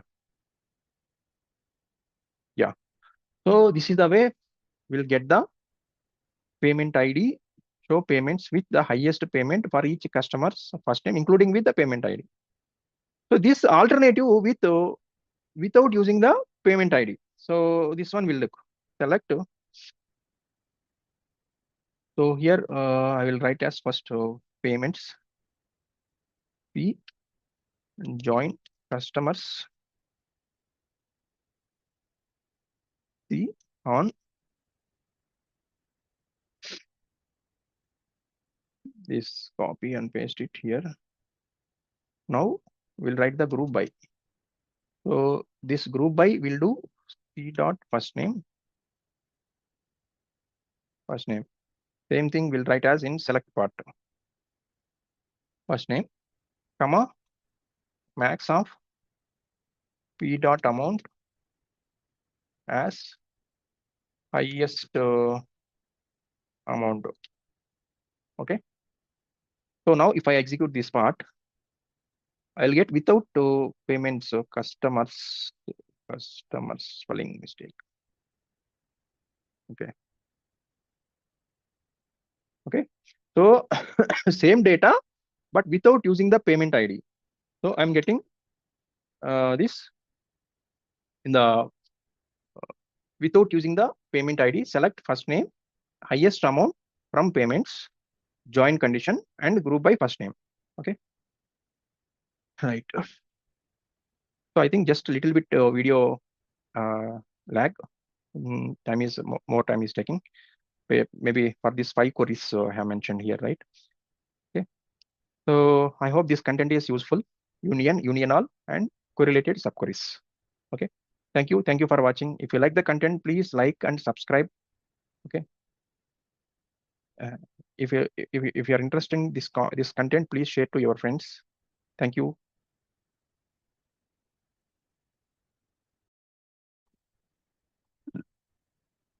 Hello guys, welcome to my channel. So today we have to discuss about with the day 8. So in day 8, the video covers as mainly mid-course project. So this is like the case study type. So in this case study, mainly till day 7 we have covered. From day 1 to day 7 we have covered some topics. So those topics we had to cover in day 8 for the case study type. So that is half our 15 days SQL series, half of the part covered. So this half of the part covered as in day 8 case study part. So for this case study, we had to cover as mainly some up to around 10 to 12 queries, okay, based on the video length. Okay. So my intention is I will cover as around 14 queries. Okay, let's look into this one. So first of all, for these queries, what are all the tables are required? So those tables we are performing to this creation tables, right? So creation tables and insert the data. So these tables are film table first of all, and insert data, categories table and insert data, actors table, and film actor table, addresses, customers, and sales table, revenue, payments. Okay, so these tables are covering by in the below queries. Okay, so let's look into the first query. So the first query is mainly distinct replacement cost. So by using the distinct keyword to display the replacement cost. So mainly this query is to retrieve all the unique replacement costs from the films table. So here we are using the with the film table and orders them in the ascending order. Okay. So let's try to write with this one. So first I will try to write as select from films. So we are getting with film table this distinct replacement costs. Now I will write as distinct replacement cost, distinct replacement cost from films. If I execute this one, I'll get the distinct replacement cost. Okay. Now for this one, we have to write as order by. Okay. So order by is mainly based on replacement cost ascending order. Okay. Here I will write as order by replacement cost ASC. So if I execute this part, I'll get the output this way. So this query mainly to retrieve with the unique replacement costs from the film table and orders them in the ascending order. It helps identify all the distinct values for replacement costs. So let's look into second query. Second query is mainly films grouped by replacement cost range. So this range is mainly replacement cost range. So the range called as mainly like categorizes the films into different cost ranges. So the cost ranges like low, medium, high, and other. So based on the replacement cost and counts the number of films in each category. Okay. So let's try to this one. First, I will write the table name. Select from. So this one we are getting the films table. Okay. Now here in select part we had to categorize the cost range. So that is case when replacement cost between 9.99 and 19.99, then low. Okay. So this is the one condition. Similarly, another one is like medium. So here I will write as from 20 to 24.99, then medium. Same thing.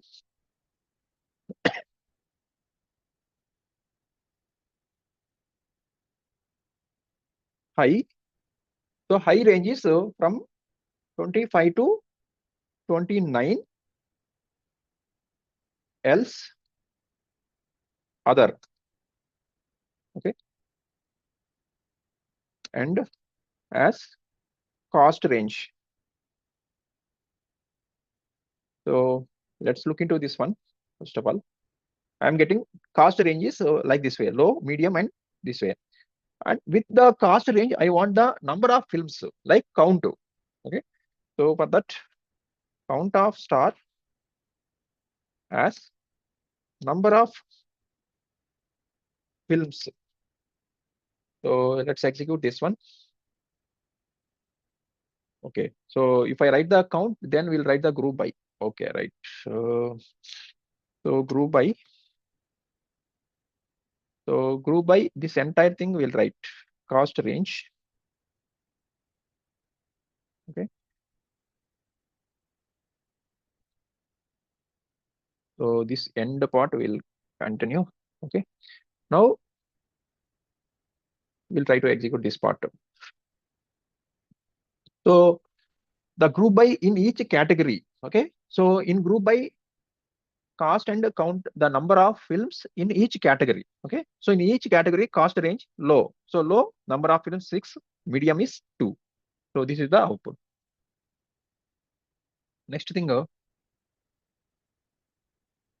drama or sports films ordered by length. Drama or sports films order by length. So this query mainly to retrieve the film titles, length, and their category names for film categorized as drama or sports and order by length in descending order. Okay, so first we'll try to write the select part. Select from films F. Now in select part 2, we need F dot title, F dot length. Now this films table we have to join to other table, that is categories. So these categories called as the drama or sports will be covered as in the categories table. So let's join the table. Join categories. C on condition is F dot category ID equal to C dot category ID. Okay. Let's join the condition first, execute this one. Okay, I'm getting the title and the length. Okay, up to this one, fine. Now I want category name also. C dot category name. Okay, let's try to see the category name. Yeah, so drama film as drama, sports film as sports. Okay, like this, horror. Now we have to apply with the where condition. That is where condition called as the category name is in either drama or sports. Where C dot category name in. So by using in operator, I'm writing two conditions here in the same thing. So here drama, comma, sports. Okay. So right, I'm getting only drama and sports. Earlier, all the categories is came. Now I will apply with the order by. Finally, order by based on length DESC. Okay. So this is the title, length, category name. We get the order by. So finally, this query we have to receive as so title, length, category name for films categorized as so drama or sports, order by length in descending order. Okay. Next to count of movies in each category. So count of movies in each category called as so mainly this query is so to count the number of movies in each category and orders the results the number of movies in descending order. Okay, so let's try to write this one. First select part from films F. So films F is fine. Now here we need categories also. So because of count of movies in each category. Okay, so we need count from film ID and count of the category name wise. Okay, so let's join this one. Join categories C on F dot category ID equal to C dot category ID. Okay, and now select part. I will write C dot category name, comma count of F dot film ID as number of movies. Let's if I write the category name, right? So here group by category name. Group by category name and order by number of movies as descending order. Let's execute this one. Okay, so I'm getting count of movies in each category. So for it, drama has 3 number of movies count, comedy 2, sports 2, horror 1. Okay, this is one. Next one is the fifth one, actor movie count. So actor movie count called as mainly So this query counts the number of movies in each actor appears and orders the results by the movie count in descending order. Okay. So this one also like relating to first actor table, and film actor is providing with the film IDs. Okay. So let's try to look into this one. Select from actors A, join film actor FA on A dot actor ID equal to FA dot actor ID. So this is the on condition. Now select part is A dot first name, comma A dot last name, and comma count is film ID, FA dot film ID as movie count. Okay. Now, so here we written the A dot first name and last name. So the same thing we'll write as in group by. So group by first name and last name, and finally order by movie count. This one. So the same thing DASC. So let's execute this part. I'm getting first name, last name, and movie count. Okay. So finally, this query counts the number of movies in each actor appears. So each actor called as actor name, first name, and last name. Susan Davis, 4 movies. Okay. Next, addresses not associated with any customer. Addresses not associated with any customer. So not associated called as mainly to find the addresses that do not have any associated customers by performing a left join between addresses and customers. Okay. So here we have to consider as the tables called as so addresses and customers. Let's try to write select from addresses A, left join will add customers C on. So A dot address ID equal to C dot address ID. Select part is A dot address, comma A dot city, comma A dot country. Okay. Now we'll execute this part. We are getting this one. So this is the result. Here, in case if any null values are there in this query, so that we'll write as, so for time being, my sample data, there is no null values. But in real time, if any null values are there, so how we have to handle the null values? So where customer ID is null, that's it. And okay, so this is the same query. Next one, city with most sales.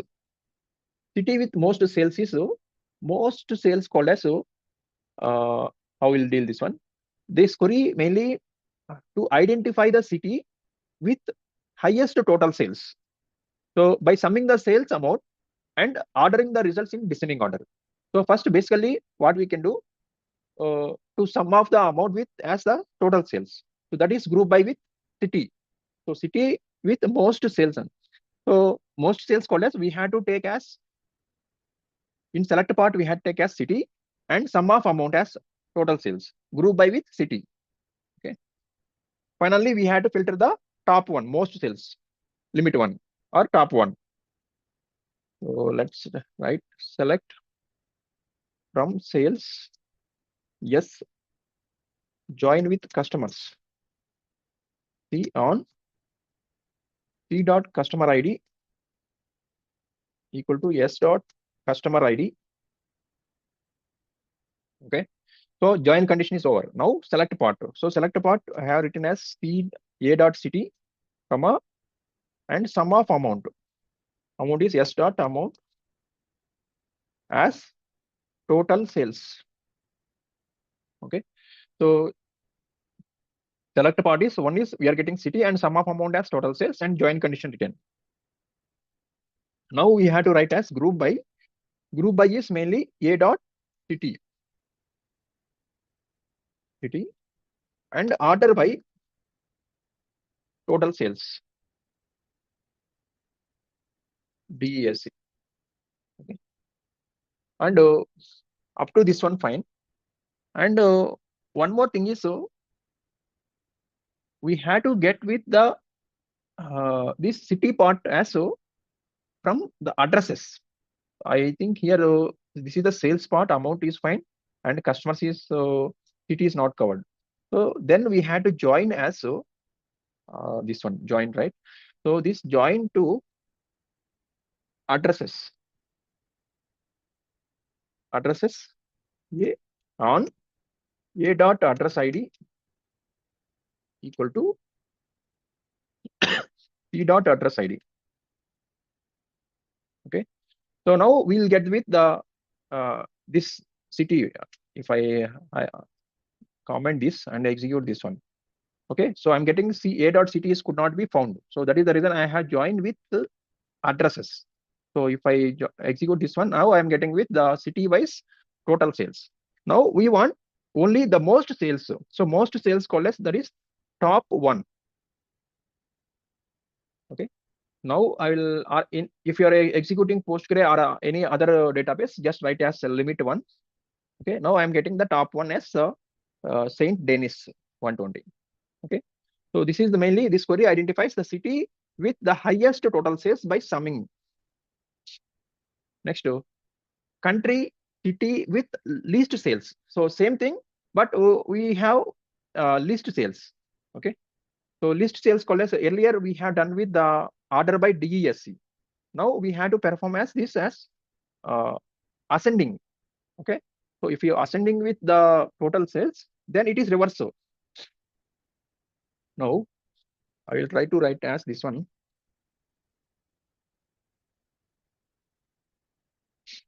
Okay. So, and one more thing is here, above one is only city with most sales, but here country, city with the least sales. Okay. So now I will update this part. Concat A dot country, comma, will give the 1 comma and again comma. Okay. Now A dot city will close here. This one as country city. Okay. Country city. So up to this one, what concat is getting called as, so we will get the 2 columns merging, like concating, mixing. So country and city, that is country city, and sum of amount as the total sales from sales table, customers and addresses. Now we had to group by with here 2 columns we had to group by here. One more is A dot country city. Okay, and order by we had to change this one ASC, ascending order. Now we'll execute this one. Now I'm getting United States as the country. Tallahassee is the city name. So within the city, I'm getting the least sales. Right. Next one. Average sales amount per customer by staff. So average sales amount per customer by staff. Mainly this query calculates the average sales amount per customers for each staff member and identifies the staff member with the highest average. Okay, let's look into this query and we'll identify this one. Select from, I'm getting the sales part. Sales, yes. Okay. Now I will get the this one S dot staff ID. And we want average sales amount by for customer by staff. So average of S dot amount, that is sales amount, as average sales per customer. Okay. Now from part is done, and here I have written the average. So that is select part we had to write as group by. So group by is S dot staff ID. Okay. If I execute this one, I'm getting this one average sales, and this one we need order by. So order by average sales customer DESC. Okay. So now this is the average sales amount per customer by staff ID. Right. Next one is here one thing is missing. Okay. I will write as 10th one. 10th one as so average daily revenue of all Sundays. Average daily revenue of all Sundays.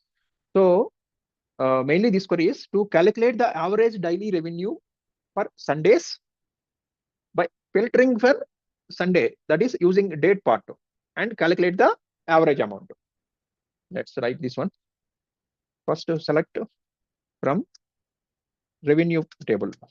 Okay, and now select part is so we want average of amount as average of Sunday revenue. We will filter it this one.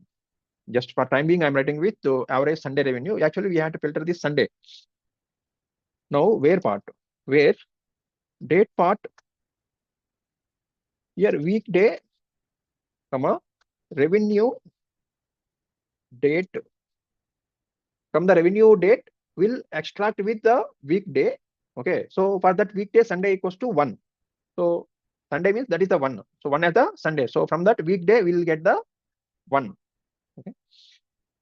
So this is the average of Sunday. Next, movies longer than average length. Movies longer than the average length in each replacement cost group. So that is mainly this query is to find the movies that are longer than the average length of movies. So longer than the average length of movies called as that is length greater than average of length. Okay, and with each replacement cost group using correlated subquery. Okay, let's find this one. First of all, we'll write as select part from films F1. Okay, now I want select part as so title and length, comma replacement cost. Okay, now this up to this one fine. Here where length greater than, so length is greater than of average of length. So that average of length will write as in subquery. Select average of length from films F2. Okay, in this we'll write the where condition. The where condition is F1 dot replacement cost equal to F2 dot replacement cost and close the subquery. Okay, so if I execute, I am getting the movies longer than the average length in each replacement cost group. So each replacement cost group is this one. So average length greater than average of length. Okay, this is next one is next one average customer lifetime value grouped by district. So this is simple one only. Average. So first we had to calculate the average customer. That is average of total spent.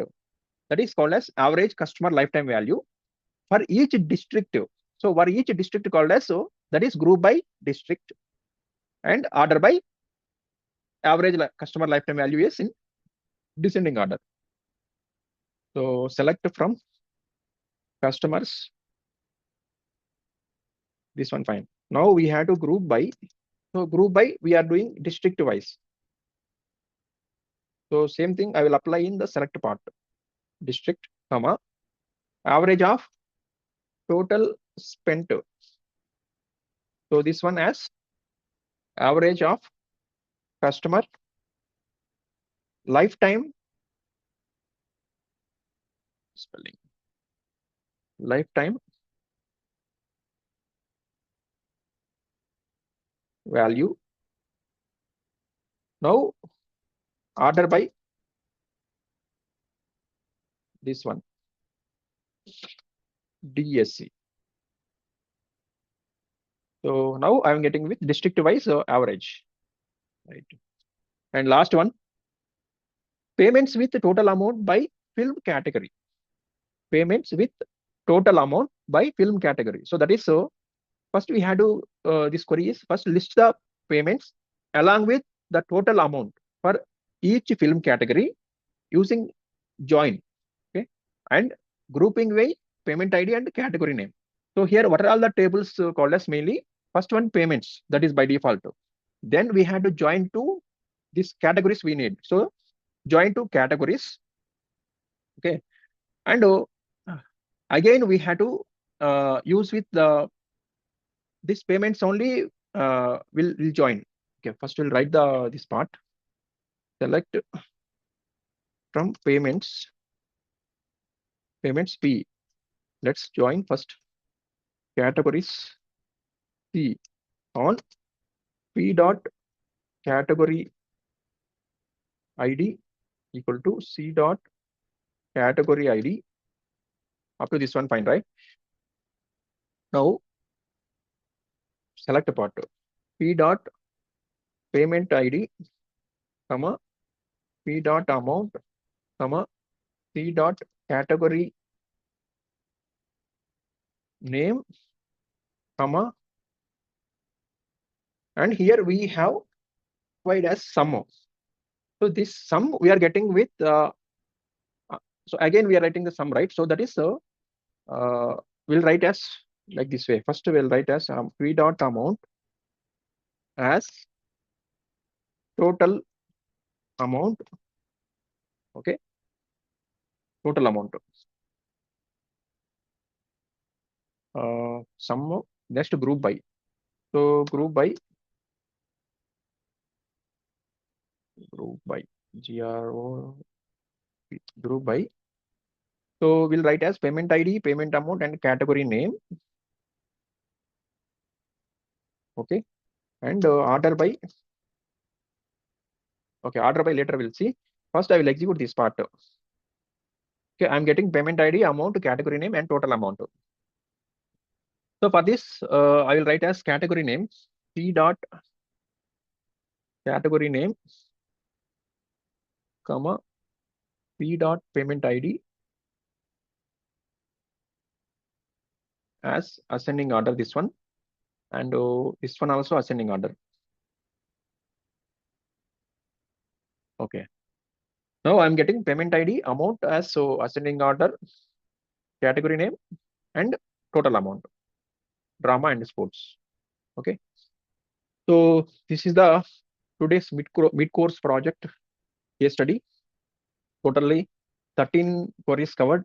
I think around 40 minutes time taken this video. So I will share this file in the Google Drive link. Okay, let's explore this and look into that one. And thank you for watching this video. Please like and subscribe if you like the content. Thank you.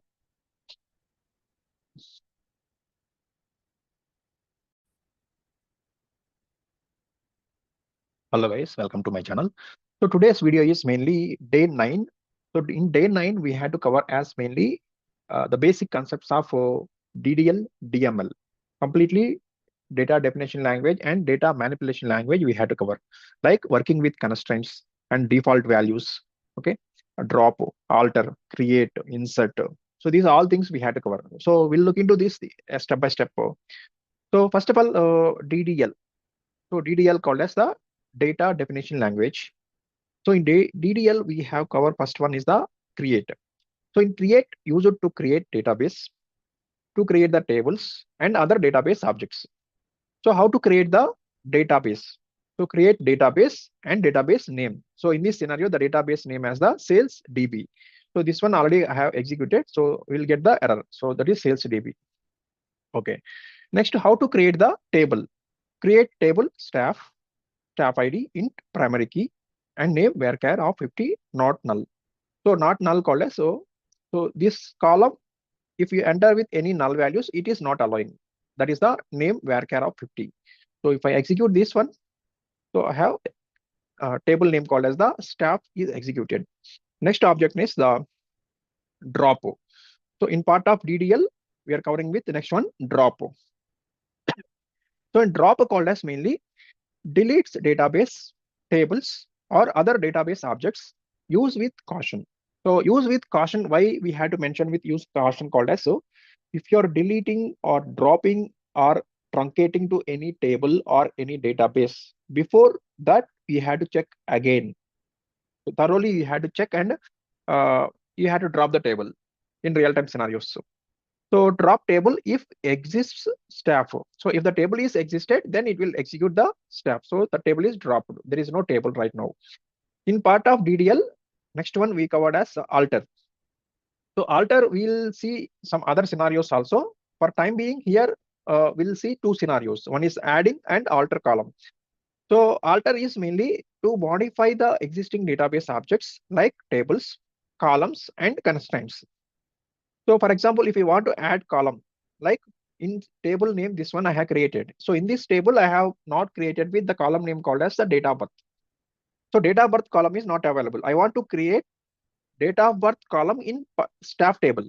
So that is alter table staff, add date of birth, data type is the date. So cannot find the object staff because it does not exist this one, because of I had dropped this table, right? So again, I had to create the table. Now I will execute with this alter statement. So this data birth is added to staff table. Now I want to alter one column, that is name. Okay, so alter table staff. So name is varchar of 50. I want to extend to the varchar is 100. So let's execute this one. So varchar 100 done. Next to data manipulation language. So in data manipulation language, mainly DML statements, insert, delete, update. So first insert. So insert called as mainly adds new records to a table. So insert into table name and column names of values. This one, values. So here staff ID is 1 and name called as John Doe. So I have one record existed, one record inserted. Next, delete. Delete called as removes records from a table. So by using delete, you can remove one record or a number of records we can delete. So that is called as the delete. So delete, one example is mainly delete from staff where staff ID equals to 1. So here staff ID 1 I have inserted. That row I have deleted here. So one row affected. Next, update staff set name. So update, first of all, what is the update? Update is mainly to modify the existing records in a table. So to update the data, if any data we want to update, by using update command, we have to update. So update is mainly update staff table name, update table name, set name equals to John Doe, where staff ID equals to 1. So if that is existed, okay, it will implement, or else it will not implement. So 0 rows affected, because of here we inserted only one row. The same thing we have deleted, same thing we are updating. So because of there is no record, so that is the reason 0 rows affected. Next, data types. So numeric data types. So int, that is 4 bytes, range from this one. Small int 2 bytes, range from big int 8 bytes. Decimal, fixed point numbers, and serial data types. So serial called as mainly it's auto incrementing integer type, and string data type. Strings are mainly varchar and text. So varchar called as the variable length string. Text is the variable length string used for longer text. So that is the data types. Next, constraints. So in constraints, we have used it as one constraint called as the not null, unique, primary key, and foreign key, and drop table. So these are all the constraints. So let's look into one by one. First one, not null, ensures a column cannot have a null value. So if I execute with not null, alter table staff, alter column, name, set not null. So if I execute this one, so the column is incorrect syntax near the keyword set. So set not null, why it is occurring called as mainly, let's first drop the table, and again we had to create the table. Okay, and already the column not null is there. Okay, so if again I have implement, so that is the reason I'm getting this one. So if that is not case, then it will execute. Next, unique. Unique COALESCE mainly ensures all values in a column are unique. So unique COALESCE uniquely identifies that particular column. Next, so we'll again we had to create the one more table, that is staff. So let's drop the table first. Okay. Now I had to create with this table called as, so this table I'm using with one is staff ID primary key, name is unique. Two constraints I'm using here. So if I execute this one, command successfully. So next, what is the primary key? Primary key called as mainly combines not null and unique. Okay, primary key is combines not null and unique, uniquely identifies each row. That is the primary key. So let's look into one more constraint. Check. So check if department ID column exists in staff. So this one. So this is again another scenario called as, so staff ID int primary key name varchar 100 department. Now I will use with foreign key constraint. So what is the foreign key? It enforces referential integrity by linking columns to primary keys in other tables. So let's drop the table this one and create. So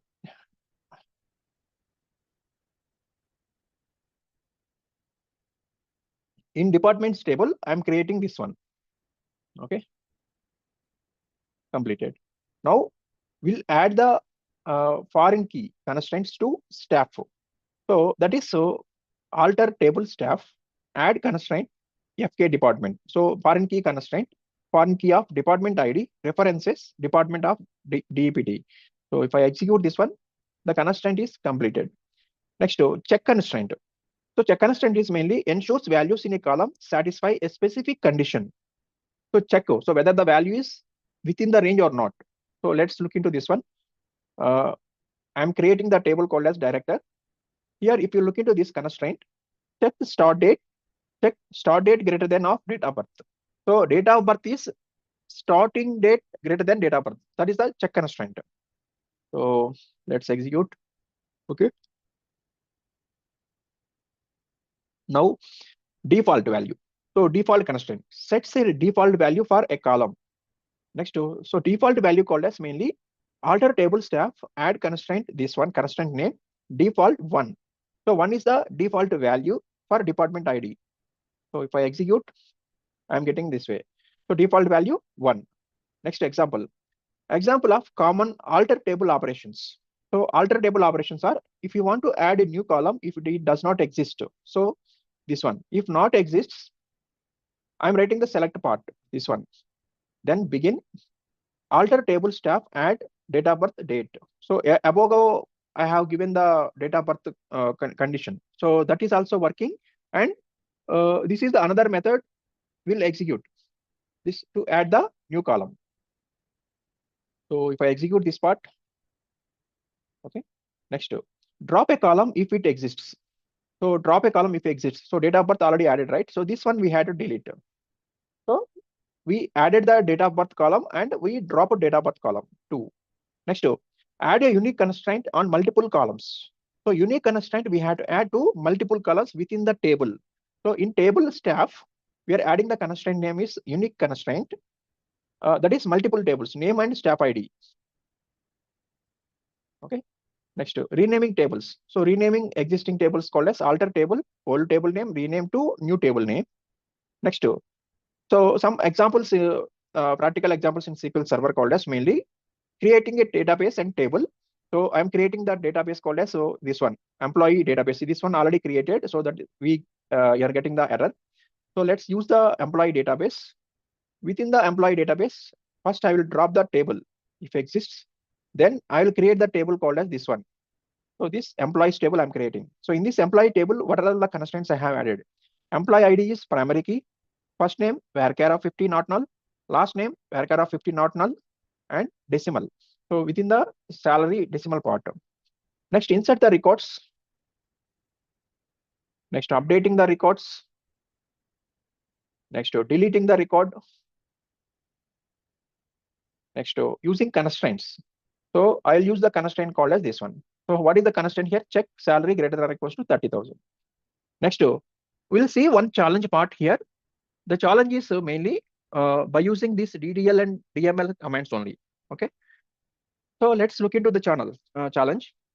So create a table named songs with specific constraints and default values. Okay.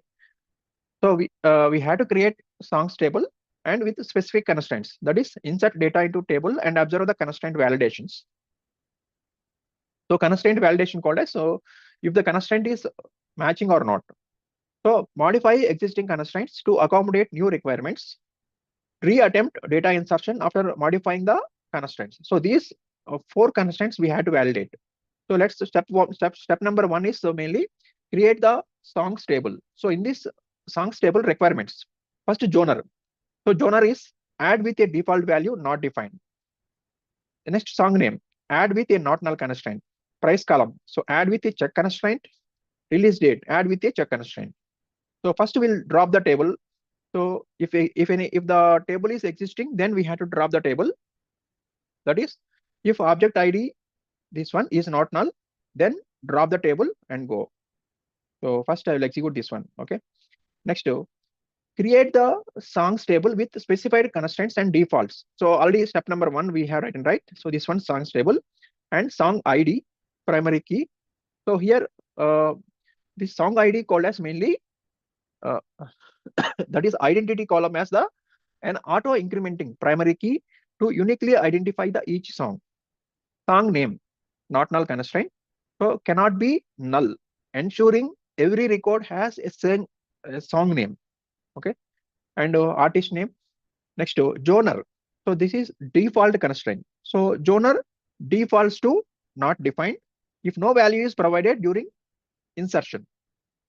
So price decimal constraint, check price minimum of this one. So here price called as mainly must be at least 1.99.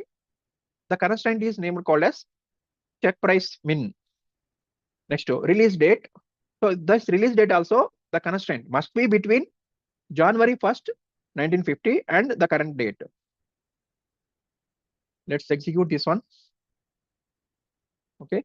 Next, step number 2. Step number 2 is mainly to attempt to insert row. So attempt the insert row called as attempt to insert a row with price lower than the minimum allowed. So we had to insert this record, this one. So insert the records. So insert is failed. Why it is failed? So attempt to insert a row with price lower than the minimum allowed. Why it is failed? The insert statement is conflicted with check constraint. So check constraint is not matched. So then again we had to check. So modify the price constraint. That is update the minimum allowed price 0.992 instead of 1.99. So this one 0.99 instead of 1.99. Next, steps to modify the constraint.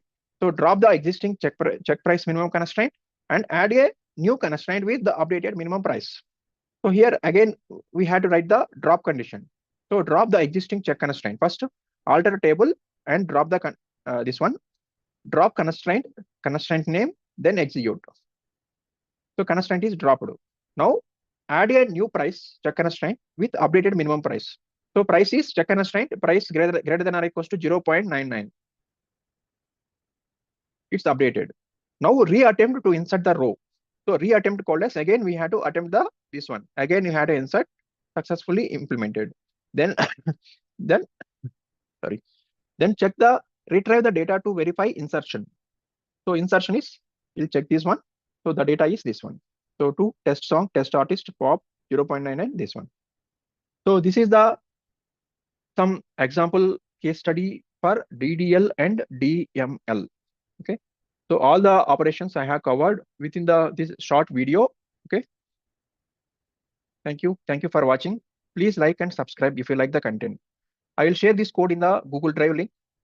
Okay. Let's look into it. Thank you.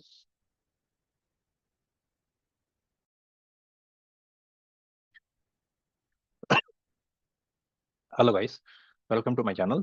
So day 10 we cover as, so the content is mainly views concept mainly. So in day 9 also we have covered as some table creation and updating, altering, so on. So that continuation part we have to done with views and some creation of the tables. So day 10, first of all, the scenario is creating and inserting data into tables. So first, if any table is dropped, the songs table if it exists. So if I execute, if the table is existed, the songs table is to be dropped. Then we'll create the songs table here. So in this table, we'll execute. So songs table is to be created. So for this songs table, song ID. So this is auto generation of the sequence number and not define the default condition, and insert the sample data. So if I execute, sample data is inserted. Next one is drop the customer table if it exists. So if customer table exists, it will drop and create the customer table and insert the some records. Okay. And executing the queries called as mainly by using update genre for all records. So here this one is mainly to update the set genre country music. So if I execute, so country music is reflected with 4 records. Similarly, update genre for a specific record. So where set genre equals to pop music, where song ID equals to only 4. So only one record is to be executed. Then update price by adding song ID to 0.99. So wherever the set price song ID plus 0.99. Okay, 4 rows affected. Now we'll create the table from existing data. So existing data called as, so here first create the customer test table with the same structure as customer table. First we'll remove the structure, okay, to drop the table. After then we'll create the table as a customer test structure, same table. Okay, now insert the records from this table. Select customer ID, first name, last name, initials from customer table. Here I'm not directly inserting the records values from insert statement. I'm inserting the records from by using select statement. So that is insert data into customer test from customer table. Okay, so this is the way. 4 rows affected. So earlier we have this table, 4 rows available. That 4 rows is getting into this one. Now, so this one again, this is one scenario, customer table, right? And another scenario for customer anonymous. Done. And we'll create the table, and to insert the records from this table, select a customer ID initials from customer table, where first name will like C % customer ID. So for this query, what is the output will give? So this is the query output, right? 3 CB. The same thing will insert into this customer anonymous table.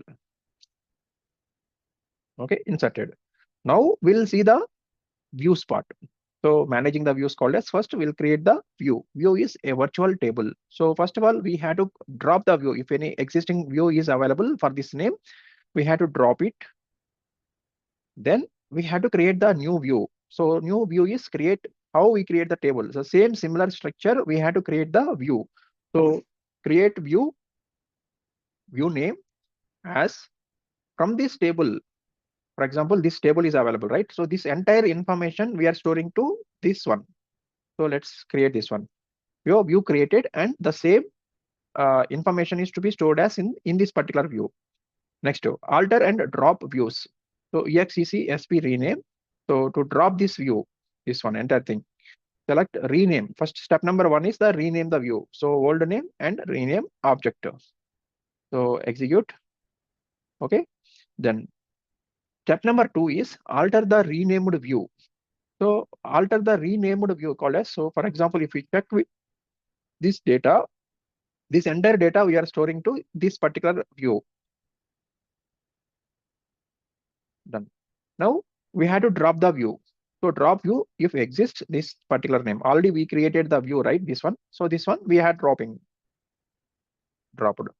Oh. Now the one of the important concept is the materialized view, but in SQL Server is not supporting the materialized view. So that is the point I am conveying to you. So materialized view operations not supported in SQL Server. Now, so create users table with constraints. So users table with constraints. So if any existing table, first we'll remove. Now create the users table with the specified constraint. So here I am, this is the one challenge part I'm looking this one. So create the users table with the specified constraints. So specified constraints called as, so if you look into the table, create table users, user ID primary key, username, this one. Okay, username is not null and constraint added, this one, check constraint. Date of birth with constraint, sign up date, default get date. So if I execute, users table is created.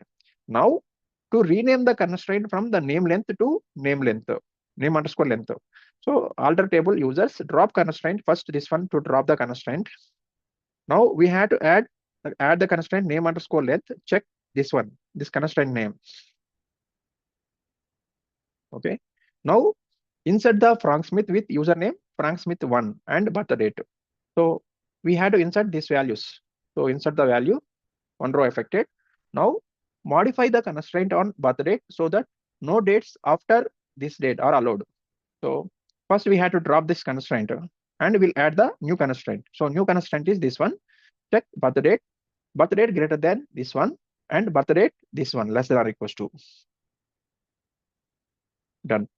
Now try again to insert Frank Smith with the same details. So we had to insert the same details, one row affected. Now another scenario, create songs table with constraints.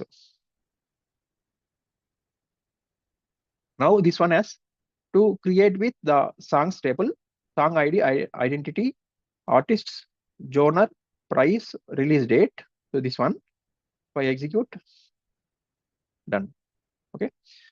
So this is the day 10. So in day 10 covered mainly constraints, views. So how we can create the views, managing the views, okay, and constraints. So these things we have covered in day 10. Thank you. Thank you for watching. If you like the content, please like and subscribe. Thank you.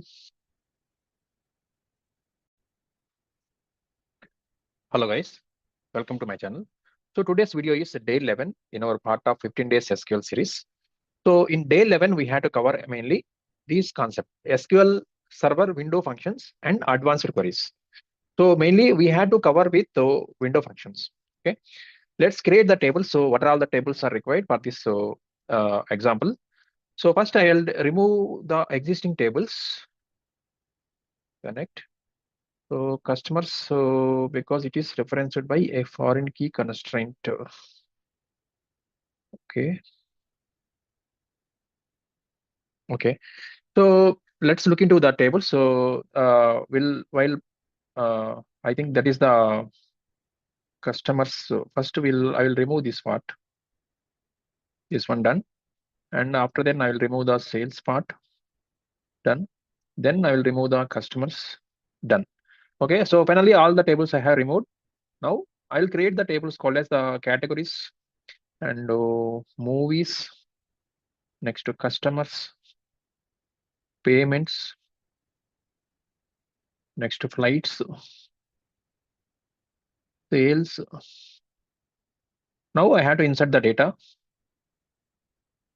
Categories inserted, movies inserted, and customers inserted. Next to payments inserted, flights inserted, staff sales, insert the data. And after then, here I'm creating one view. So this view is, so first we'll remove the view. Then we'll create the view by using this data. Select customer ID, customer name, country.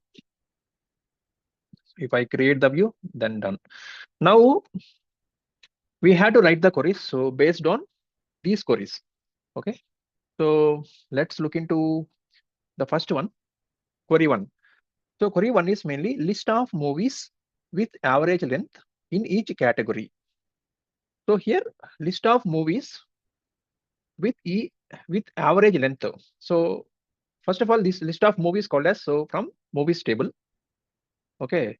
And each category that is covered by categories table. Okay.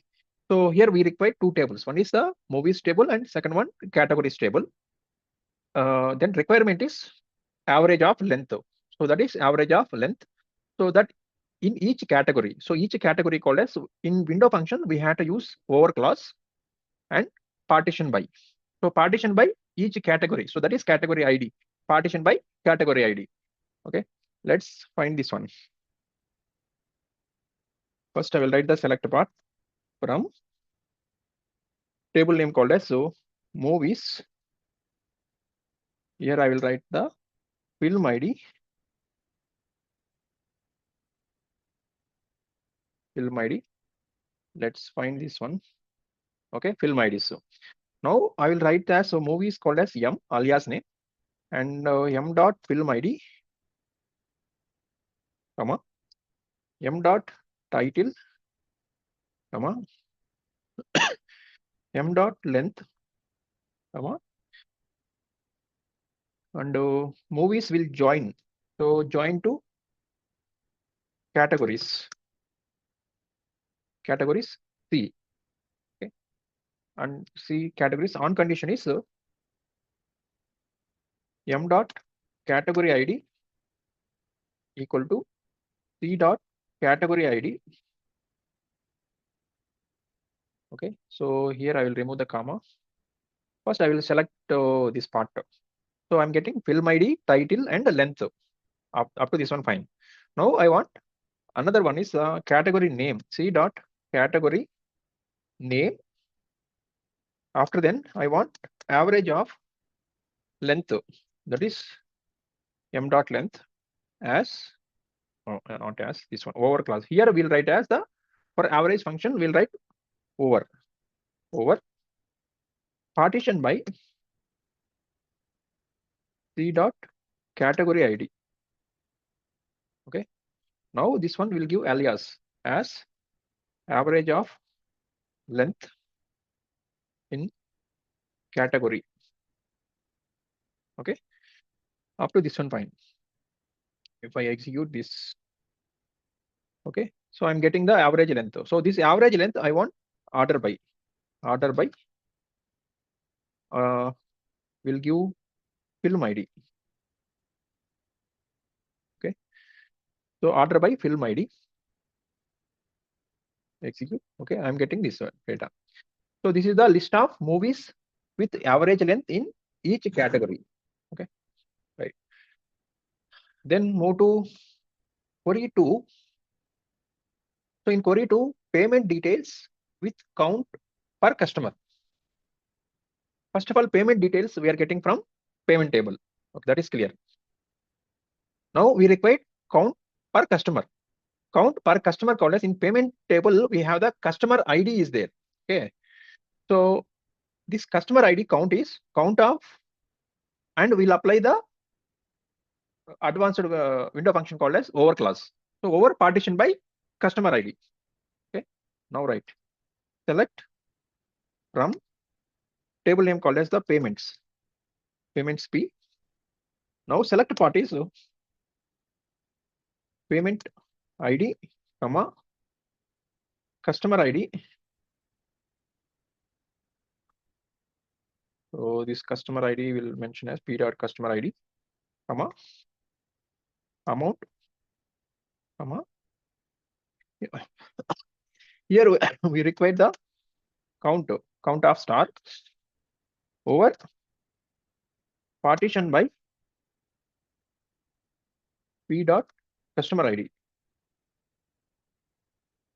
Okay, as number of payments.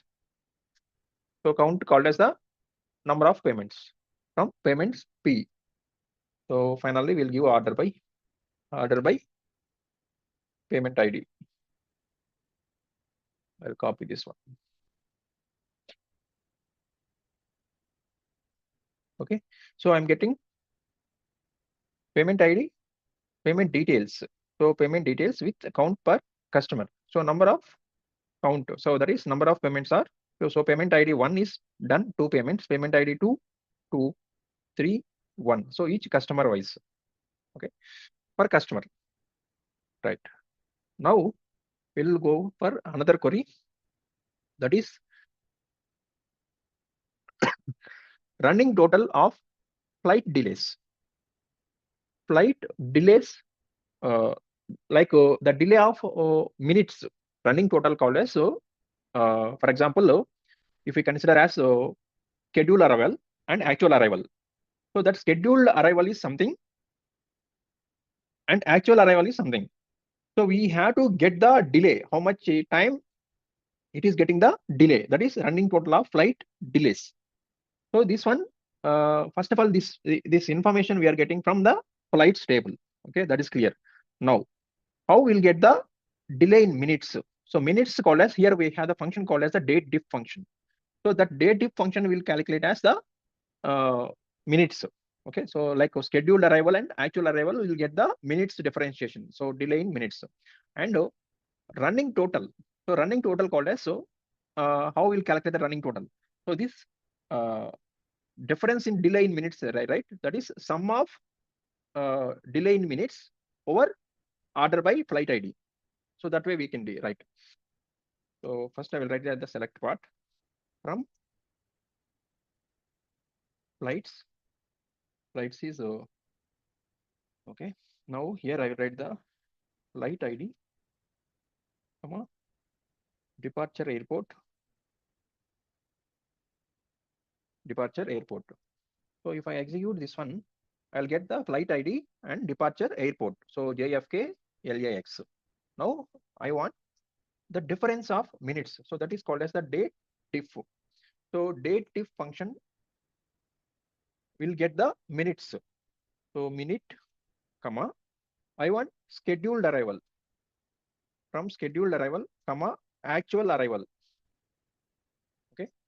So if I execute, I will get the minutes. So this is the minutes called as from the scheduled arrival to actual arrival, how much not distance, what do we say, delay in minutes. So we'll write as this one as delay in minutes. Okay. Now, so we want this delay in minutes like running total. So sum. So sum of, I will write as this entire thing as, we'll write this DATEDIF function will write as sum. This one sum. Now we'll write as, so over function, over partition by,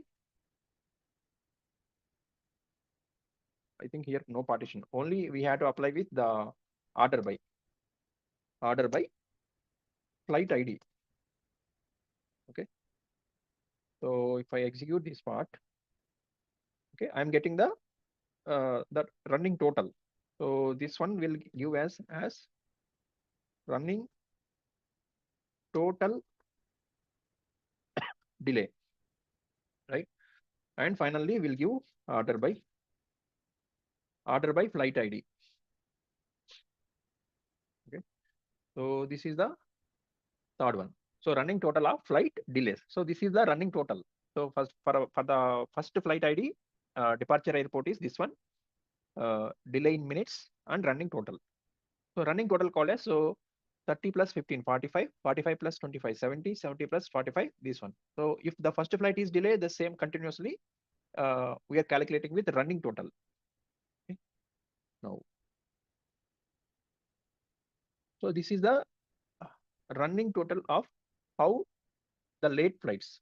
Okay. So running total of flight delays partitioned by departure airport. Okay. So here we have the, in above query, we are not applying any partition. Direct we have applied with the running total, that is order by. So same query we had to apply with this one. So flight delays partitioned by departure airport. Okay. So departure airport we had to partition. So let's apply this one. We copy this one. Now departure airport. So this is the departure airport, and I will apply here partition by departure airport order by, or else I will press the enter here. Okay. So over partition by departure airport order by flight ID. So this one called as the running total delay. Okay. So same query, just we are applying with the partition. If I execute, same thing. So if I apply with the partition by, what happened partition by? So if you see the flight departure airport. So departure airport JFK is only 2 records. So up to this one only, it is calculating the running total. After then, the fresh running total is to be calculated. Next, so fourth query, customers payment count and top 3 customers per country. So here this is the 2 queries. So first we had to calculate customers payment count. Customers payment count called as, so for this we created one view that is called as the customers list. Okay, by using customers list we'll get the customer name and country and payment count. So this payment we had to join to payment table. So from the payment table we will get the count of payment IDs. Okay, let's write this one. Select from, first of all, this one as customer list. I will consider from the customer list. I will write as, so customer list like CL dot customer name, comma CL dot country. So first check the data. So I get the customer name Alice and country is USA. From this we had to join. So left to join. So which table we had to join? Payments. Payments P on. So here we had to join CL dot customer ID equal to P dot customer ID. Okay. Now we'll get the count. So comma count of P dot payment ID as number of payments. Okay. So up to this one we have written the join condition. Now this part we had to apply as the group by. Okay. So just copy group by customer name and country, customer ID. Okay, here it is missing customer. Okay, customer ID. Let's execute. Okay, I'm getting the count of customers payment count. So number of payments. So Bob is done with in Canada 2 counts. David in Canada 1 count. Okay, so this is the way we'll write. Now we have to write with the top 3 customers per country by sales. Top 3 customers per country by sales. So sales table. So we had to get the staff sales table. Okay. So this staff sales table will get the first total revenue. That is total revenue called as sum of revenue as total revenue, and apply here rank function. Because why we had to apply the rank function called as, we will get the top 3 ranks. Okay. So that we had to get the rank function. So rank function with over class. So that is country wise. First we had to partition by the per country. So partition by country and order by revenue, descending order. Okay. So first write this one, select from staff sales. So this select part I will write as, so customer ID, comma customer name. So customer name is available in first of all I will remove this one, customer ID. So customer ID, comma. So this staff sales so will join to customers table. So because we want customer name and country. Okay. So let's write the join customers C on C dot customer ID equal to staff sales are the, will give SS. Okay. So SS dot customer ID. Okay. Let's write here C dot customer name, comma C dot country. Okay. If I execute this one, customer ID, comma C dot. So this error is so SS dot. Okay. Done. Now I will get the 3 columns. So customer ID, customer name, and country. So this one fine. Now I have joined this one, but I want first sum. Here I will write as sum of Access dot revenue as total revenue, comma. Now we want apply with the rank. So rank function, rank of over partition by c dot country, order by sum of revenue DASC as rank. Okay. Now we had to apply with the group by. So these things we had to apply group by. So group by customer ID, customer name, and country. Group by this one. Now if I execute, customer ID, customer name, country, total revenue, and rank. So rank I'm getting 1, 2, 1, 2. Okay. So now we had to filter this rank. So rank less than or equals to 3. So here, so this entire thing I will write as so here two ways we'll write. One is subquery or else with class. So for current we are writing with window functions. So that is the reason I will write as so with class. So CTE. So here this one as so ranked customers as open brace. Up to here we have I'm closing this one. Now I will write as select part again. Select part from this one ranked customers. Okay. Now select part is so customer ID, comma, customer name and country, comma, country. Okay. And total revenue, this one all direct I will writing from ranked customers. Okay. So first I will try to this part.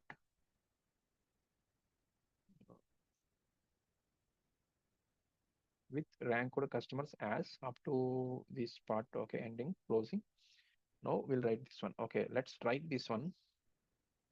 Okay. I'm getting this one. Okay. So here rank is not yet filtered right now. Now we'll write the where class, where rank less than or equals to 3, order by country and rank. Okay. Up to this, we'll execute. I'm getting this one result. So this is the final result of top 3 customers per country by sales. Okay. Right. The next one, 45. Revenue with previous days revenue, revenue with previous days revenue and percentage growth. So first we had to calculate as daily revenue and previous days revenue. So this one we had to calculate as so daily revenue called as sum of revenue. So that is daily revenue. Previous day revenue called as, so we had to apply the lead and lag functions. So previous day called as, that is the lag function. So by using lag function, we'll get the previous day. So same sum of revenue will have to order by sale date and apply with this entire thing lag function. Okay. So write this one. Select from. So this is staff sales. Staff sales. And this select part, I will get the sale date, comma, sum of revenue as daily revenue, comma. So for this sum of revenue, now I will apply as so lag function. So this sum of revenue, lag of this thing over order by sale date. Okay. So this entire thing as so previous day revenue. Okay. Up to this one, fine. Now we had to apply with the group by. So group by sale date. Group by sale date. So execute this part first. Oh, order by. If I execute, I'll get this data.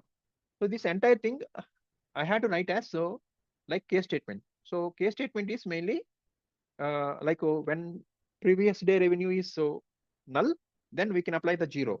Else we can write the formula. So that is daily revenue. So here the condition is revenue with previous day's revenue and percentage growth. So this percentage growth we have to calculate as daily revenue minus previous day revenue divided by previous day revenue. Okay. So this how we'll write as. So again I will write the for this entire part with class with. So with daily revenue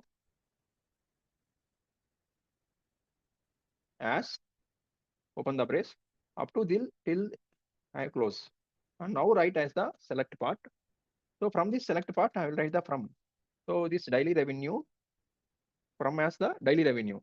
Now I will apply with select part. So select part as so sale date, comma daily revenue, comma previous day revenue. This previous day revenue and daily revenue. Now I will write the case statement here. Case when previous day revenue is null, then 0. Else.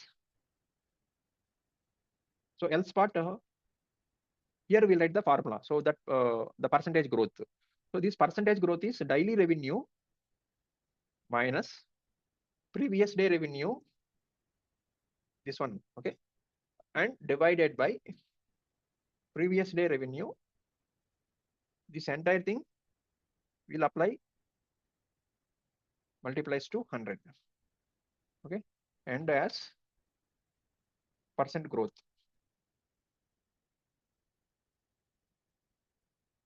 Okay, and as percent growth. Up to this one we'll execute once we'll look into this one. Okay, I'm getting this one. So finally we have to apply with order by sale date. So this sale date will get the order by. Okay, so this is the final result of revenue with previous day's revenue and percentage growth. So here we are calculating first daily revenue, previous day revenue. This entire thing we have to apply with the class, and we'll calculate as percentage growth. Okay. Now the final query. So final query called as so revenue share per staff per customer. So here revenue share is per staff ID. So per staff ID called as so that revenue share we want to. So revenue share called as so first we had to calculate as sum of revenue. Sum of revenue called as the total revenue. After then revenue divided by sum of revenue, and we can apply with partition by with customer ID. So we want per customer. Okay. So let's try this one. Select from staff sales. So this select part is so so here we want customer details also. So let's write ss dot customer ID, comma will join here this one. So join customers C on ss dot customer ID equal to C dot customer ID. Okay, so join condition is over. Now we have to apply with select part. So C dot customer name, comma ss dot staff ID, comma ss dot revenue, comma next to ss dot revenue divided by sum of ss dot revenue. Okay, so this entire thing we had to apply to over class. Now we'll write over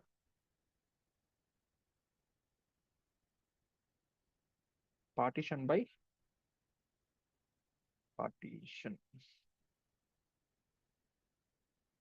by ss dot customer ID.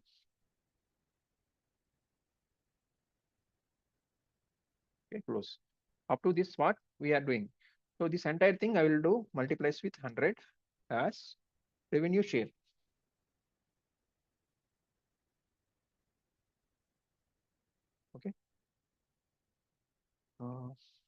Next, so this entire thing will apply as group by. So group by customers. I think group by is not required in this case.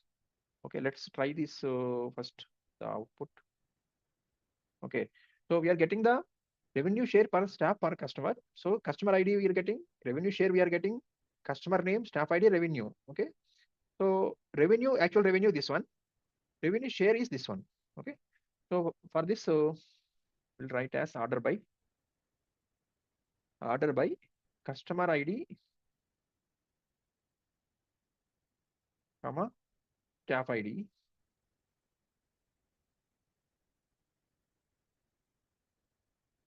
Okay, now we'll execute this part. So this is the total query. Okay, so revenue share staff per customer. So we are getting revenue share with the order by also. So customer ID and staff ID we are getting apply this one. Okay, right. So this is the day 11 window functions and advanced queries. Okay, so I will share this document in the Google Drive link. So let's look into it. Thank you for watching this video. Please like and subscribe if you like the content. Thank you.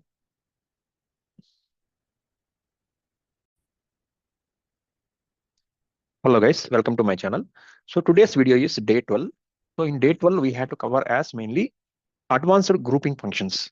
So the advanced grouping functions are mainly, we had to cover in this one mainly, how to use group by, cube and roll up for multi-level aggregations. So this cube and roll up. And another one is performing self-join to query hierarchical data within the same table. And finding the pairs of records with specific criteria using self-joins, utilizing cross-joins to generate all possible combinations of two datasets, understanding natural joins and how to take them in the SQL server. So these are all the concepts mainly to focus on day 12. So day 12 is mainly group by, cube and roll up, self-join, cross-join, natural join. So these are all the first for this, what are all the tables are required. So first we'll create the tables. So first I will remove the existing all the tables. After then we required the tables are bookings table, employee table, and films table, payment table, customer table, and insert the records. So for this booking table, we had to insert the records, and employee table, we had to insert the records. Films table, we had to insert the records. Customer table, we had to insert the records. And finally, payment table to insert the records. So this is done. Now we had to come into the first concept called as the group by and roll up. So in this scenario, the scenario is mainly to calculate a booking amount roll up for the hierarchy of quarter, month, week, in month, and day. Okay, so let's see the scenario. The scenario is mainly booking amount roll up by quarter, month, week, and day using group by roll up. Okay, so in this situation, what is happening called as the main purpose of this query is mainly to calculate the total booking amount at various levels, that is day, week, month, quarter, and grand total. So what are all the functions we have to use in this part mainly? So the functions are called as mainly, we have to use one function called as the date part. So the date part is mainly, we'll extract the quarter, month, week. So if it's required, we'll get the day also. So, and another function we have to use called as the main one, that is the group by roll up.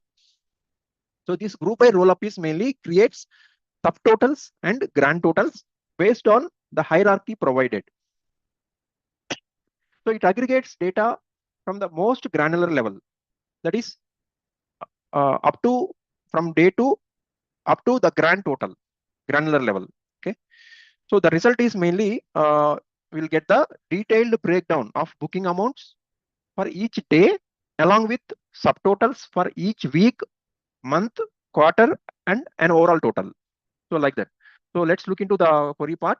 How we'll write this query. So for this query, we need the table name called as the bookings. First, we'll write the select from bookings. I'll write the table name. Now, I will write as here, as I mentioned in the functions I have used. So the first function we have used as date part. So from this date part, we will extract with the quarter, month, week.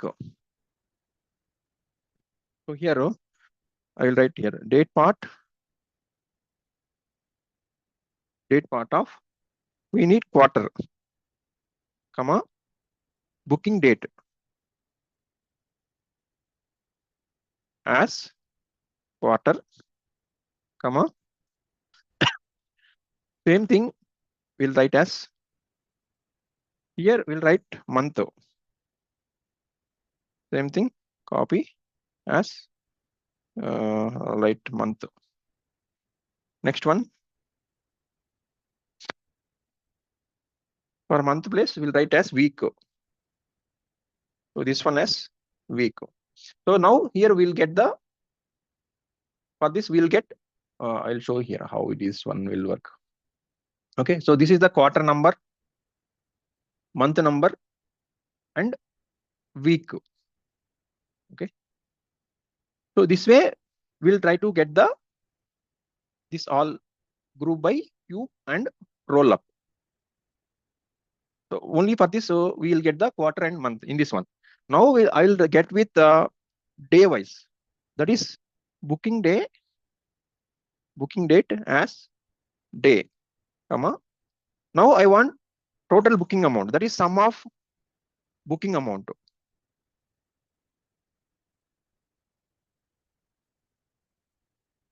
Sum of booking amount as total booking amount. Okay. So up to this one, fine. After then, we have to group by roll up. So now I will write the group by roll up. So roll up of what are all the functions we have to roll up? So roll up is first thing quarter, month, week, and booking date. So all 4 functions we have to use. So that is, I will copy this one. Group by quarter and month, comma, week, comma, and date. That is the day. Okay. Now we'll close this one. Up to this one, we have to written as the group by roll up. Okay. Now I will execute for this one. Something error.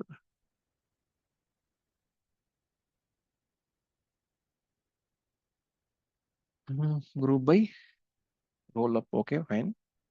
This one will give space. Quarter, month. Again, we'll try. Here, hyphen. Where is the hyphen? Something error. First, we'll execute this part. Booking amount. Yeah, okay. Booking amount. Got it. Total booking amount. Done. So if I execute this part, so I will get the result like this way. Okay. But this is not in the proper order. So we'll try to get the order by quarter, comma, month, comma, week, comma, day. So if I execute this part, I'll get the proper order now. You see this one. So quarter, month, week, and day, total booking amount. Okay. So this way we will get with the group by and roll up. Same thing we'll get with the cube. So what is this cube called as mainly? So booking amount roll up using group by cube.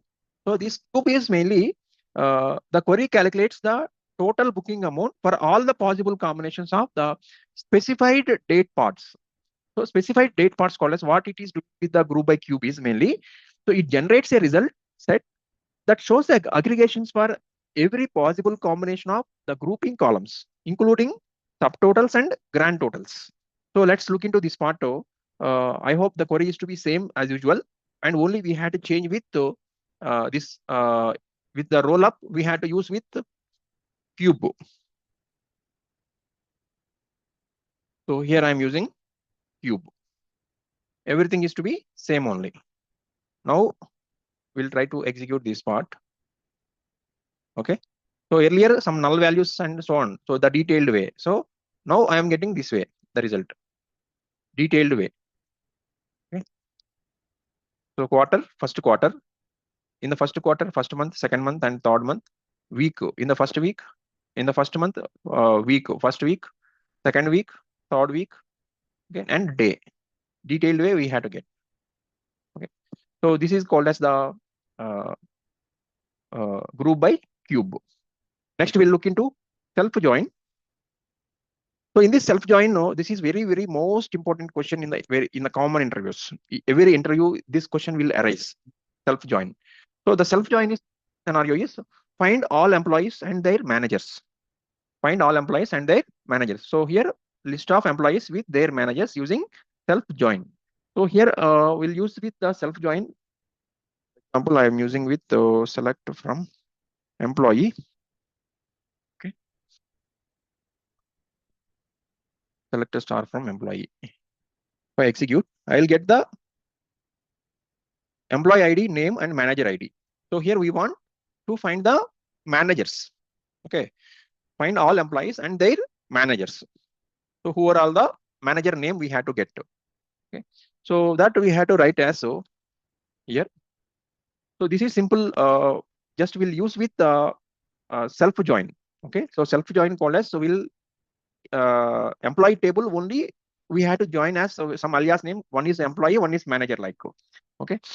So for example, now I want to use with so this employee called as so EMP, let's assume, and left join. Same thing will connect to employee and MNG. So MNG called as the manager on EMP dot manager ID equal to MNG dot employee ID. So here, if you know here employee ID, manager ID. Okay. So if this is equals, okay, the condition is to be matched, then we'll write the select part. So select part I will write as so EMP dot employee ID. So this is I'll get the employee ID. From the employee table, we'll get the name as employee, comma, and manager name. So MNG dot name as manager. Okay.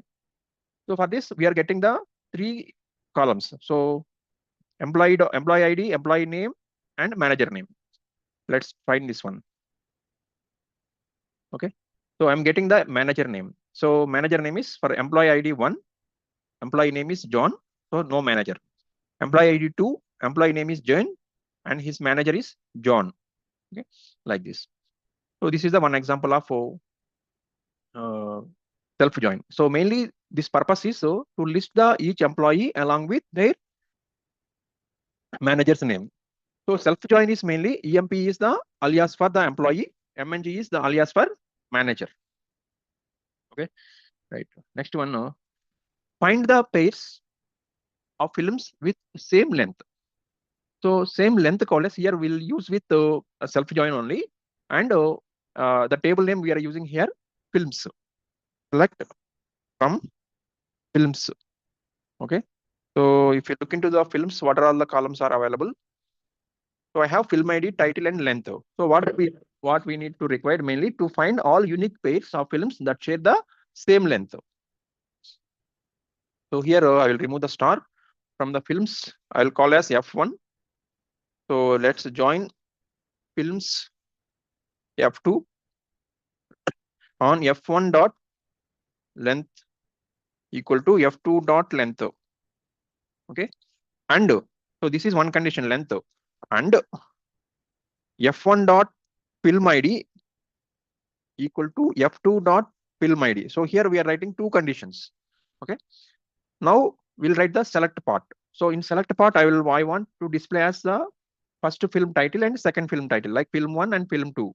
So for the F1 dot title as film 1, comma, F2 dot title as film2, comma f1 dot length. Okay. Now I will get the film1, film2, and length. So the difference also. So find the pairs of films with the same length. So let's try to this one. Okay. So film A, film1 and film2. Film A 120. So film B 90, film C 120, film D 90, film E 100. Like this, the same length films we had to get. Now we'll look into the other one, cross join. So this cross join is mainly the main purpose of this cross join we'll use as in this scenario to generate all possible combinations between customers and payments. Okay. So our scenario also same thing. That is to find all the possible pairs of customers and payments. Okay. So for cross join is mainly it's like a Cartesian product of two tables. That is, so here in this scenario, the meaning is every row in customer is paired with every row in payment. So here we are using with two tables, right? One is the customer and second one is the payment. So let's look into this one. Select from customer C, cross join payment P. So this is the cross join. Now I will include with the select part. Now I want customer name, payment ID, and amount. Okay, I want these three columns. So if I execute this part, okay, this is the way. So customer name, payment ID, and amount. Okay, find all the possible pairs we get. Right. The next one is the natural join. So this natural join is mainly first note point is SQL Server does not support natural join. So we simulate it with a join on common columns. Okay. So generally the natural join is not supporting by SQL Server. So our scenario is mainly to find all payments with customer details using natural join. Okay. So in this one, the natural join, we simulate with a join on common columns. So the purpose is mainly in this scenario called as the purpose is mainly to combine payment records with corresponding customer information based on shared columns. Okay. So shared columns, so we'll look into this one. So here we'll use with the payment table and customer table. So we require find all payments along with customer details. So let's write this one. Select from payment P, join customer C on P dot customer ID equal to C dot customer ID. Okay, so this is the join condition. Now we require payment ID, comma amount, comma customer name. Okay, so this way we will get with find all payments along with customer details. Okay, so payment ID with customer details. But here in this direct natural join is not working. So we are simulating with common columns. Okay, so this is the simulation of natural join. So in this case, mainly a natural join automatically join tables on all columns with the same names. So SQL Server does not have a natural join keyword. So we specify the join condition explicitly. Okay. So the result is mainly the comprehensive list of payments that includes payment IDs, amount, and the names of customers who made them. So final in this, so we have covered that self join, cross join, grouping sets. So that is natural join. So first one has the self join. So in self join, it is useful when dealing with hierarchical data or when you need to compare rows within the same table. That is the self join. And cross join called as mainly it should be used cautiously as they can produce very large result sets. So especially with the large tables and grouping sets. So grouping sets are mainly cube and roll up, so which is a powerful for the generating reports that require subtotals and grand totals across multiple dimensions. So natural join is mainly, so it is while it is convenient, they can be ambiguous if tables have multiple columns with the same name but different meanings. Explicit joins are often preferred for clarity. So this is the video for day 12, self join, cross join, cube, and roll up natural joins. Okay. Thank you. Thank you for watching. If you like the content, please like and subscribe. Thank you.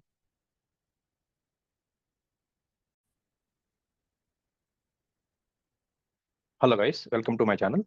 So today's video is mainly day 13. So in day 13, we had to cover as mainly user-defined functions. So mainly in user-defined functions, creating a function to sum two integers. Okay. So creating function is mainly, we can start with a simple UDF. Okay. So the simple UDF called as simple user-defined functions with example that expects two integer values as inputs and returns the sum. Okay. So first of all, here for this user-defined functions, we had to create as creating a function to sum two integers. So first we had to create the function called as to sum the two integers. So create the syntax is create function name. So here in this case, function name called as the sum integers. That we had to sum two integers, right? So that at A, that is data type as into. At B, data type as into. So finally, we had to return integer as. Now we have to begin the transaction. So that is begin return at A. So the variable like this one created as at A. So at A plus at B end. So the function is created. So this function I have already created. For this, there is already an object named some integers, right? So now I have to test this query. So test query for this one, the function name called as the sum integers. So select sum integers of, now I'm giving the values, A value and B value. So A value called as 10, B value called as 20. Then sum this result. So 10 plus 20 is 30. The sum is to be stored as some result. So some result part will be stored. So if I execute this one, I'm getting the result as 30. Okay. So this is the one example for user-defined function to creating a function to sum two integers. Right. Next, another example. Another example is mainly creating a function. This one. So creating a function for total customer payments. So total customer payments called as, so first we have to create a function that takes the customer's first and last name and returns the total payments they have made. So for example, we have to create with the sample table called as so customer.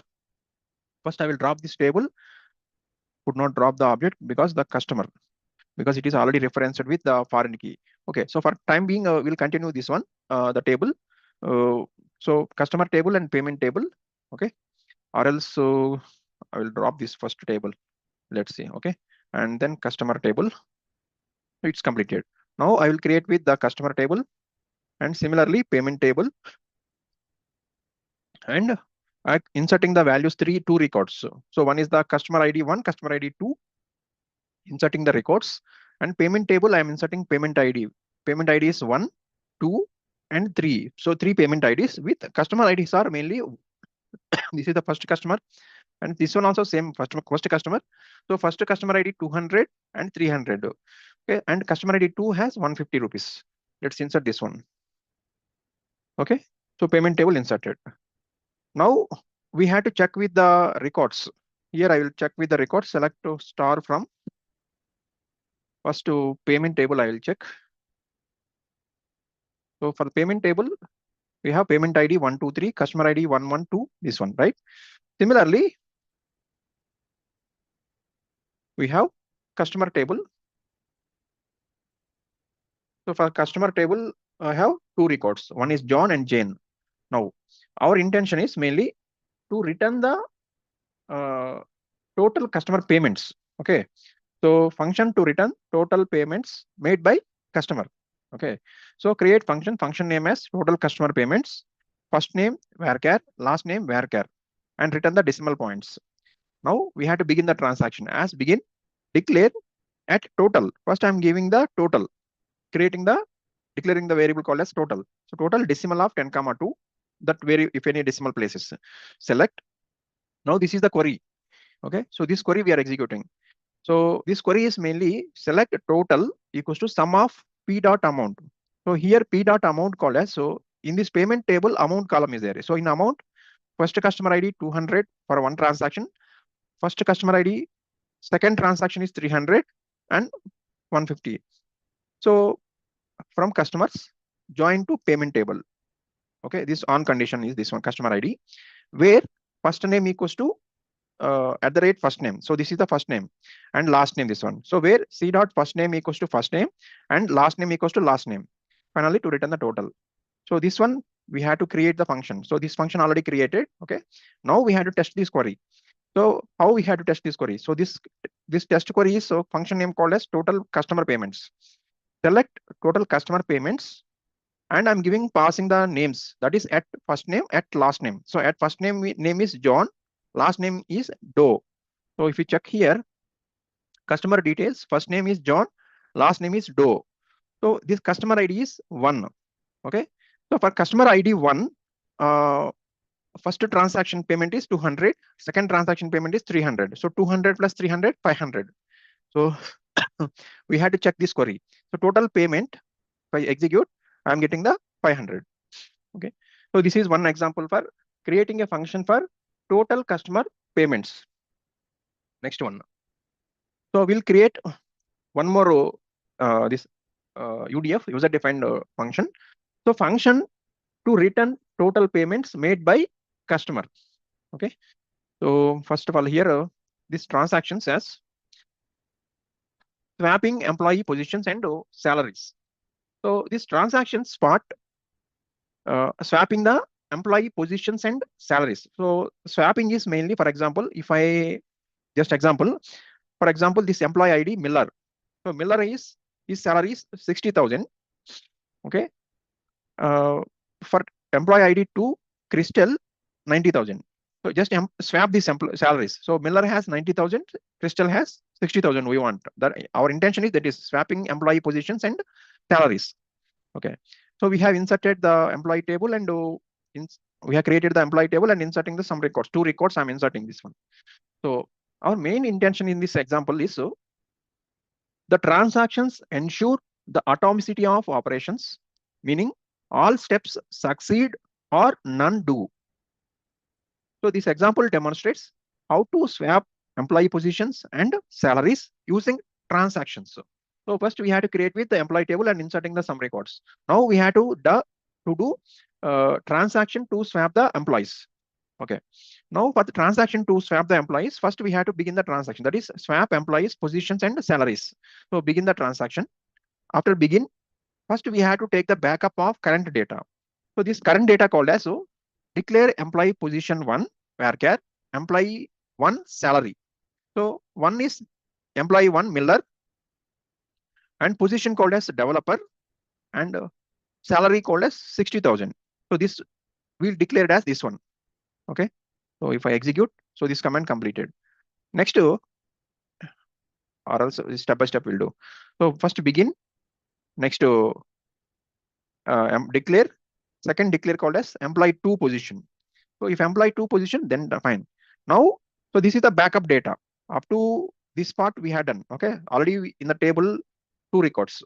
Now select current data for employees. So current data called as, for example, select employee position 1. So employee 1 position equals to position. So position, this one, right? We created EMP1. So this EMP1 equals to position. This EMP1 salary equals to salary from employee, where EMP ID equals to 1. So must declare the scalar variable at employee position 1. Okay. This one done. And this one. Okay. Now we'll see the result. Select employee employee 2 position equals to position, employee 2 salary equals this one. So employee 2 ID is equals to 2. So I think this one already I have executed this one scalar variable. Now we have to update their data. Okay. For example, first I will check this this transaction, select a star from employee. Okay. So actually we have inserted how many 2 records, right? So 2 records for employee ID 1, Miller has 60,000 salary. But here it is showing employee ID 1, Miller 95,000. So how is this one we are getting the 95? So that I will tell. if you see here in update their data, so first up to this part is employee ID 1, the same thing. Okay, here in this case, update their data, update employee set position equals to EMP2 position, salary equals to EMP2 salary, where employee ID equals to 1. Okay, and similarly 2. So just we have updated with by using update command, we have set the position. So the positions are exchanged here. Okay, so that is the reason we are getting 90,000.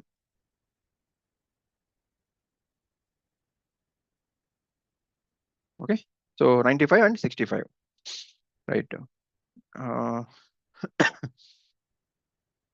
Next to just see, next one is the stored procedures. So next concept is stored procedures. So this stored procedures is mainly, first we have taken the one example called as stored procedure to transfer the balance. So generally, stored procedures encapsulates logic to perform more complex operations. You can use a stored procedure to transfer balance between two accounts. So between two accounts called as, so one is this account balance. First we are creating the table. So this table already created and inserting the account balance, two records. So one is Alice and second one is the Bob. Now our scenario called as procedure to transfer the balance.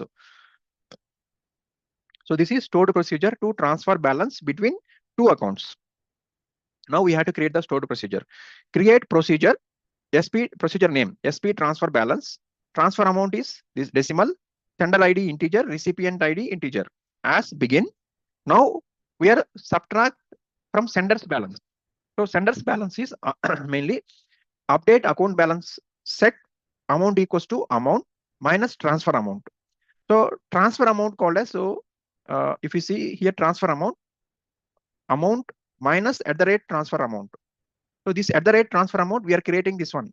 Okay, so we have to set this one. So amount equals to amount minus this one. So where ID equals to sender ID. So once this executed, then add to recipient's balance.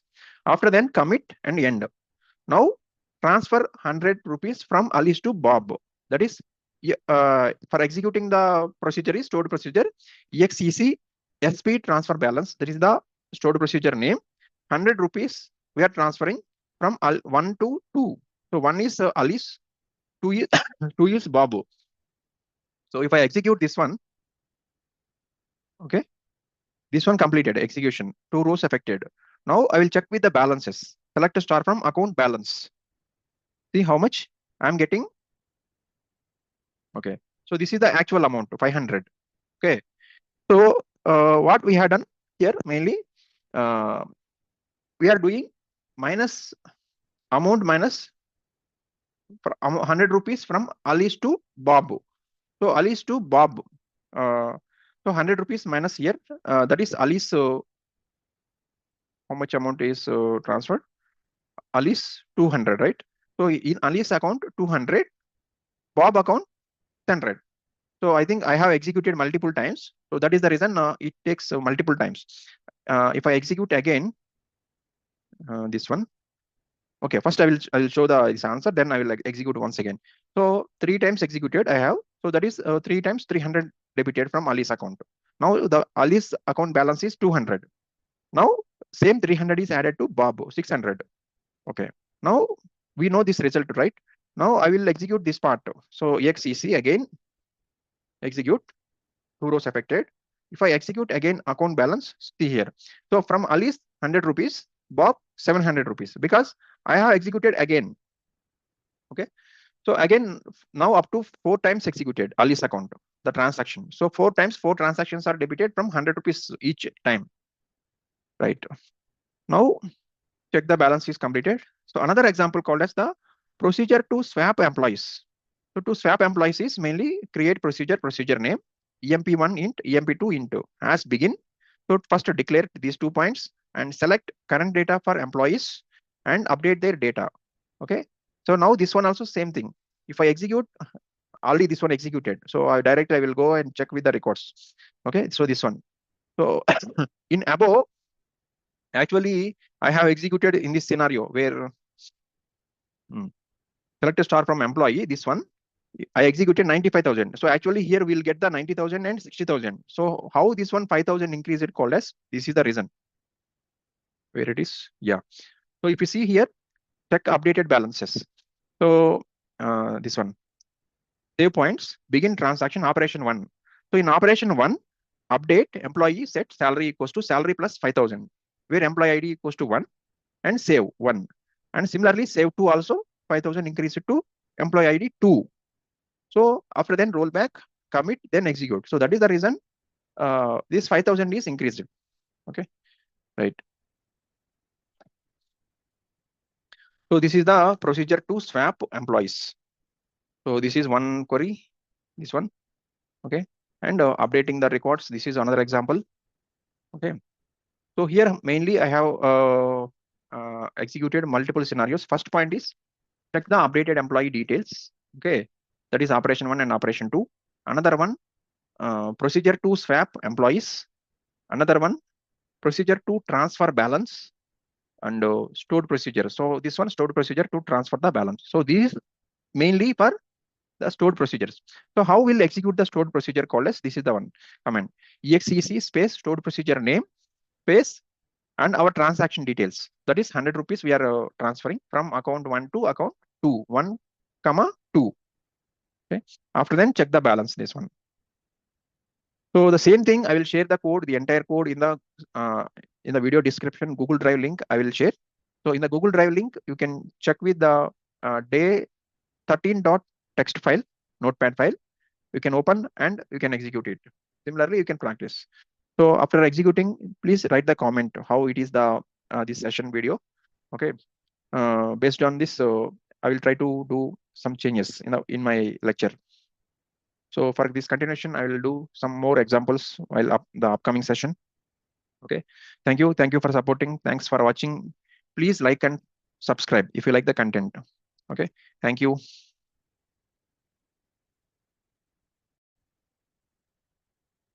Hello guys, welcome to my channel. So today's video is we have to cover as day 14 in our 15 days SQL series. So I have to cover mainly user management. So first, the user management examples. Okay. Management. So first I will straight creating users with privileges. So mainly with this user management is first generally login and users. So login and users call as a login at the server level provides access to the server, while a user is created at the database level. Each user can have different permissions on specific tables. Similarly, roles also. So roles called as roles allow for easier management of permissions. Instead of granting permissions to individual users, assign users to roles and then assign permissions to the role. Okay.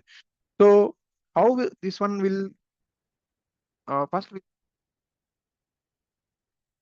server level. So server level, we have to create the logins called as this is the way we have to create. So create login username like username called as so Nikolai with password Nikolai123. Similarly, you have to create with create login Amar with password. So this is at the server level. We have to create the roles, the users logins. Okay, and at the database level, we have to create the users. So database level called as, for example, if you create with the sales database, so use sales database. So make sure to use the correct database. So within the sales database, I'll check with this table. So whether this table is available or not before creating these customers. So if I check now, I'll get the masters with customer table is available. If you are not creating, then this data is not available. Okay. So after then, you create with customers table, like not only customers. For example, I'm creating with the customers table. Okay. After then, I'm inserting some records. That is customer name, email, phone, and address. After then, we have to verify your permissions. So that those permissions we have to give to the user. For example, I have created customer table on Nikolai. But to the Nikolai to access select operation, insert, update, and delete. Okay. had to provide, that is the grant. So by using grant, we had to provide with the access to Nikolai for this customers table in database level. So grant, select, insert, update, delete on customers to Nikolai. So once I execute this one, cannot find the user Nikolai because it does not have the permission. So why it is showing COALESCE? First, I have to create with the this. I will come to first step by step again. So first I will create with the login. Okay, so login is already available. Okay, now I'll create with use sales database. Okay, now within the sales database, I will execute this customers table. So then I'll execute this customer table creation. So this is already available. So then we can check with verify the permissions. So just to grant the permission. So command is successfully implemented. Because of why the previous error called as I'm using with another database. So sales database I'm not using. So that is also considerable. So make sure you have to use the correct database. Okay. Now for customers table, the access is provided to Nikolai. That is select, insert, update, delete. Now grant the same privileges to Amar also. So same thing, I am executing grant, select, insert, update, delete on customers to Amar. Okay, command completed successfully. Now, if you rerun the original query, okay, grant select privileges on customers table to Nikolai. So grant select on customers to Nikolai. Okay, this one also completed. Now we have to execute grant select and update privileges on the customers table to Amar. So this one execute. Okay, this one also completed. Up to now, we have provided only the grant. So grant is mainly how we'll say the grant called as. So granting and revoking the privileges. So first grant. So use the grant command to give user access to specific tables and actions. Okay. So example, select, insert. Revoke called as use the revoke command to remove specific privileges. So for example, role management I'm doing. First I had to create the role. So create role called as role is available.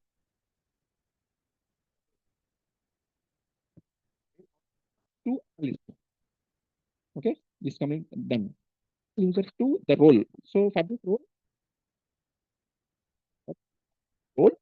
list.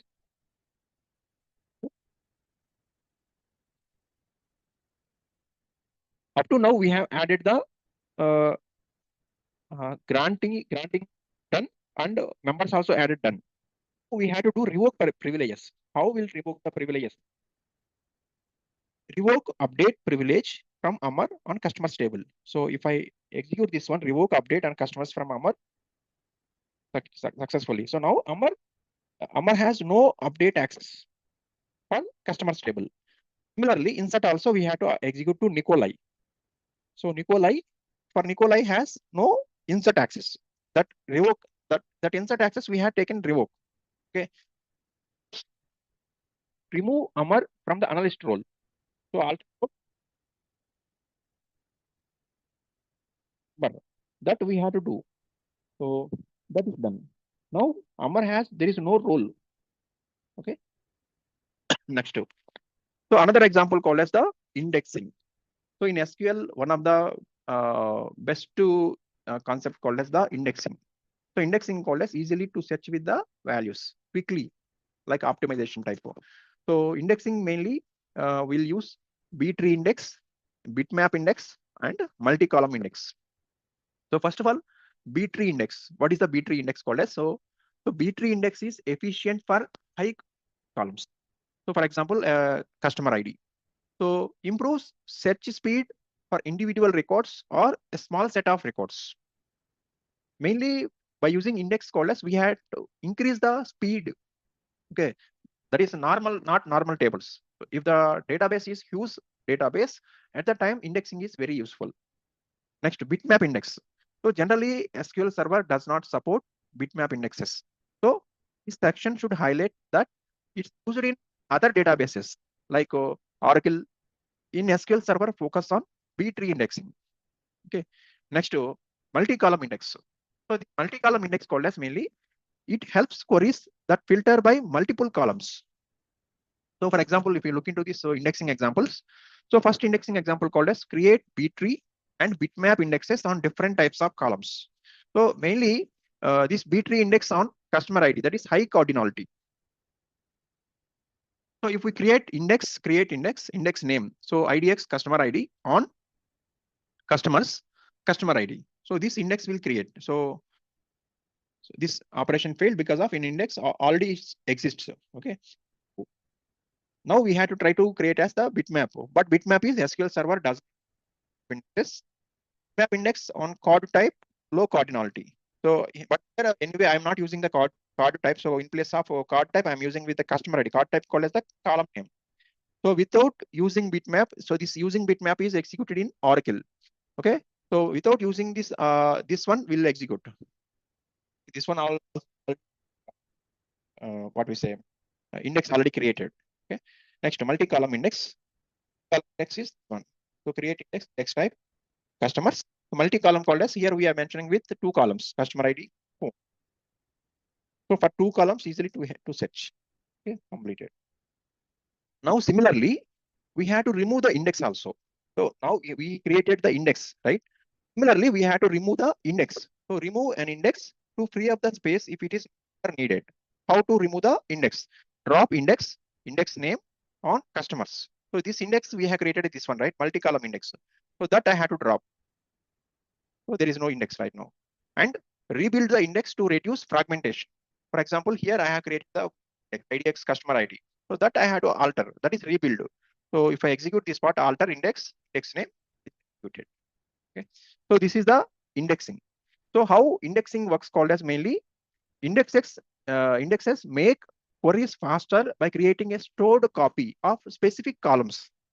Okay, like when a query like select a star from customers where customer ID equals to 1 is executed, SQL Server quickly locates the record in the index instead of scanning the entire table. However, indexing comes with a trade-off. Too many indexes can slow down insert and update operations because the indexes must be updated as well. Okay. So how to retrieve the query to utilize the indexes? So this is the way. That is the normal query only. So query that will utilize the indexes called as select a star from index table name where customer ID equals to 1. So only we are creating with the index only. So once for the specific table, the queries are to be same. We execute the normal query only we have to execute, but query it's fast while creating the index. Okay. So this is called as this video. So in this video mainly covers as the user management, that is to create the login level, the roles by using grant and revoke and indexing covers in this video. Okay. Thank you. Thank you for watching. I will share this code into the using Google Drive link, day 14.txt file, notepad file. So you can see in the code. You can see the code and you can practice while using this one. Okay. Thank you. Please like and subscribe if you like the content. So this is the day 14 and I'll shoot the video day 15. So for day 15, mainly we'll cover as advanced query optimization. That is the last video for in this day 15-day SQL series. So in day 15, we cover mainly advanced query optimization and index maintenance. Okay. We'll see the day 15, another video. Thank you. Thank you for watching. Please like and subscribe. Hello guys, welcome to my channel. So today video is day 15. So in day 15, mainly we have to cover as advanced query optimization and index maintenance. Sorry. So first one is the introduction to query optimization. So in this query optimization mainly, so why query optimization is critical, especially for large data sets, and how SQL Server optimizes the queries behind the scenes using its query optimizer. So mainly this execution plans is mainly how to read and analyze an execution plan to identify the performance bottlenecks. So first we have to see this display the execution plan for query. So first we have to execute set show plan all on. Okay. So this we have to execute. After then we'll execute the query, normal query. Okay. So if I execute this query, so you see this result. The result is showing as so set show plan on. So statement text called as our query, statement ID, nodal ID, parent, physical operator, logical operator, argument, different. So this way, the how the SQL server is executing this complete thing, we had to show the history. Okay, then if I set show plan all off, that's it. Now we'll see the second thing, query performance tuning techniques. So in this mainly indexes. So let's recap the indexes part. So uh, focus on mainly more advanced indexing strategies here. So like covering index scans versus seeks, and index fragmentation. So first we'll see in this part of advanced indexing strategies. First we'll look into index seek versus index scan. So what is the index seek? What is index scan? Okay, let's see. So here mainly first the query that requires an index seek called as, first we'll execute the normal query customer ID equals to 1. Okay, so I'm getting this way, customer ID equals to 1, John Doe. Okay, so now we'll trigger the query that triggers an index scan. Scan called as here, why I am calling scan, addresses like, so it will search and scan this entire thing in the data set or table. So this is called as the query that triggers the scan. Okay, so that is the main the two index seek versus index scan. So index seek called as direct, it will search with the value. If we have the index, for example, you create the index for customer table, customer ID. So it will pick quickly the index, okay, like book. So if you know if you are giving with the index number, like page number, for example, if you want to search with page number 500, so direct it will go 500. Okay. If you want to search with content wise or topic wise, you have to search with the chapters, right? Each and page by page. So like that, if you search with index scan called as, so it will search with the address. Okay. Next, that is one example. And covering index. So this covering index called as mainly in this example, how to create a covering index for queries that fetch only specific columns, improving the performance. So how we will create with the covering index called as mainly covering index including all columns used in the query. So in this query, first we have to creating with the this covering index, create index name on customers table, customer ID. Here if you see include email, phone. So this index will create. Okay. But anyway, this index already created, already exists. Okay. Now this query that benefits from the covering index. So how it will benefit? So here I have created as, so for customer table, customer ID created. Other than this customer ID, I am including this email and phone number also. Now I will check with select customer ID, email, phone from customers table, where this one. So if I execute, so it will covering index. So it will quickly search with the records, customer ID, email, and phone. Next, another one, avoiding unnecessary columns in select. So in select part two, mainly, so in this, the best practices is mainly for limiting the number of columns in a select statement to avoid unnecessary overhead. So unnecessary overhead called as, for example, insufficient query. If you write with select star from customers, so all the columns it will display. So this is the insufficient query. So in this way, we'll write optimized query called as mainly optimized query with only necessary columns. So the necessary columns called as, for example, I want customer ID, customer name, phone. So that is only I have mentioned with this select part. So now I will display as only 3 columns. So instead of 3 columns displaying with star, so star means it will display all the columns. So that is the avoiding unnecessary columns in select. Next one, index maintenance. How we'll maintain the indexes? So this is mainly index rebuilding and reorganizing. So index rebuilding and index reorganizing called as mainly the difference between rebuilding and reorganizing indexes is mainly, and when to use each to improve the query performance. So we'll look into this one. First one is rebuild an index to remove the fragmentation, that is reclaims the space. So by using alter command, we have to rebuild alter index name on customers rebuild. Okay. So this we have to rebuild.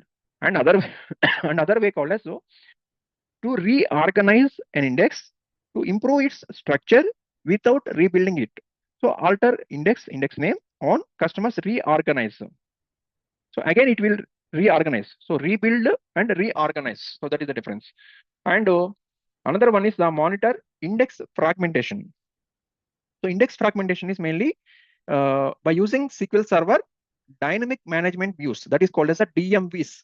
So in this DMVs, mainly uh, uh, that is called as a DMVs means index fragmentation. So in this index fragmentation, select index ID, average of fragmentation in percent from this table name, DB ID, object ID of customers, null. So if I execute this part, okay, index ID, I'm getting index ID 1, 2, 3, 6, and so on. So for this average fragmentation, how much percentage? So this way we'll check with the monitor index fragmentation. Next one, query optimization techniques. So in this query optimization techniques is mainly when to use them, such as forcing index use or optimizing parallel execution. So these query optimization techniques are mainly, first one is the force SQL server to use a specific index.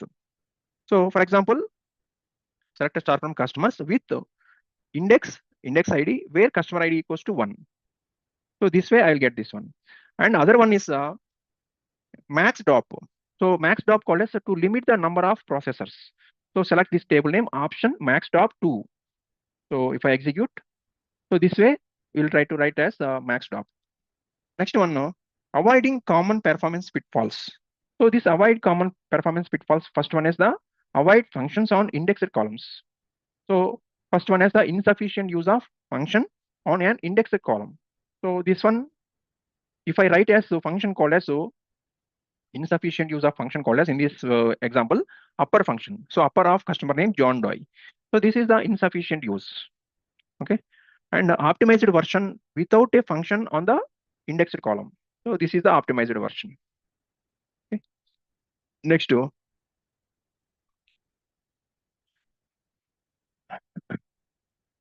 one is the exists instead of in. So generally we'll write as in for subqueries. So instead of in, we'll use exists. So here I'm taking as orders table. So first example, we'll look into the use in, that is the less efficient. So use in called as, so for example, select a star from customers where customer ID in and subquery we are writing. So this is called as less efficient. Okay. So if I execute this part, I'll get the answer output this way, like select a customer ID from orders. These customer IDs are including wherever in called as. So that customer IDs only it will display. But if you use exists, that is more efficient. That is select a star from customers where exists. Same query. Select one from orders where customer ID, not customer ID, orders not customer ID. So if I execute, I'm getting these details. So this is the more efficient by using exists. Next thing, monitoring SQL Server performance. So this monitoring SQL Server performance is mainly like database monitoring tools. So like SQL Server profiler and extended events to monitor the query performance and capture the slow queries. So these slow queries, if anything, like example, get session details for blocked and blocking sessions. So this query will get the, if any session details are for blocked, so blocking session ID, blocked session ID, wait type, wait time, wait resource. So this way we'll check with the monitoring with the SQL Server performance, this query. So that is execution requests from where blocking session ID not equals to 0. And other query called as query to get the weight statistics. So this statistics is mainly correct query to get the weight statistics with proper column names. So this query will use as session ID, weight type, wait time, and blocking session ID. And similarly, to fetch the session information. So this information is this one. This information will get that is session ID, blocking session ID, wait type, and wait duration in milliseconds. Similarly, will to retrieve the most expensive queries based on execution time. So most expensive top 5 we are getting. So average CPU time, average reads, average writes, query hash like this. Okay.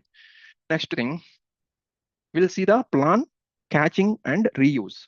So plan catching called as mainly the SQL Server catches query plans for reuse and how to avoid parameter sniffing issues. So this sniffing issue called as, so to write the query with parameter sniffing issue. That is, for example, here I'm declaring the customer ID int. That customer ID equals to 1, and I'm executing this query. So if I execute this part, I'm getting customer ID 1. Okay. Now, another way, another query. Now, this one, use option to recompile to avoid parameter sniffing. So that parameter sniffing called as this one. So this is the option set. Okay, this part, last one. So use option recompile to avoid parameter sniffing. So here I'm using an option called as a recompile. Okay, this way we'll get this customer ID details. Okay, so this is the video for day 15. So in day 15 we have covered as mainly advanced query optimization and index maintenance. So in this part, we covered as mainly introduction of query optimization and query performance tuning query techniques.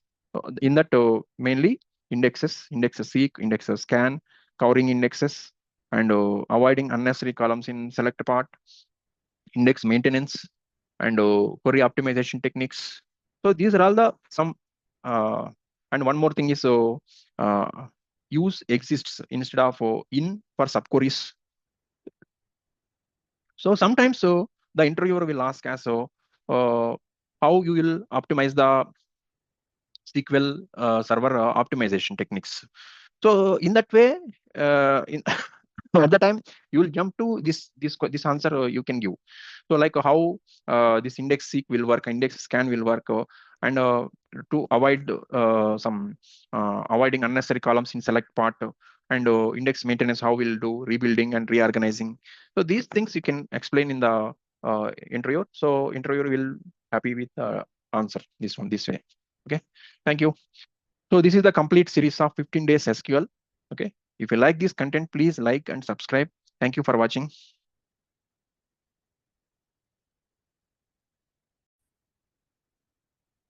Hello guys, welcome to my channel.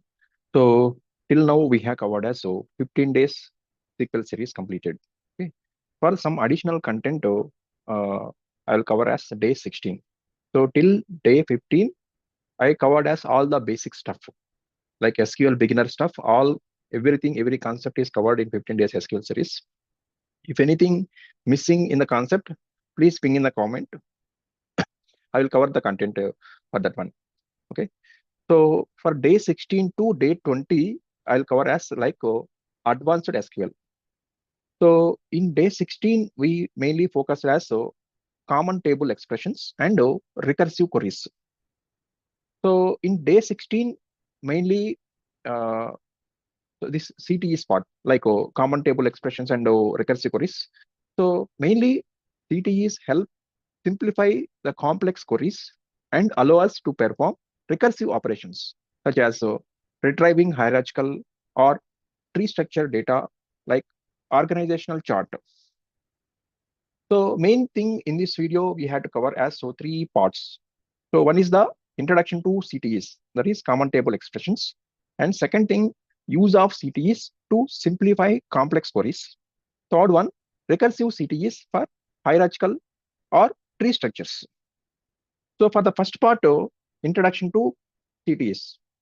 So for the introduction to CTE, first of all, a CTE is a temporary result set. So common table expressions is a temporary result set that defined within the execution scope of a single select, insert, update, or delete statement. The execution of single select or insert, update, or delete statement. So it can make queries easier to read and maintain by breaking them into a simpler parts. Okay, so let's look into the syntax of CTE. So we'll write as with class. So with CTE name and optional column list as, and write the SQL query. And once we done with this the CTE part, okay, after then that CTE name is there. So whatever the CTE name, that will follow up the query to use the CTE. So select start from CTE name. So this is the just syntax of CTE. Okay, for simplifying complex queries with CTEs. So for this, we have to take one scenario. So let's say we have a sales table and we want to calculate the total sales per employee. We have the sales table and we want to calculate the total sales per employee, then filter only employees with sales above 5,000. Okay. So for this, I have considered as this sales table. So in this sales table, I have considered as sales ID, employee ID, sales amount, and sale date. Okay, sale ID will create as unique, that is identity. It will create as the serial number. Okay, automatically generate the ID, and we have to insert the values for sales.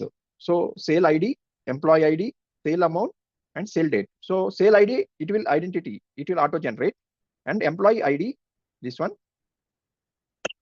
sale amount, and sale date. So we have to insert the values. After then, our task is mainly to retrieve the employees data with total sales above 5,000. Okay, so here we have the sales called as, so for example, sale ID. So sale ID 1, 2, 3, 4, 5. Right, that is employee ID. Retrieve the employees with the total sales above 5,000. So, for example, here 7,000. Okay, like this. If you consider as sale ID 1, this is 5,500. For sale ID 2, 11,500. Like this. So above sales, retrieve the employees with total sales above 5,000. By using CTE, we had to do this one. So by using CTE, first we have to get the total sales. Okay, each and every employee wise, ID wise. First I will write as select from. So from part is sales. Okay. Now I will write as select part. So select part, I want employee ID. We want total sales. So that is sum of sale amount as total sales. Okay. So up to this one, fine. Employee ID, sum of sales. So when you write with sum of sales, we want total sales for each employee ID wise. That is group by. So group by employee ID. So we will get the each employee ID, the total sales. So employee ID 1, 5,500, 2, 11,500, 3, 1,500. Now what we can do, filter. So total sales above 5,000. So filter. First this one will save as with CTE name. So with CTE called as, so for example, employee sales as this complete thing I will put as in the CTE. Okay. Now we'll write the filter condition. Select part, select from is employee sales. Okay. Now we'll write the filter condition. So what is the filter condition? Total sales. So this total sales greater than 5,000. Now select part. So select part, what we had required, employee ID and total sales. Okay, done. So let's execute this one. Syntax error. Greater than. What is the error? Where condition? Sorry, missed that. Where total sales greater than 5,000. Okay. Now we get the above 5,000. So 5,000 employee ID 1, 5,500, 2, 11,500. Okay. With simple query, we'll get the retrieve the employees with total sales above 5,000. Okay. Next, we'll look into third part, recursive CTEs for hierarchical data. So in this part, recursive CTE, a recursive CTE is a CTE that references itself within its definition. So making it ideal for traversing hierarchical or tree-like structures, such as organizational charts, bill of materials, or family trees. So in this, we have to create with some example. So the example is, we'll consider as, so example we have to consider like employees table. So in employees table, we have to create employee ID, employee name, manager ID. So for this inserting data called as employees, employee ID, employee name, manager ID. Then our task is here use a recursive CTE to display the hierarchy starting from Alice. So first let's look into this hierarchy. So Alice is the CEO, the first record. Bob and Charlie report to Alice. So these two records, Bob and Charlie report to Alice. Right? David and Eva report to Bob. Frank report to Charlie. Right? So now we had our requirement is use recursive CTE to display the hierarchy starting from Alice. Okay. So first what we can do is our top level employee Alice. Okay. So first anchor member, select the top level employee Alice. So first we will display the the manager level. Okay. So let's write this one. Select from. So table name called as the employees. Okay. So now here the select part I will write as EMP ID, EMP name, manager ID. Okay. So and we want level. So here I will take as 1 as the level. Just for the for assumption of 1 as level. Okay. Now up to this one fine. If I execute this one, so invalid column name employee ID, EMP ID, EMP underscore ID. Okay. So if I execute, I'll get that this way. So if you look into this table, employee ID, employee name, manager ID, and level. So level called as by default, I will create as the 1. Now we had to filter it now. So how I can filter it? Where manager ID is null. Okay. So why I have considered as null called as first record as the null. So CEO. So if I execute this part, I'll get the first record as null. Okay.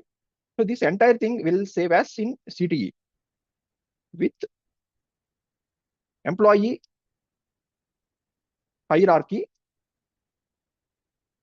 as up to this one. Okay. Now we'll write as the other part. So other part called as select from employees. Again, I will write the employees only. Okay. Now here we'll write the select part. So this select part is for example, employees E, I will consider employee ID, same thing I will copy. Okay. So let's consider as E dot EMP ID and E dot EMP name, E dot manager ID, and here we'll consider as this one so for time being we'll write as 1 as level. Okay, and we had to join this one. So employees E join to which one? So above this employee hierarchy. So join to employee hierarchy. So this employee hierarchy will call as EH on condition. On condition is manager ID here. So manage employee table manager ID equal to hierarchy table employee ID on E dot manager ID equal to EH dot employee ID. Okay. So here we have alias name called as this EH. So let's write this one level as EH dot level plus 1. Okay. And remove other things. EH dot level plus 1. So plus 1 called as after then each and every level will addition to 1. Okay. Done. So up to this part, this is fine. Okay. So we'll get the 2, Bob, Charlie, 1 like this. Now what we can do, final select we had to write. So the final select is select from. So from what we had to write employee hierarchy, this entire CTE we have stored. Okay. And here we'll write as employee ID, employee name, manager ID, employee ID, employee name, manager ID, comma, level. Okay. So this entire thing will order by level. Okay. Now let's execute this entire thing. 2 rows affected, invalid object name, employee hierarchy. Okay. So something we had to close here. This one. After then, okay. So let's do one thing. So here we have executed this query. So this we are getting, sorry, this we are getting first level 1. Okay. And this one we are getting this entire thing. We are getting the this second part. So, but this one is missing here at the time. So let's do union all. Union all. Okay. And we had to close this query, this CTE will close as at the end this one after join condition. Okay, now we'll execute with this entire thing. Now we are getting with union all called as first null condition, that is CEO Alice, and after then the second part is we are getting. Okay, so if you look at the condition here, I will write the comment lines. So this is the final select part. Okay, final select part. After then, after union all. So after union all, this is the recursive member. This is recursive member. So in this recursive member, select employees who report to the previous level. Like here, I will write to select employees who report to the previous level. Okay. And the first thing, so first part called as the anchor member. Anchor member means that is the first top level. Select the top level. So top level called as Alice. Okay. So this entire thing will get what happened. Okay. Comments. So this entire thing will get the result of the hierarchy. So recursive CTE to display the hierarchy starting from Alice. Okay. Level as 1, 2, and 3. Okay. Right. Next one now. So fourth one called as additional recursive query example, family tree. So in this, let's say family tree called as, so let's say we want to model a simple family tree where each person has a parent. We can use recursive CTEs to find all descendants of specific ancestor. So specific ancestor called as, for example, if we consider as family table, here in this family table, person ID, person name, parent ID, and insert some records. Okay, so the inserting records are inserting here. First, the family structure looks like first grandparent, parent 1, child 1, child 2. Next, grandparent, parent 2, child 3. Okay, so this is the actual the family structure. So our task is here mainly use a recursive CTE to find all descendants of grandparent. Okay, so first what we can do, start with the grandparent. So top level ancestor. So top level ancestor is mainly first select from family table. Select part is we'll get the person ID, comma, person name, comma, parent ID. Okay, so this is the we'll get the 3 columns. So in this part, first top level grandparent null. So where parent ID is null. So we'll get the first part null. So this same thing we have to store as in with. So the CTE name called as family tree as open braces. Okay, close it here after CTE part is over. Now we'll get the recursive part. So in recursive part, above same thing only. So above we'll write the recursive part, right? That is same thing. So here I will write as select from family F, join. So which one we had to join? Family tree. So family tree called as the FT on F dot parent ID equal to FT dot person ID. Okay, so this is the join condition. Now same thing we'll write as select part. So here I will write as F dot person ID and F dot person name, parent ID called as F dot parent ID. Okay. So if I execute this complete thing, okay, parent 1, parent 2. So like we can write as union all. So remove the braces with CTE and write as union all and close the braces here. So this is complete CTE part up to this one. Now we'll write as selector, final select statement. So final select from family tree. Select part is person ID, person name, and parent ID. Okay. Now we are getting, see, person ID 1, grandparent null, parent ID. Now second part, parent 1, parent 2 is first generation. Child.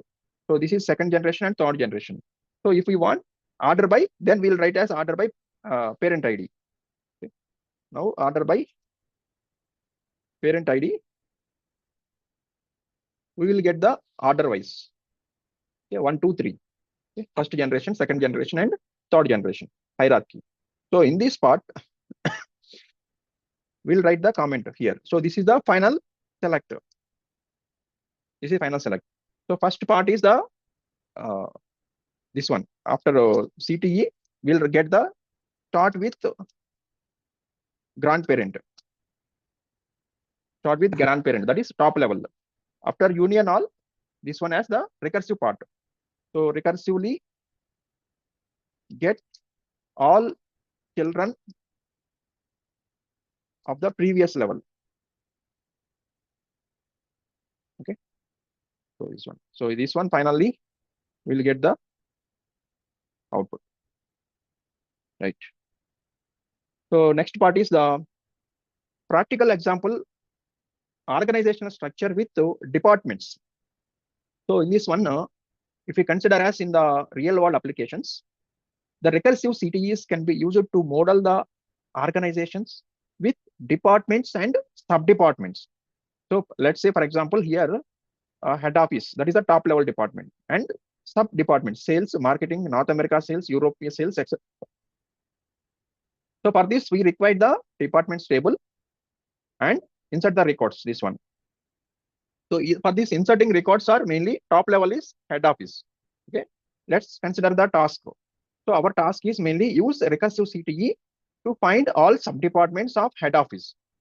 So first we'll get the top level. So for top level is select from table name, departments. We'll write the select part, DEPT ID, comma, department name, comma, parent department ID, where parent department ID is null. Okay. So if I execute this part, I'll get the first top level. This one will store it in the CTE, that is department hierarchy as this one. So up to this one, first top level is completed. Next we'll write the recursive part. So recursive part is from departments D join to CTE. So this CTE called as DH on D dot parent department ID equal to DH dot department ID.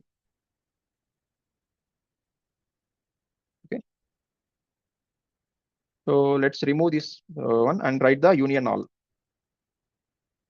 and close this one and write the final select. Final select is select from department hierarchy, and select part is the 3 columns. So department ID, department name, and parent department ID. Okay. Now let's execute this part. Incorrect syntax from select from something is incorrect syntax near the keyword from, where it is FROM from select here. Here select part is missing. So here we'll write the select part d dot department ID, d dot department name, and d dot parent department ID. Okay. Now let's execute. Okay. So I will get the first head office, next to sales marketing, next to North America sales and Europe sales. So first part is the this one. Start with the top level department. Okay. After then union all. So in this union all, this is the recursive part. Recursively get all sub departments. Okay. So this way we'll get the complete this one. Okay. So this is the final part. So for the conclusion is mainly in this video we have covered as mainly we learned about CTEs, including recursive CTEs, and how they help simplify complex queries and retrieve hierarchical data like employee hierarchies, family trees, and department structures. By breaking down the queries into manageable parts, CTEs improve the readability and maintainability of this code. Okay. So this is the complete day 16. Thank you. Thank you for watching. We'll meet day 17, some additional advanced concept. Okay. Please like and subscribe if you like the content. Thank you for watching.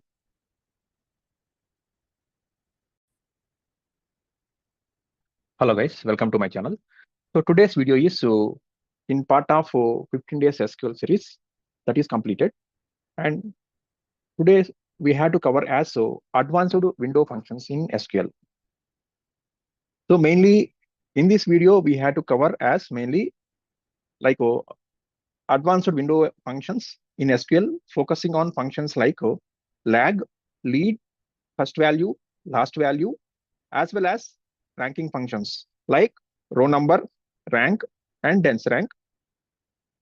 So these functions are extremely useful for analyzing financial or time series data, calculating trends, or ranking data sets. So this is the main use for this video. So let's look into the first, what are all the functions we had to cover in this one. So let's introduction to advanced window functions, first one. So in this one, mainly the window functions operate over a set of rows related to the current row defined by a partition by or and or order by clause. So mainly partition by or order by clause, and sometimes partition by and order by clause. So they don't collapse rows like aggregate functions, but instead to return a value for each row while considering the window frame. So mainly functions to cover as first one as the lag function. So this lag function is mainly access the data from the previous row. So lead function called as to access the data from the next row. And first value. First value is it returns the first value in a window frame. Last value, it returns the last value in a window frame. Ranking functions. So ranking functions are mainly 3 we have to cover. One is the row number, second one rank, third one dense rank. So for this relating, we have to create some tables. So the sample tables I'm creating, like first one as the sales data table. So in this mainly, we will create a table called as sales data to track daily sales, and another table called as employees to showcase ranking functions. So these examples will demonstrate the use of window functions in practical scenarios. Okay. So let's look into the sales table. So in sales table, we have created as a sales data So for this sales data, I'm considering as the sales ID, that is the primary key, sales date, sales amount, product name, and insert the data. Similarly, look into employees table. So for employees table, I considered as employee ID, employee name, department, salary, and insert the data. Now we'll look into using lag and lead functions. First one. So first we'll consider as lag function example. So generally, lag function allows you to access the data from the previous row. Okay.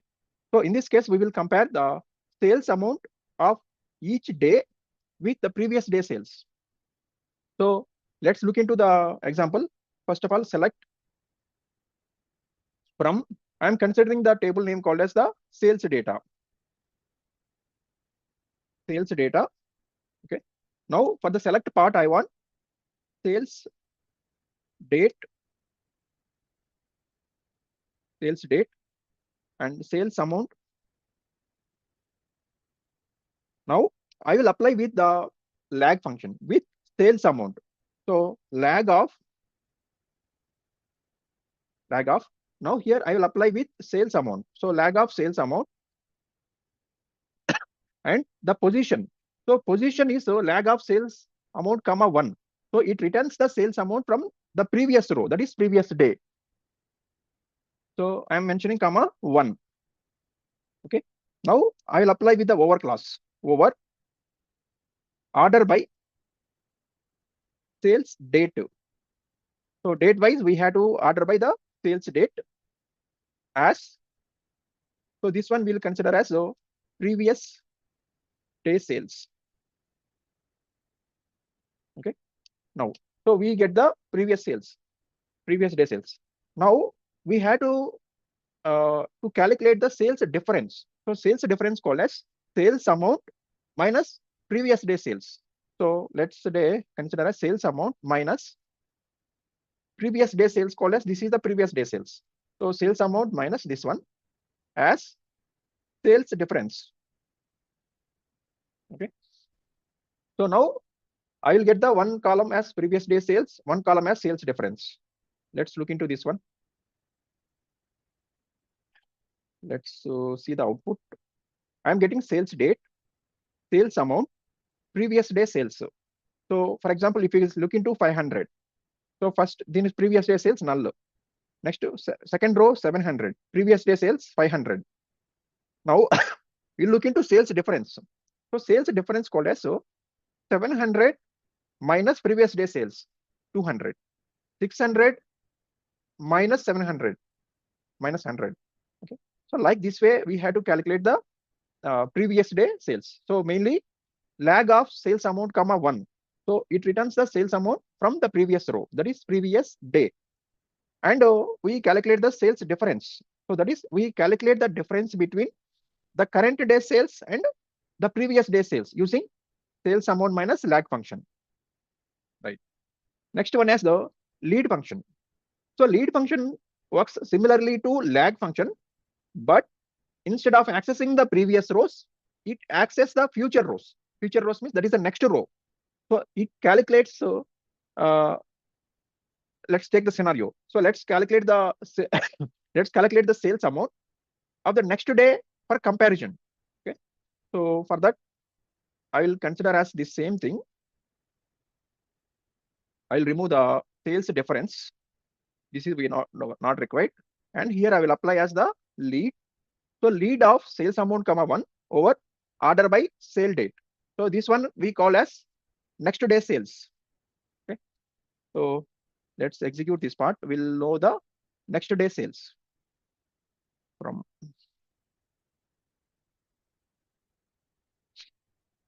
comma.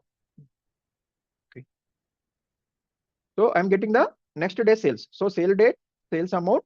So if you observe the sale amount, for example, sale date 24 January 1, 500. The next day sale is 700. So here I am the next column. I am getting the next day sale 700. For example, 900. The next day sale is null. So null. Okay. So this way we'll get the next day sales, that by using lead, that is to return the sale amount for the next row or next day. Next, the other function is called as the first value and last value function.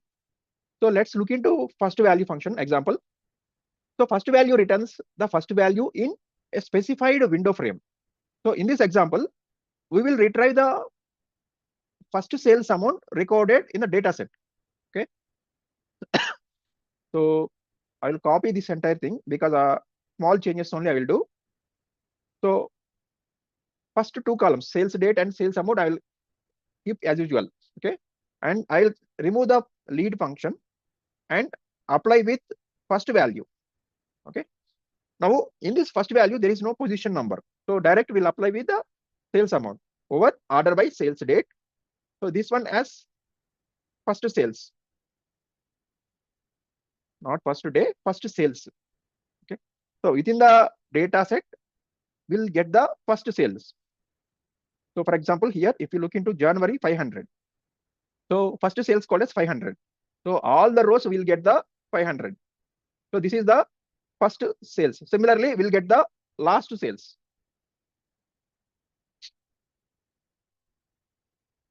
So let's copy the same thing. Apply with the last value. And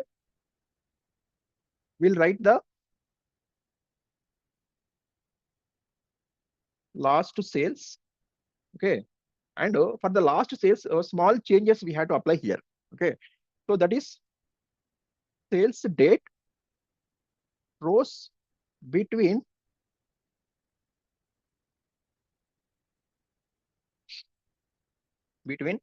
unbounded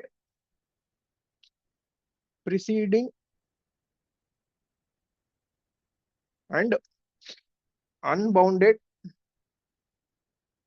following. Okay.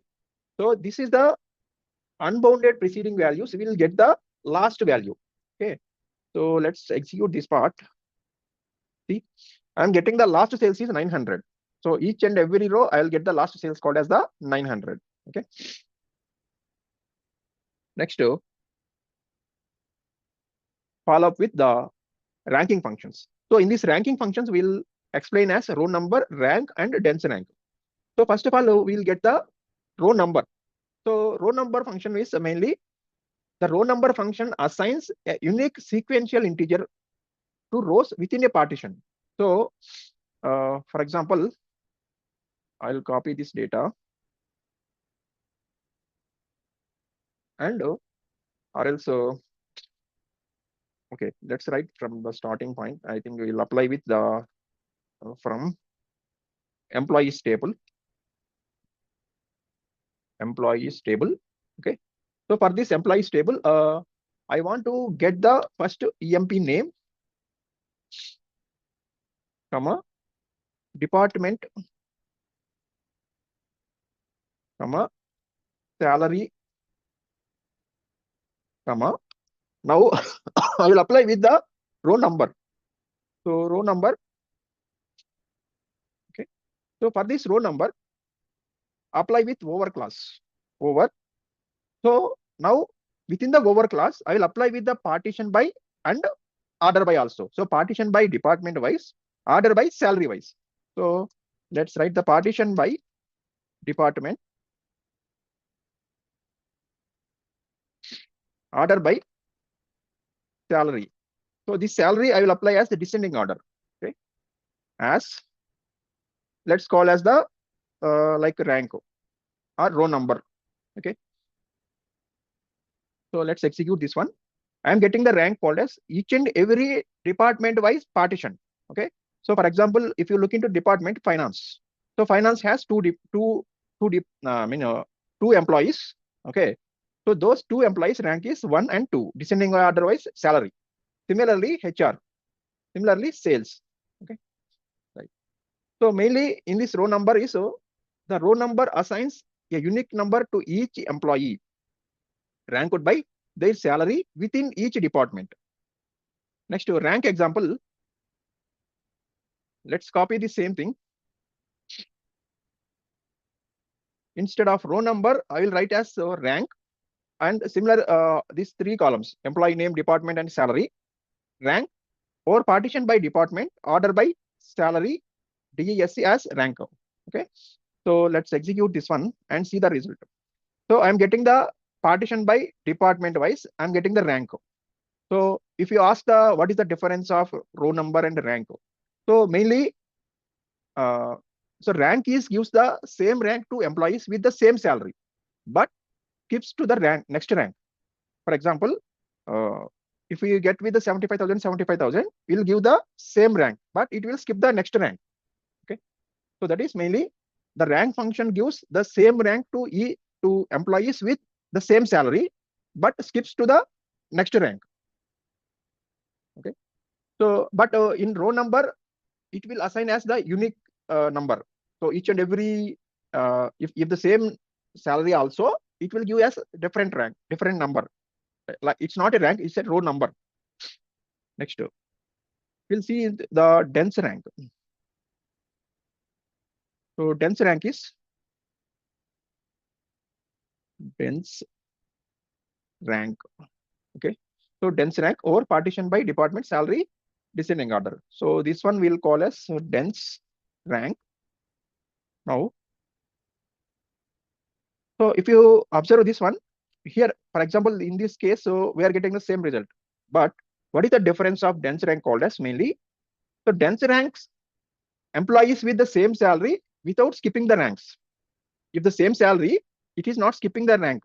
Okay, without skipping the rank. Right. So this is the row number, rank, dense rank. Now let's see one scenario, that is combining window functions in real world scenarios. So mainly, let's combine these window functions in a more complex scenario to show the power of SQLs. That is in the analytical capabilities. So let's say take an example called as the employee salary trends over time. So let's assume we have salary data for employees that changes over time, and we want to track the differences in salary over time using lag function and lead function. So for example, I will write as select from employees. Okay, now I want to display first employee name and salary. So these two by default we had to show.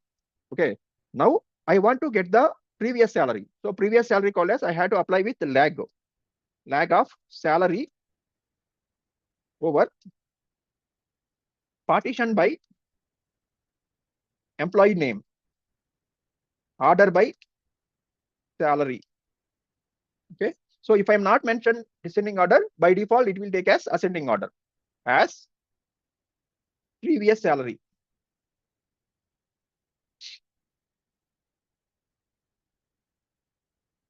Previous salary. One thing we'll do, we have, okay, let's look into this one. I think we'll get the null value of this one because of we are partitioned by employee name. So employee names are, all these employee names are unique. Okay, so that is the reason we'll get the null. So if I remove this partition by, okay, now we'll get the some value. Okay, if you look into this one, previous salary. So salary called as 50,000. The previous salary is null. 55, previous salary is 50. 60, previous salary is 55, like this.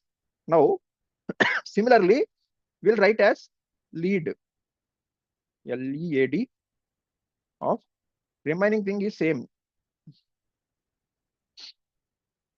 Okay, and one more thing we'll write as salary difference. So salary difference called as salary minus lag of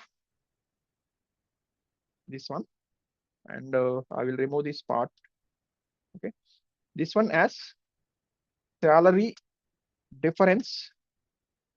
So this one previous salary called as the next to salary. Okay, now I will execute this part. Sorry, next query, new query. Okay, execute keyword as previous salary, two keywords. Okay, now, okay, so now I'm getting the previous salary. Only we know next to salary called as, for example, 50,000. Next salary is 55.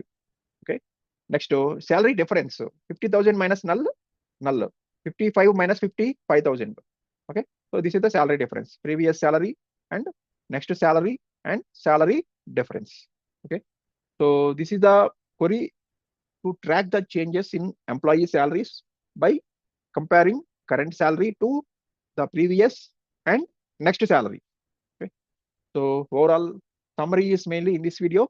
The main key concepts are covered as in this video: lag and lead functions to access previous and next row values, first value, last value for retrieving the first and last values within a window, row number, rank, and dense rank to rank the data.